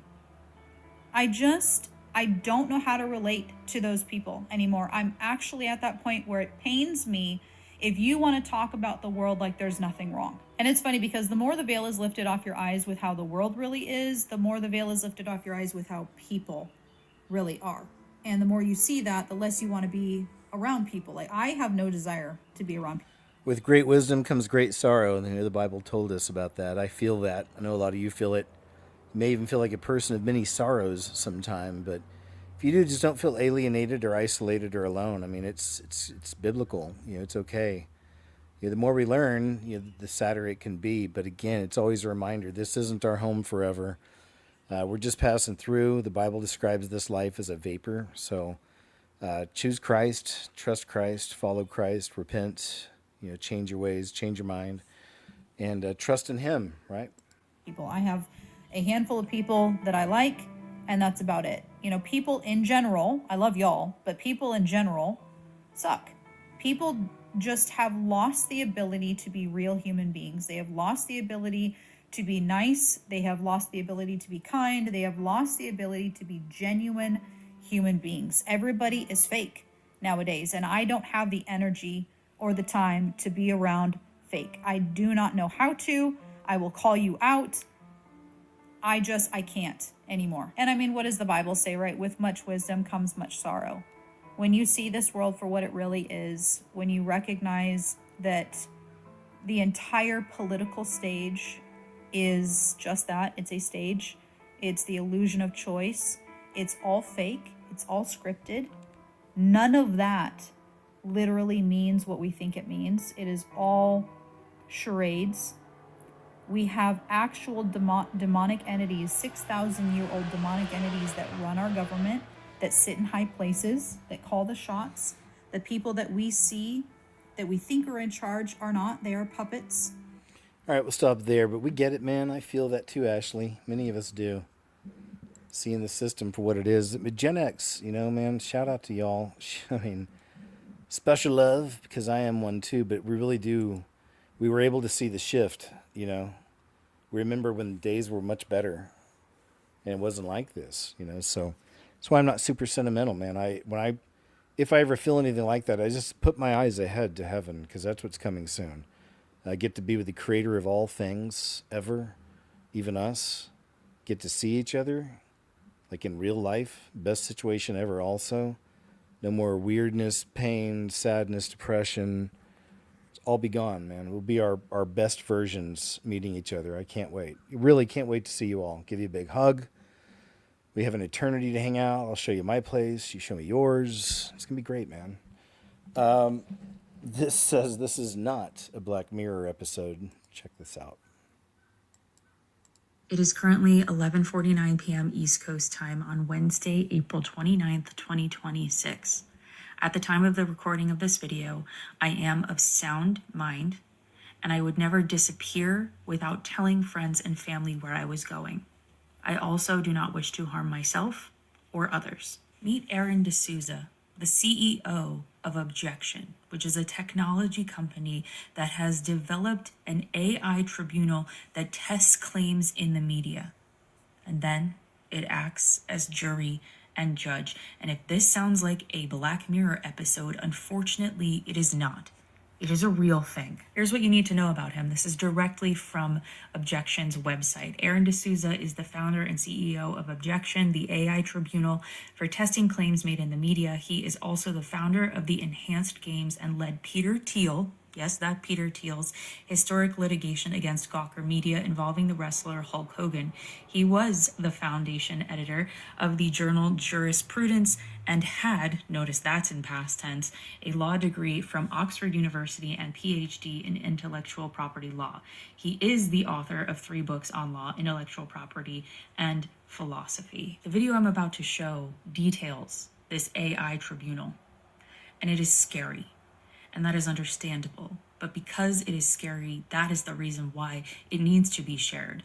Share this with at least 5 people after you watch this video, because this puts me my friends, my fellow creators, and even those politically disaligned with us in danger.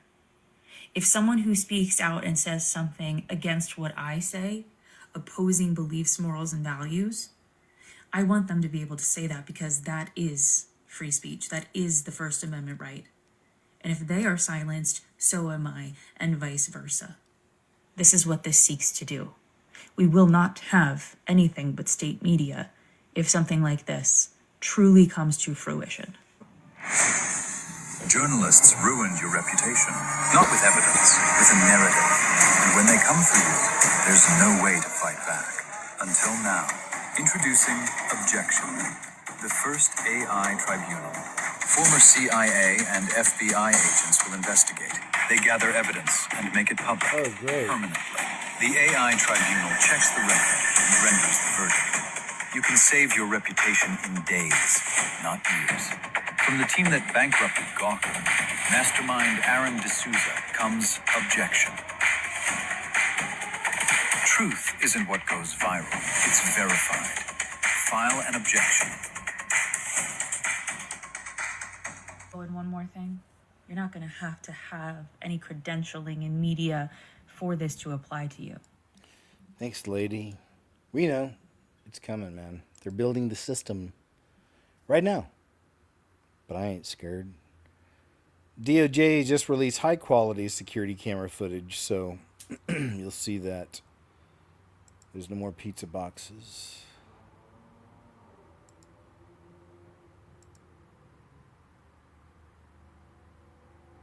No more disappearing hats, I guess.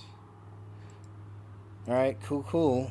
But yeah, in the AI one, there was like several different people, because we didn't see the long clip earlier that had pizza boxes.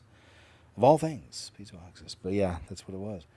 Future is here. Hotels are testing out no longer hiring Americans to work the check-in desks. Instead, guests will be checked in via a video call to a worker in India. You're staying here for 2 nights. And how many people are staying with you? Just one. Do you have any pets along with you, like dog or cat? Nope. So just to confirm, you are staying here for 2 nights. And how many people are staying with you? Just one. There you go, man, right? We've seen this before. I showed y'all a clip. I don't know if it was in the uncensored show or not. Of now they have robots that are on wheels. It's just a telescreen, and on the other side's the doctor. Like, sitting in his shorts in his bedroom somewhere, talking to you through the screen. Evangeline Lilly, who's an actress that I know from Lost. Lost is one of my favorite TV shows they ever made. Even when I lived in Los Angeles, it was still on. I watched the finale with a whole bunch of friends from the Big Brother TV show. We all worked production together. Really loved Lost. Again, I like writing. I love good writing, and I thought it was... they got a little... backed themselves into some corners a few times. They'd find a radical way to pull out, but there were some pretty great episodes, man. But anyway, she was in there. She's been in other things, Ant-Man and the Wasp lately, I guess. But she says that Disney is disgusting for laying off almost all of Marvel Studios' visual development team. I don't know if you knew this. Here's another story of how Hollywood's crumbling, and AI will be taking over. The bloodbath at Disney, and Marvel Studios just took the worst of it. Yesterday, the company laid off approximately 1,000 employees company-wide, and nearly the entire visual development team at Marvel was let go. Before I spread this post, when I saw it on social media, I needed to fact check it. So I reached out to my good friend Andy Park, who was the genius behind creating the original Wasp supersuit and the original Wasp concept drawings for the film Ant-Man and the Wasp, and just said, is this true? Is this really what's happening? And he said, yeah, it's true. I have been let go. And I can't quite believe that Disney have let go of the artists who brought the current Marvel universe to life through their imagination and their genius. That the people who invented these characters in the first place, who designed them in the first place, are now being replaced by AI. AI that will take their designs and take what those artists created and use it to create iterations of that. I am so sorry, Andy, and I am so sorry to every single one of the artists who were let go in the 1,000 artists that Disney fired, and particularly the entire team at Marvel who have been considered obsolete now after building the Marvel empire. If you're a huge fan of Marvel, just take a moment today to think about them, to send up a prayer for them, to honor the people who created the world that you fell in love with. That was a human invention. These were human creations. Good stuff, man. You know, it's really nice, too, because she still looks like the way she should look as she ages. That's really cool. Still beautiful lady. And it doesn't look like a creature. You know, I love to see it. President Trump ordered the acceleration of... Oh, you know what? Let's do this one on Monday, but I'll just read it, too. I'll play the video on Monday. President Trump recently ordered the acceleration of 6G deployment with a stated goal to operate, quote, implantable technologies. This will include AI brain chips known as the Biological Interface System to Cortex, BISC. Says, I will not take the 6G AI brain chip to participate in society. Yeah, I'll play more of this over on Monday's show, but there we go, man. It's coming in. They're even using the words, like the proper wordage to it. Oh, I shared a little bit of this clip in my latest video as an example. This is San Francisco 7th and Market. Used to be a really highly populated area with tourists and whatnot. Not so much anymore. Who's ever stayed at a hotel and eaten their scrambled eggs in the morning? Oh boy, so sorry to ruin your hotel stays, but take a look at what those eggs are. When you see them, you'll recognize them. We've all had these. I imagine most of us who've traveled a bit have had these. Counterfeit eggs are being served at hotels. The grim process was exposed in a viral TikTok. A soggy slab microwaved in plastic, then mashed flat until it looks like an egg. This yellow blob is glued together with 49 chemicals. Your hotel scramble starts as pasteurized yolks pushed through chemical vats, diluted in deli meat preservatives, and glued back together with liquefied cow bones, skin, and tissue. Those remains are pumped with rapeseed oil, crammed with starch, and finished with a coat of butter flavor. Counterfeit eggs are being... All right, gross. Yeah, we know. And you've seen those eggs. You know what I'm talking about. We've had those eggs before. Well, kind of eggs. Oklahoma State Senate candidate Barry Christian. Interesting name. Check this story out. This type I need to look more into, but there's some things happening here.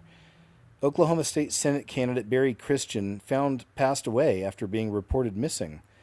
54-year-old Republican launched his bid for the Oklahoma State Senate last year and received an endorsement from his friend Kid Rock. Christian was first reported missing when he did not show up for a Tuesday meeting. Authorities later found his pickup truck in the Sandy Sanders Wildlife Management Area. His daughter Brooklyn has released a statement to KOCO, big news station out here, saying her family doesn't know fully what happened. Says, please pray for our family and friends. Our world is upside down right now. We're still not sure of everything that happened, so please act with grace and treat my dad's legacy with dignity. Says, we are extremely grateful to everyone who assisted in the search efforts and all of the media outlets that shared his information.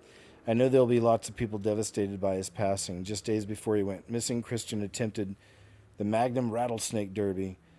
So yeah, it's like we've seen this kind of pattern before, right? Maybe it's one of the reasons why we always see some of the worst people ever getting in positions of power and authority. A lot of them most likely terrors, in my opinion, but there's a lot of that. And then you'll find stories like this come around where there's a person, it seems like he was a decent dude, as far as I can tell, but he's on the other side of the aisle, and there is a distinction there. I know everyone, no, it's all the same. But no, man, there's hatred there. There's battles for power. All that. There's levels to that. Rockefeller did everything possible to undermine your health. It's about a copper tongue scraper. Yeah, this is pretty cool. Shout out to a friend of mine that gave me a copper kind of canteen. And it's amazing. Water's really different with copper. And you know what? he's a friend of mine I feel bad about because, you know, he was going through it at one point. I saw him. He kind of let me know all the stuff that was going on. I mentioned on the live show, man, I saw this friend and he had a lot going on, and being an empath, it kind of affected me a little bit. And I shouldn't have even put that out there. I was like, man, why did I? Because I even got a message later from him saying, hey, I'm sorry. And I was like, oh, crap, man. Like, you know, what was I doing?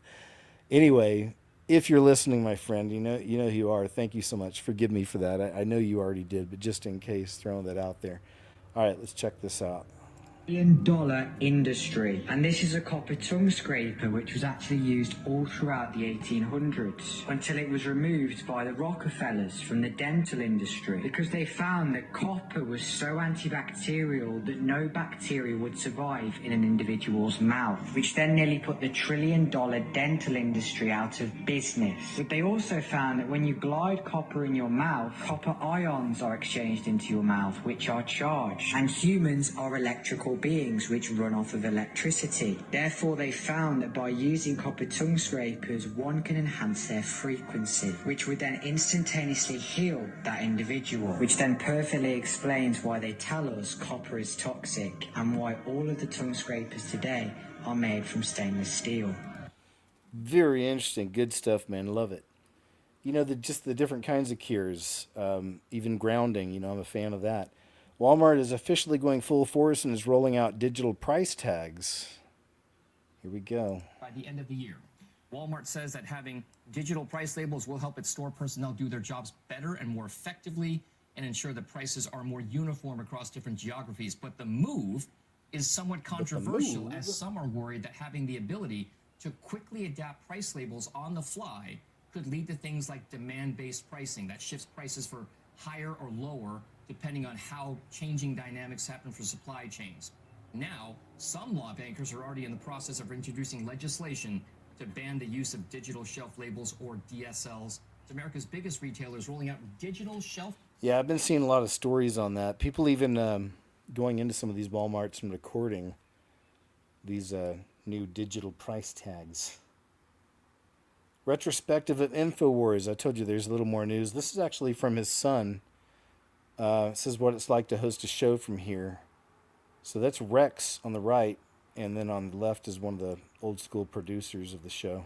2 and 1. We're standing here in Free Speech Systems. This place is my home. I've spent 17 years in this building, and me and Tim were lucky enough to get to host the American Journal in the studio behind us. All of this is now going away. There's going to be a new network that y'all will be able to see us and a lot of your favorite people on, called the Alex Jones Network. That's what we're moving forward towards in the future. Tim, what was it like to be here? Legendary. I mean, you know the spirit of what everybody else who came before you and what it meant to them and represented. So for me, it was an honor, even though I came in late into the game, to just have the opportunity. We were hosts. We got to host a show here, and we got to see the process, and people will poke at this place, they'll criticize this place, they'll say all sorts of stuff about it. This is the most open, free environment to be creative, to express independent political thought. I mean, everybody here is just doing what they need to do to win. Yeah. Everybody has been welcoming. They basically said, hey, what can we do to support you? You go on there and you carry no moderation, no bias. It's just about what you, the host, want to present, what you want to put on as a good show, the news, the information you want to present to the viewer. As long as that's honest and accurate, that's what we've always done here. And I just want to take a look around the studio a little bit. I want to pan to that. I want to show where we were sitting just a matter of a few weeks ago. This studio, David Knight, Harrison Smith, Savannah Hernandez, Brianna Morello, everybody that's been a host in that room has been a legend, and we're honored as peasants to get to come in there and do a show. Now, my dog's in the garbage. Rupert, don't be in the garbage. Nope. Don't be in the garbage. I think it was an honor to be able to close out that show. Absolutely. And the way that we ended it, I think it did it justice to the whole network. And I think every single person that has ever tuned in and the audience made us feel welcome. And that was the biggest thing for me, is that knowing that we were the new guys and they supported us and they wanted us to kind of ride out that last high. And we just thank you guys. If anyone can succeed like this, anyone can do media like this, everything you see around you, this is just one of like 4 studios here. This was all built off of one guy having an idea, spreading truth and alternative media, and bringing that to a mass stage. It's the viewers, the listeners that have built this place around us. So when they talk about this money, and they say my dad has hidden all these millions and that he needs to pay $1 billion, and needs to be restitution, this whole place would have stayed alive and kept humming, and there would have been a settlement agreement. It was never about the money. It was about chopping my dad's legs off. It was about taking this platform away. Look around at you. They have destroyed this. This was not built by a corporation. This was not built by shadowy funding. This was built by we, the people, you, the viewer, the listener out there. This was built by you. This is your house. This is your home. And that's why it was our home as well. Isn't that what you felt? 100%. And the thing about me is I look at all of this. I think the worst part is everything that you guys see here, they're forcing them to leave that stuff here. Right. It's just going to rot. It's going to go to a landfill. Right. It's just going to go to a landfill. It's just going to go to waste. Yeah. Every cent that you guys spent back at home that went to building all of this equipment, they're just tossing it away. Because they think they have the right to do that to you. They think they have the right to silence you too. It's not just about Alex Jones. We are all Alex Jones. We're giving the American Journal the send-off. We're giving InfoWars the send-off it deserves. Join us on the new network. And I want you to pan behind you to that whiteboard. Join us on the new network. Gone, but not... There you go. Rex, looking a lot like Dad, isn't he? I remember years ago when he first started showing up on camera. He was young. Maybe he was around 12 or something. But there you go, man. All grown up. I pray he decouples from influence. I don't know what that was. This guy unboxes the lunch his wife made him. And This is nice. I say a nice little doom break. Check this out. He unboxes the lunch his wife made him. This guy unboxes the lunch his wife made him, and his reaction is everything. This is the size of my lunchbox. Look. And look what everything I got inside. And I got my chimichangas. My wife make it for me yesterday because she loves me. I'm a good person, so she knows that. So that's why she make me there. I got a note. Okay. I hope you have a better day today, mi amor. I love you. I love you too, Chaparra. I hope a better day today.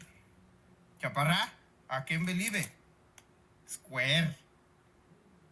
You know it's Friday, right? Friday night. Look what else I got. I got some... This thing here. I don't know what it is. Pretzels. Oh, pretzels. I love pretzels. When I fly and the people give me some pretzels, I eat it. Of course, I have to have in my paleta payaso. Okay, what else? Look, I got some fruit. I got some green grapes and strawberries. You know my joke about what the green grape done to the purple grape. Breathe. It's classic. What else I got? Oh, I got a pear. Look, I got these little fruit things. They got booba inside. Easy. I'm gonna try this. It's good. I got orange. I got salsa. Oh, you gotta be kidding me. It's not even Halloween. And my wife put me some peepees. Look, I got peepee ghost. Peepees, I love this. Oh my goodness. This is good. This guy unboxes the lunch his wife made him, and his reaction is everything. There you go. I thought that was pretty cool. Nice. Well done, wife. Hey, are you out here all by yourself? Come here. Oh my gosh. Come here, Kiki. Come here. Well, come here. Okay. Why are you running from me? Come here. Oh, are you hungry? Oh my gosh, what are you doing out here all by yourself, buddy? What do I do? So I'm in the middle of nowhere right now. I'm currently working. I don't have time to spare. You're so little and pretty. I bet you... Oh, you want to go meet some friends? You had a funny meow. Sure aren't scared of me. I'll put her in there and see what happens. I feel your little ribs. Oh, you're so little. You want to come with me? Let's see if you lay down in here. Oh, I got your little bed. You want to try to lay down there? Oh, you can't be climbing on the mail. Oh, God. Is this going to work? I can't handle how cute this thing is. Did you finally want to settle down? Oh, those are big needies. Oh my gosh, we got about an hour and a half left. Oh, you're so CP.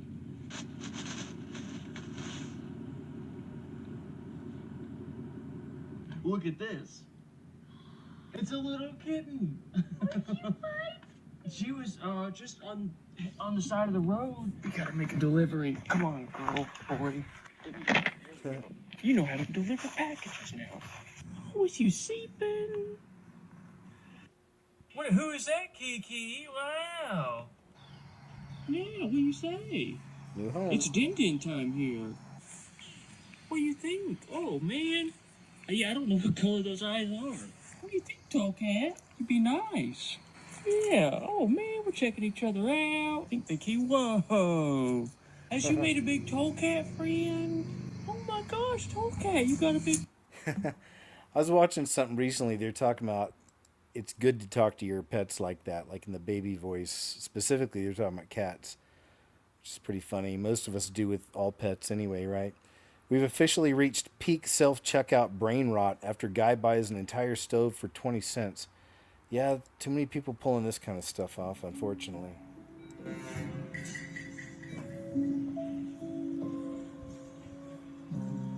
Yeah, everyone's, yeah.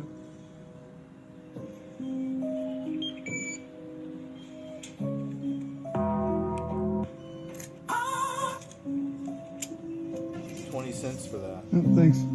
If it's real. Yeah, not cool. You know, not cool. But if that's real, again, you don't know sometimes. It's just something for clicks or not. UFO expert Stephen Greer warns that rogue actors inside the government are now on the verge of staging a fake alien invasion across the entire planet. Let's see what this is all about. Mr. Greer. The big one would be this, what Werner von Braun warned about on his deathbed. He said, he said, we are going to hoax an alien attack on the planet. It's all a lie, but it will trick and fool almost everyone. In a minute, they could stage this and it would fool. Well, it had. I mean, look at what they've been doing for decades, fooling everyone. Everyone's saying, oh, those are alien events. And, you know, our military guys chasing these objects thinks those are military, right? But they're not. I mean, or alien, they're military. They want to unite the world around a military junta, a totalitarian system. And how do you do that? You know, how do you get one race or one ethnicity or one nation to stop fighting with each other? You create a bigger problem up there and it unites everyone against a common enemy. But in that uniting of the world in war instead of peace, they can then exert all manner of totalitarian controls. The big one would be this, what Werner von Braun warned about on his deathbed. He said, he said, we are going to hoax an alien attack. Oh, okay, sorry, it started over again.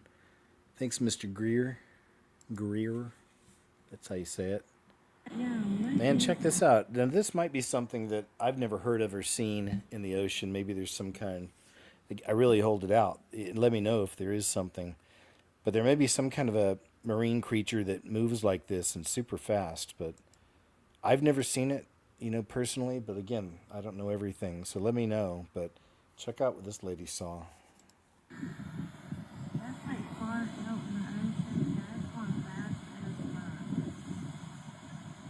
What is that? I can't defend it anymore.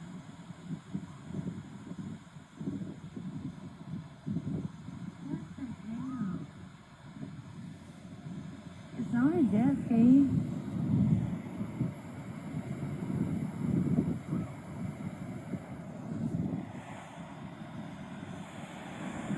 What could that be?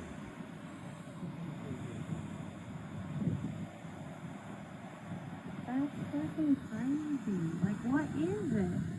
Seriously. That shit's moving fast as hell. Now you can see another side of it. It looks a little longer. Look at that. And it's like, it's out there. But it's, oh shit. Definitely, oh, I lost it. What do you think? Again, is there some kind of fish I'm not aware of that does that? It's like going really fast. It's not a death cave. Could it be a merman? Maybe mermaid. Something else. Like I said, there could be a fish that does that. I don't know. You tell me.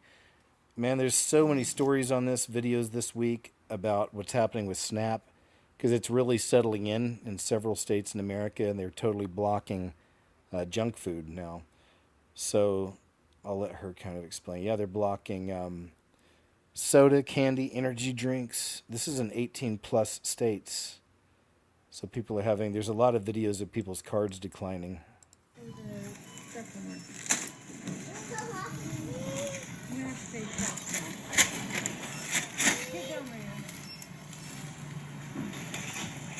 Ridiculous. This is ridiculous. I can't do this. They don't take it for none of the chips. None of the chips. None of the things. I can't bring no more. Only these. It's ridiculous. I'm gonna have to come back. Do it again. We only didn't get the vegetables.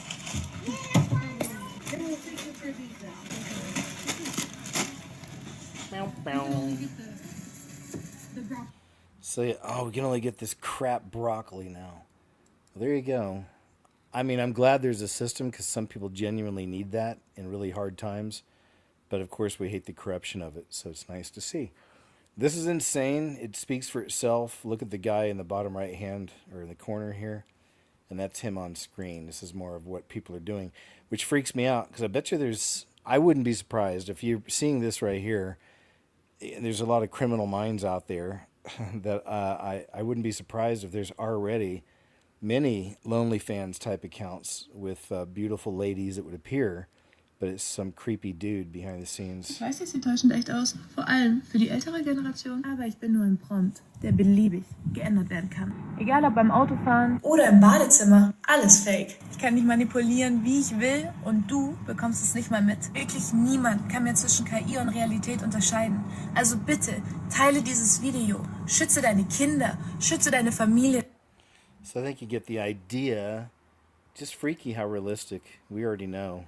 It's going fast. Here's another one from Juan Barrera. I believe that's his name. It's JuanBerrera. This has 1.5. Oh boy, there goes the loony bin. Man, they are out in force. Chubbs always has his bag packed. He's got a little bag. I haven't seen him change anything out in it for a long time. But it's always right next to the front door in case they finally find him. So sometimes during these live shows, you'll hear them out there searching. There's sirens, but so far so good, man. That one passed by. Chubbs didn't even get up this time. Usually he gets over there, and sometimes he'll stand there and put a paw on the bag, on the handle, and turn around and look at me with kind of a smug look on his face.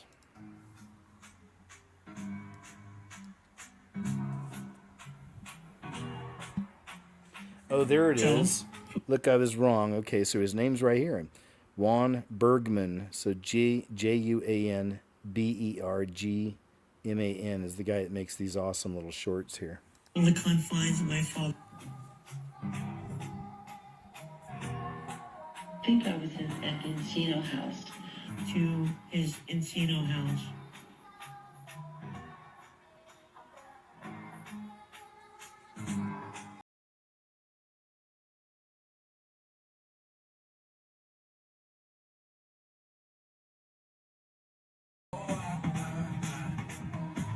What'd you say your name was? Michael Jackson. Feeling genius, not my dad.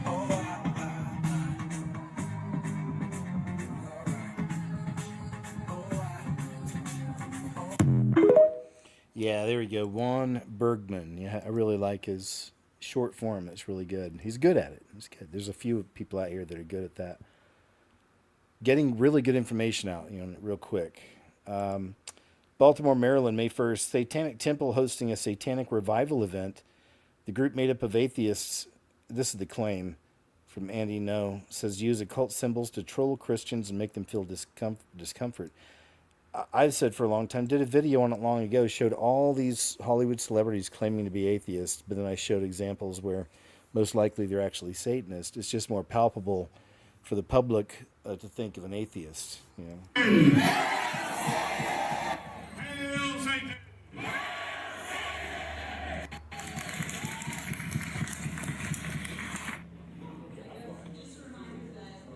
burn that. So if you have a minister in your congregation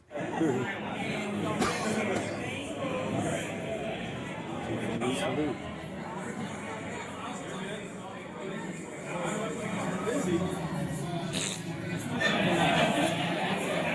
So in the game of Coyote, we're basically trying to bluff and bet against the arithmetic sum of all cards where we can't see our own. Start it out. So start us out. I will. 13.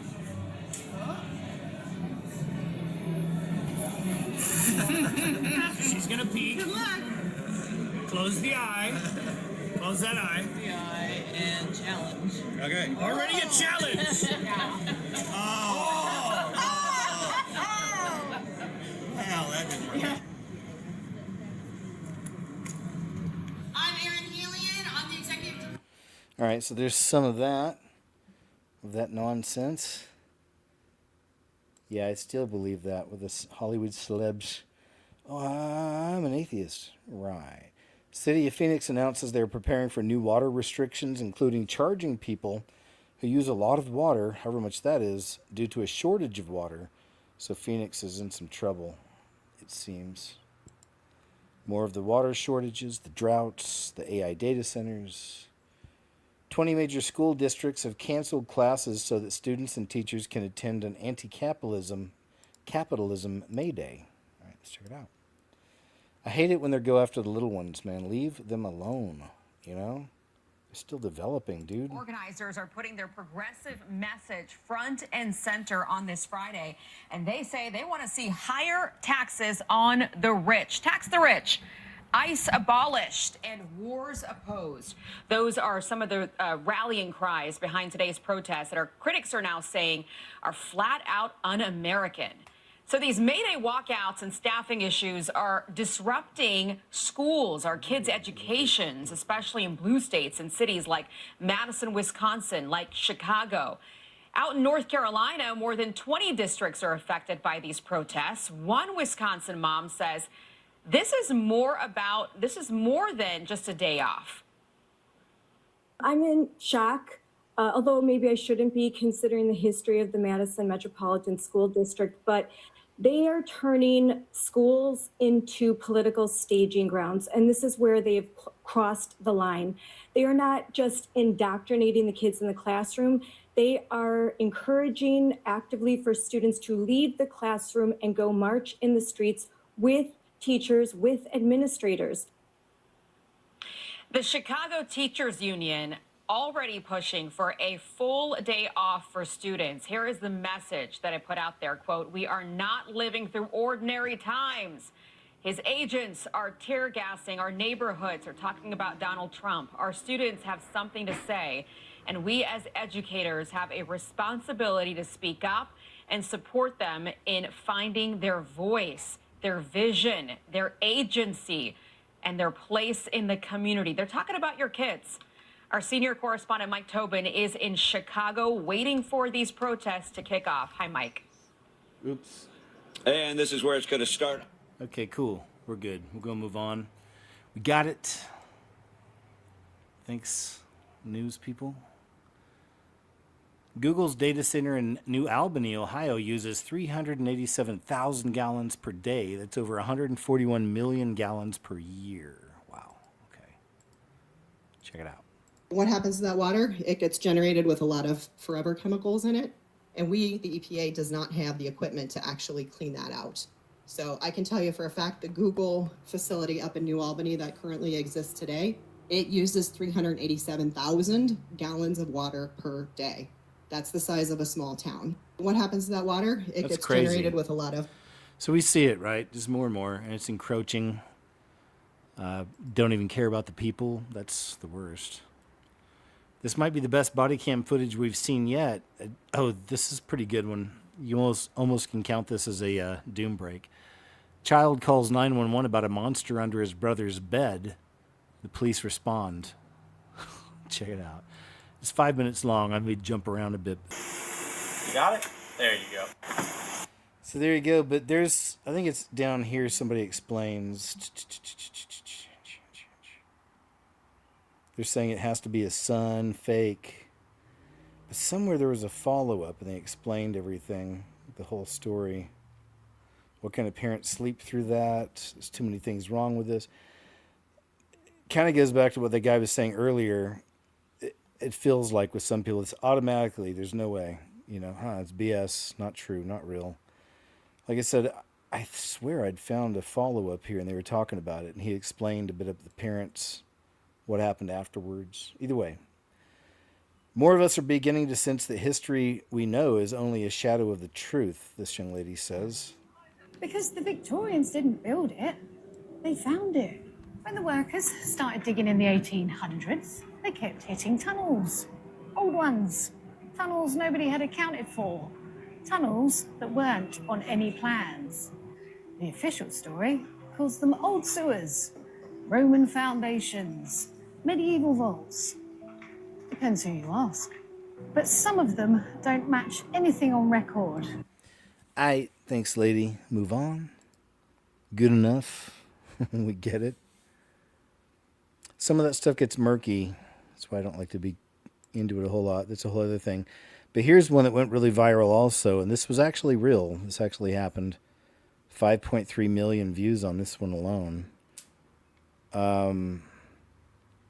Somebody asked Grok, on a scale of 1 to 10, how would you rate Erica Kirk's acting in this video? I'd rate Erica Kirk's acting at a 410. Those wide-eyed stares and dramatic pauses are trying hard for intensity, but it feels more like over-the-top reaction. This is Grok. Than convincing delivery. The pre-recorded vibe shows needs tighter editing for a more natural flow. It's funny. But this is real. Look at this.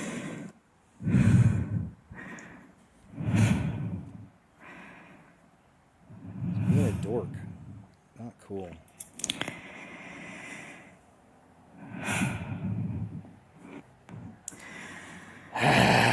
Dude. I did a video on one of her a while back on all the symbolisms, and that's what I follow, and and I've shared my almost like a Samson Delilah type thing. The kill switch in new cars could be real. It's from Ben Swan. Even at night, right? Maybe outside the city, maybe no cell service, no one around. You stop for a second, you go to start your car again, but it won't start. Not because it's broken, not because there's a defect, not because you ran out of gas, but because your car decided that you shouldn't be driving. Let's break it down. Back in 2021, Congress passed the Infrastructure Investment and Jobs Act. Buried inside that massive bill was a requirement for what was called an advanced impaired driving technology. On paper, it sounds simple: stop drunk driving and save lives. In practice, it means developing systems that can and will monitor you, determine if you are impaired, and potentially stop you from operating your car. This is where we go from all of this sounding very helpful to raising serious questions, because let's be very clear here. The law does not say the government can remotely shut off your car. It doesn't say that. But it does require technology that can shut off your car, and now even get you thrown in jail. See this? What? Let's jump ahead some. In over 2 million cars right now globally. This isn't a theory. It's already happening. So what does it mean for you? Well, it means that your car is no longer just transportation. It is a data collection system on wheels. And once that data exists, it doesn't just disappear. Now, supporters will tell you, no, this is about safety, about keeping the kids safe, stopping those drunk drivers. Very important, right? The question isn't whether or not safety matters. The question is, what are you giving up to get it? Because think about this. What happens when this system gets it wrong? What happens when you're tired, not drunk, not distracted, not dangerous, and your car decides, nah, you're not going anywhere? What happens if you're running away from harm and your car says, nope, heart rate is too high, so you must be impaired? After the failed vote to defund this mandate, Congressman Thomas Massey posted this, saying, quote, would you believe 57 Republicans and 211 Democrats recently voted in favor of this Orwellian automobile kill switch? Congresswoman Anna Paulina Luna said it too, tweeting, quote, I voted against this. Unfortunately, too many Republicans sided with Democrats, and it passed. And it wasn't just a left versus right issue here. Both sides cannot agree to reopen the government, but they can move in the same direction on this, on a policy that could have tremendous consequences for all of us. Indeed, sir. Ben Swan. He's one that I put in the very first scariest movie ever made, and he lost his job at a major news group for talking about Pizza-Gate. Claim as a hoax. Okay, got it. Most of the time, they're pretty good about that, those little community notes. Okay, this one's really wild. We'll check some of this out, man, but this man's name is Mike Winger. I can't remember his YouTube channel. Maybe it's called Mike Winger. But Greg Locke's accusations against Kenneth Copeland and Joel Osteen are too serious to ignore. Man, this pastor Greg Locke apparently put out a video a while back, a couple times, talking about these guys being involved in the occult and all the bad stuff. And not surprised, right? But we never heard anybody on the inside say this. And now somebody is. So let's check a little bit of this out right here. And then he removed that content. Stuff. I'm deeply concerned about what Greg Locke said about Joel Osteen and Kenneth Copeland. And the fact that Greg Locke later went silent about it and may have even removed some of the evidence of what he said. He accuses them of being PDF files, you're supposed to say on YouTube, I'm told, of you know what, and worse stuff as well, especially for Copeland. He says he has evidence of it, and I've asked him to bring that evidence forth. I'll show you what he said in response. Yeah, they've been going back and forth, unfortunately. Let me see if I can get to the footage here of what he said. Here's some of it. Okay. Raise our voice for the oppressed and for the afflicted, and to defend people, especially children, who are in need. Full-blown demon-possessed Satan worshippers like Kenneth Copeland, the most powerful pastor in America. He's a demon, and he's going to hell, and you tell him I said so. I'm about to kick his pulpit over and preach wide slam open tonight. Now, some of you might disregard what he's about to say because you feel like he's yelling, and he's obviously, I mean, he is the way he is. But listen to the specific details he gives about this. He's like, I have evidence, I have proof, and that really matters because one way or another, there should be some kind of accountability for this. That low-down, sorry sex trafficking rapist. Sex trafficking, rapist, and then he'll add pedophile. This is about Kenneth Copeland he's talking. Files. I wish to God he would take me to court. I wish to God that demon would take me to court. I'll show the pictures I've got. He says he has pictures. That's evidence, okay? He's saying you can't take me to court because I have the proof. Season there, and I've repented to protect victims, because if there is someone who's doing this stuff, they don't usually stop. There's probably more. True. You ever send another dime to that low-down, sorry pedophile? I pray God curses your finances. I'm sick of these demon-worshiping pastors like Joel Osteen. Look, I'm just going to say it tonight. I don't care what the news media says. Joel Osteen ain't going to sue Greg Locke. I wished you would. Dude's worth so many millions of dollars, it's ridiculous. Why don't they sue the hillbilly preacher? I'll tell you why. Because he knows I'm right. I'm going to call them all out when I have to. You say, oh my goodness, you mean to tell me that Joel Osteen... What he's about to... Okay, let's get to what he's about to say. Okay, here we go. He's laid down the gauntlet, and one way or another, either he should be held accountable or they should be held accountable. It's one or the other. He's that way with women? No, I'm here to tell you Joel Osteen's that way with boys. By the way, you ever heard of a dead man switch? Well, just in case they come and try to suicide me, I got one of them. Let them chase me down. Huh? It'll all go on the internet. All right, there you go, man. So, but the story goes on. You can watch the rest of this at his channel on X. It's Mike Winger. But he goes on to, where was I at here on that? Anyway, he goes on to explain that Greg Locke removed that, so it's gone apparently now from the internet. Big bro, or talking trans this week on their Listen closely to what Obama says here. podcast, and she's all in for they them.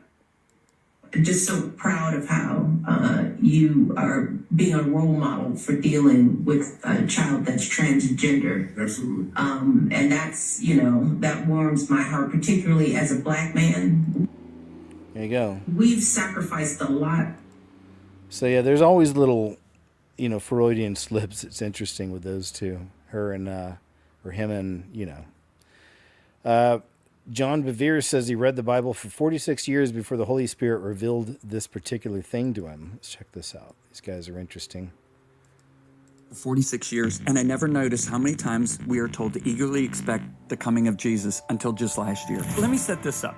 So here's this guy, Simeon. You got this young couple that's in their late teens, early 20s, Joseph and Mary. They come from another state. They go into the temple area. Now, what a lot of people don't realize, they think the temple area is like our modern day cathedrals. The temple area was not a building, it was buildings. Herod greatly enhanced it. Right. And there were crowds of people in that every single day. Here comes this young couple with a 40-day-old baby. And this guy, Simeon, who's in the scene, does a beeline, holds up at the 40-day-old baby and cries out the Messiah and blows Mary's mind. Dude, I'm connecting where you're going. You keep going. Okay, so here's these guys that can quote Genesis, Exodus, Leviticus. I mean, these guys were dedicated, but they can't recognize God manifest in the flesh when he's raising the dead at 30 years of age. Here's a guy who recognizes the Messiah when he's 40 days old as a baby. Jeez. Wow. So the Holy Spirit was like, find out about this guy. Well, there's only one verse. Luke 2:25. It says, there was a man in Jerusalem named Simeon who was righteous, devout, and was eagerly waiting for the coming of Messiah. Okay, now I'm gonna break this down. This is awesome. Righteous means what? He operated out of constitutionally just character, means he took obeying God seriously. Devout means to fear God. Devout means one who took the word of God seriously. It carried the reverence of God. But this is the one that's really interesting. He was eagerly waiting for the coming of Messiah. That's the Greek word prostectomy. Prostectomy means to remain, not visit, remain in a state of expectancy. Now, Simeon, after he's done prophesying over this baby, all right, to the parents, a woman comes up who's been fasting and praying for 80 years, named Anna. She picks up the baby and she speaks about the baby to not everybody in the temple area, only everyone who is eagerly awaiting the coming of Messiah. And it's the same Greek word, prostectomy. Now fast forward to Luke 12, Jesus is teaching us how to be ready and recognize his second coming. Do you know what he says to us? It mirrors Simeon. He said, stay dressed for service, keep your lamps burning, remember the parable of virgins, and you be like men who are eagerly waiting for your master to come. Now, I put eagerly in. I added that. And the reason is it's the Greek word prostectomy. What I didn't realize until last year, Josh, I've read the Bible for 46 years, and I never noticed how many times we are told to eagerly expect the coming of Jesus until just last year. Awesome. Love it, man. Cool stuff. I think it's cool. Hope you do too. This woman was at a thrift store and spotted a necklace that just looked like a little shinier than the rest, man. How about you all, either your in live chat or message or comments later, have you ever found just a major, amazing steal, if you will, at one of these thrift stores? I mean, you paid for it, but it turned out you made some money on it.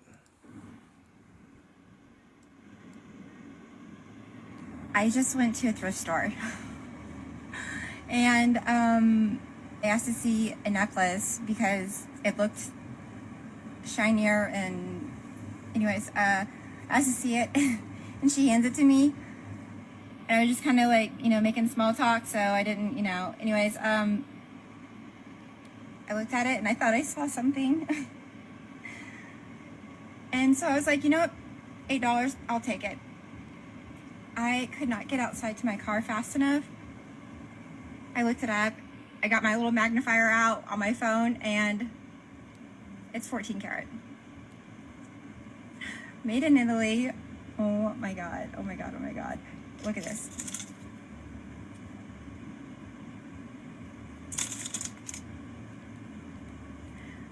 If it's at least 30 grams with scrap metal price, it is about $1,200. $1,200. Are you kidding me? Oh my God. There you go. So yeah, let us know if you've ever stumbled into an amazing deal like that. excuse me, Minnesota Democrats just voted to block an amendment that would have banned funding from going to the Quality Leering Center in Minneapolis. So there were Minnesota Democrats blocked an amendment that would have banned funding for that fake Quality Leering Center. There you go. That's the headline. Then here's this. InfoWars from Benny Johnson. InfoWars just shut down forever. Alex Jones' final on-air message. Let's check some of this out. Here we go. Just a living legend, and that just is what it is. You don't like that, it's fine. It's not really up for debate. And so we bring you some sorrowful news.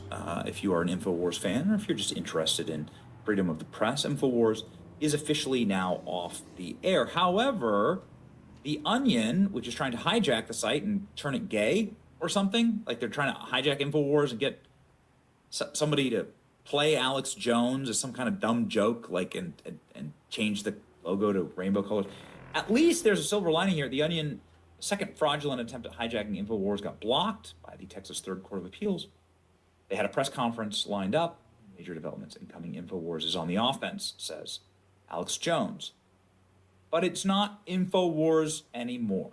This is something that did, in fact, happen. I know there's been quite a bit of talk about it. Alex Jones has spoke about it on our program, that InfoWars did, in fact, shut down in the small hours of the morning or of the evening last night. The Onion got smacked down. InfoWars is not being sold to The Onion. InfoWars is still shutting down, totally independent of The Onion's bullshit. We are being forced to close down.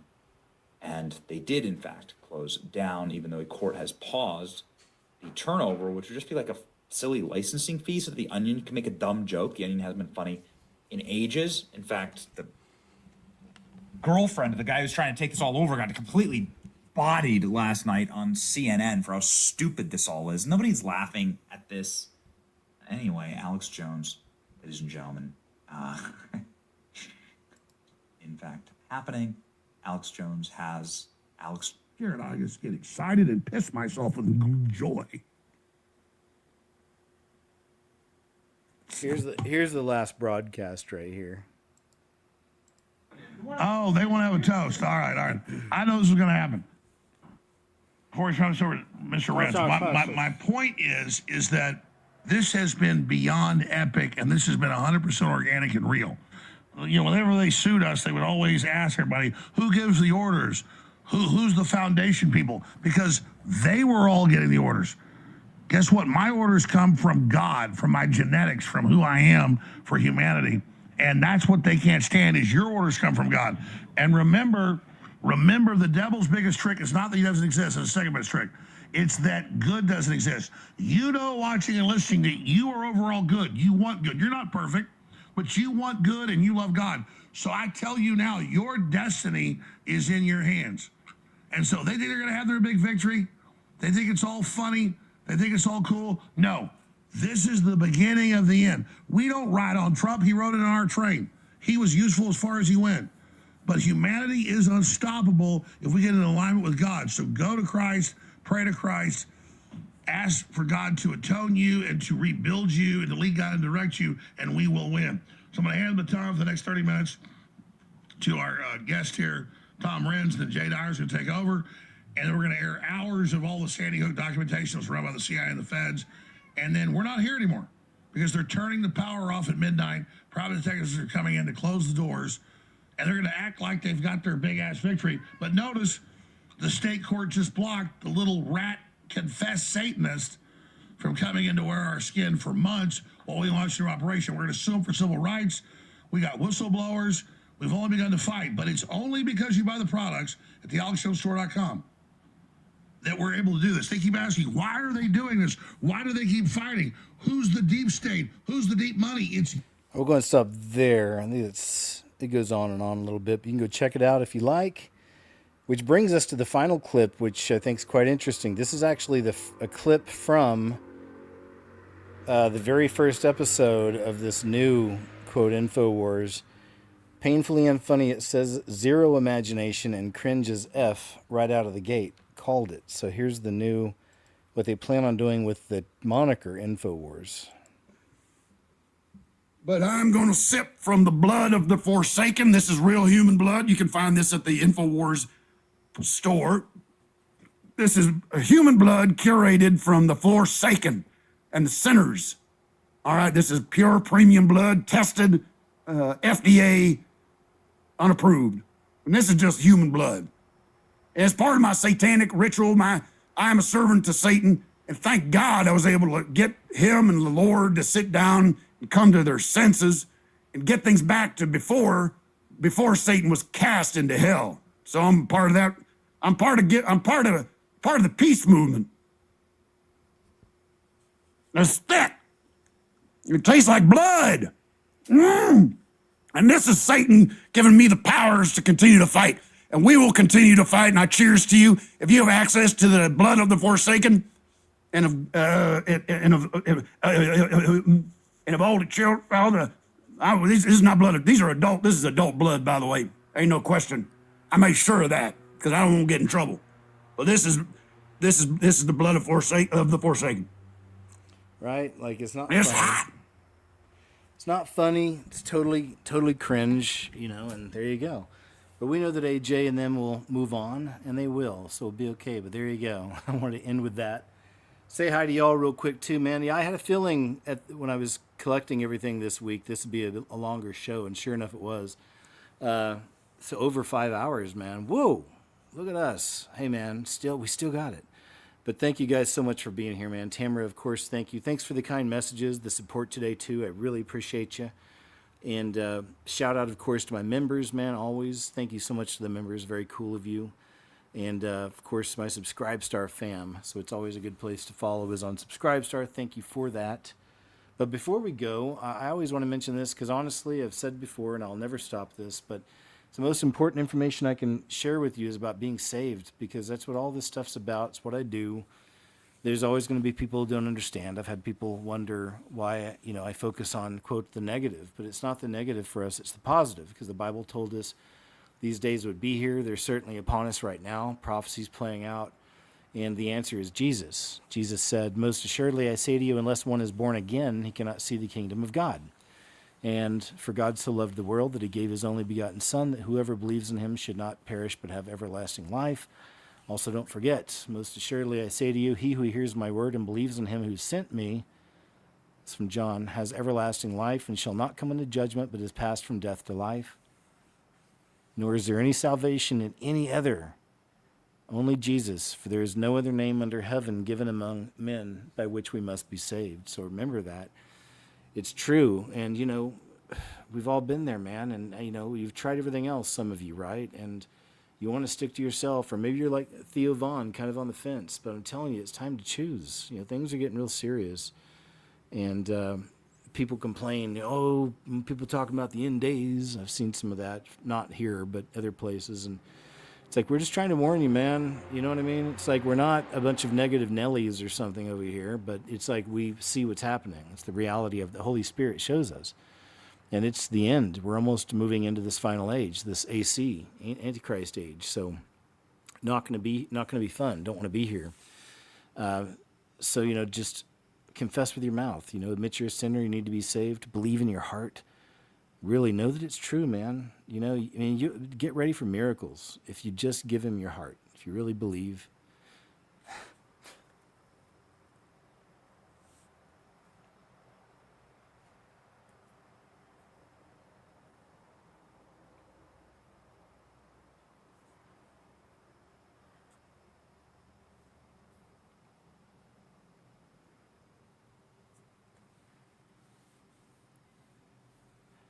Just know that he's the creator that came here in the flesh, lived a perfect life, died a horrible death, was buried, resurrected 3 days later, and ascended to heaven.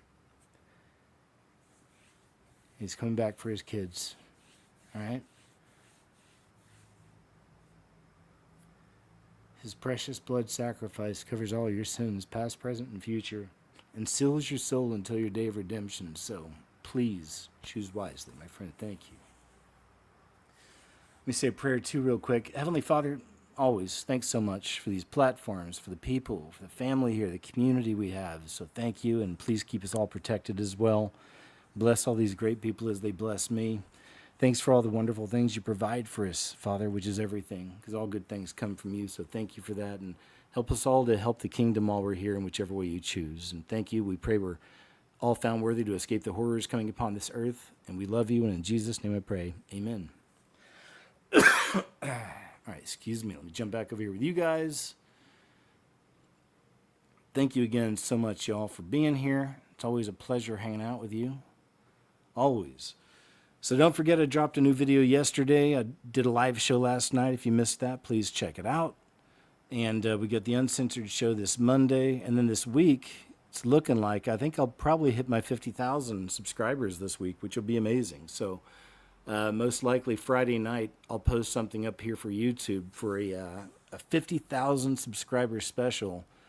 And I'll open up the special files I have. It's actually called Special, with a bunch of interesting stuff, all kinds of topics, but things we're interested in.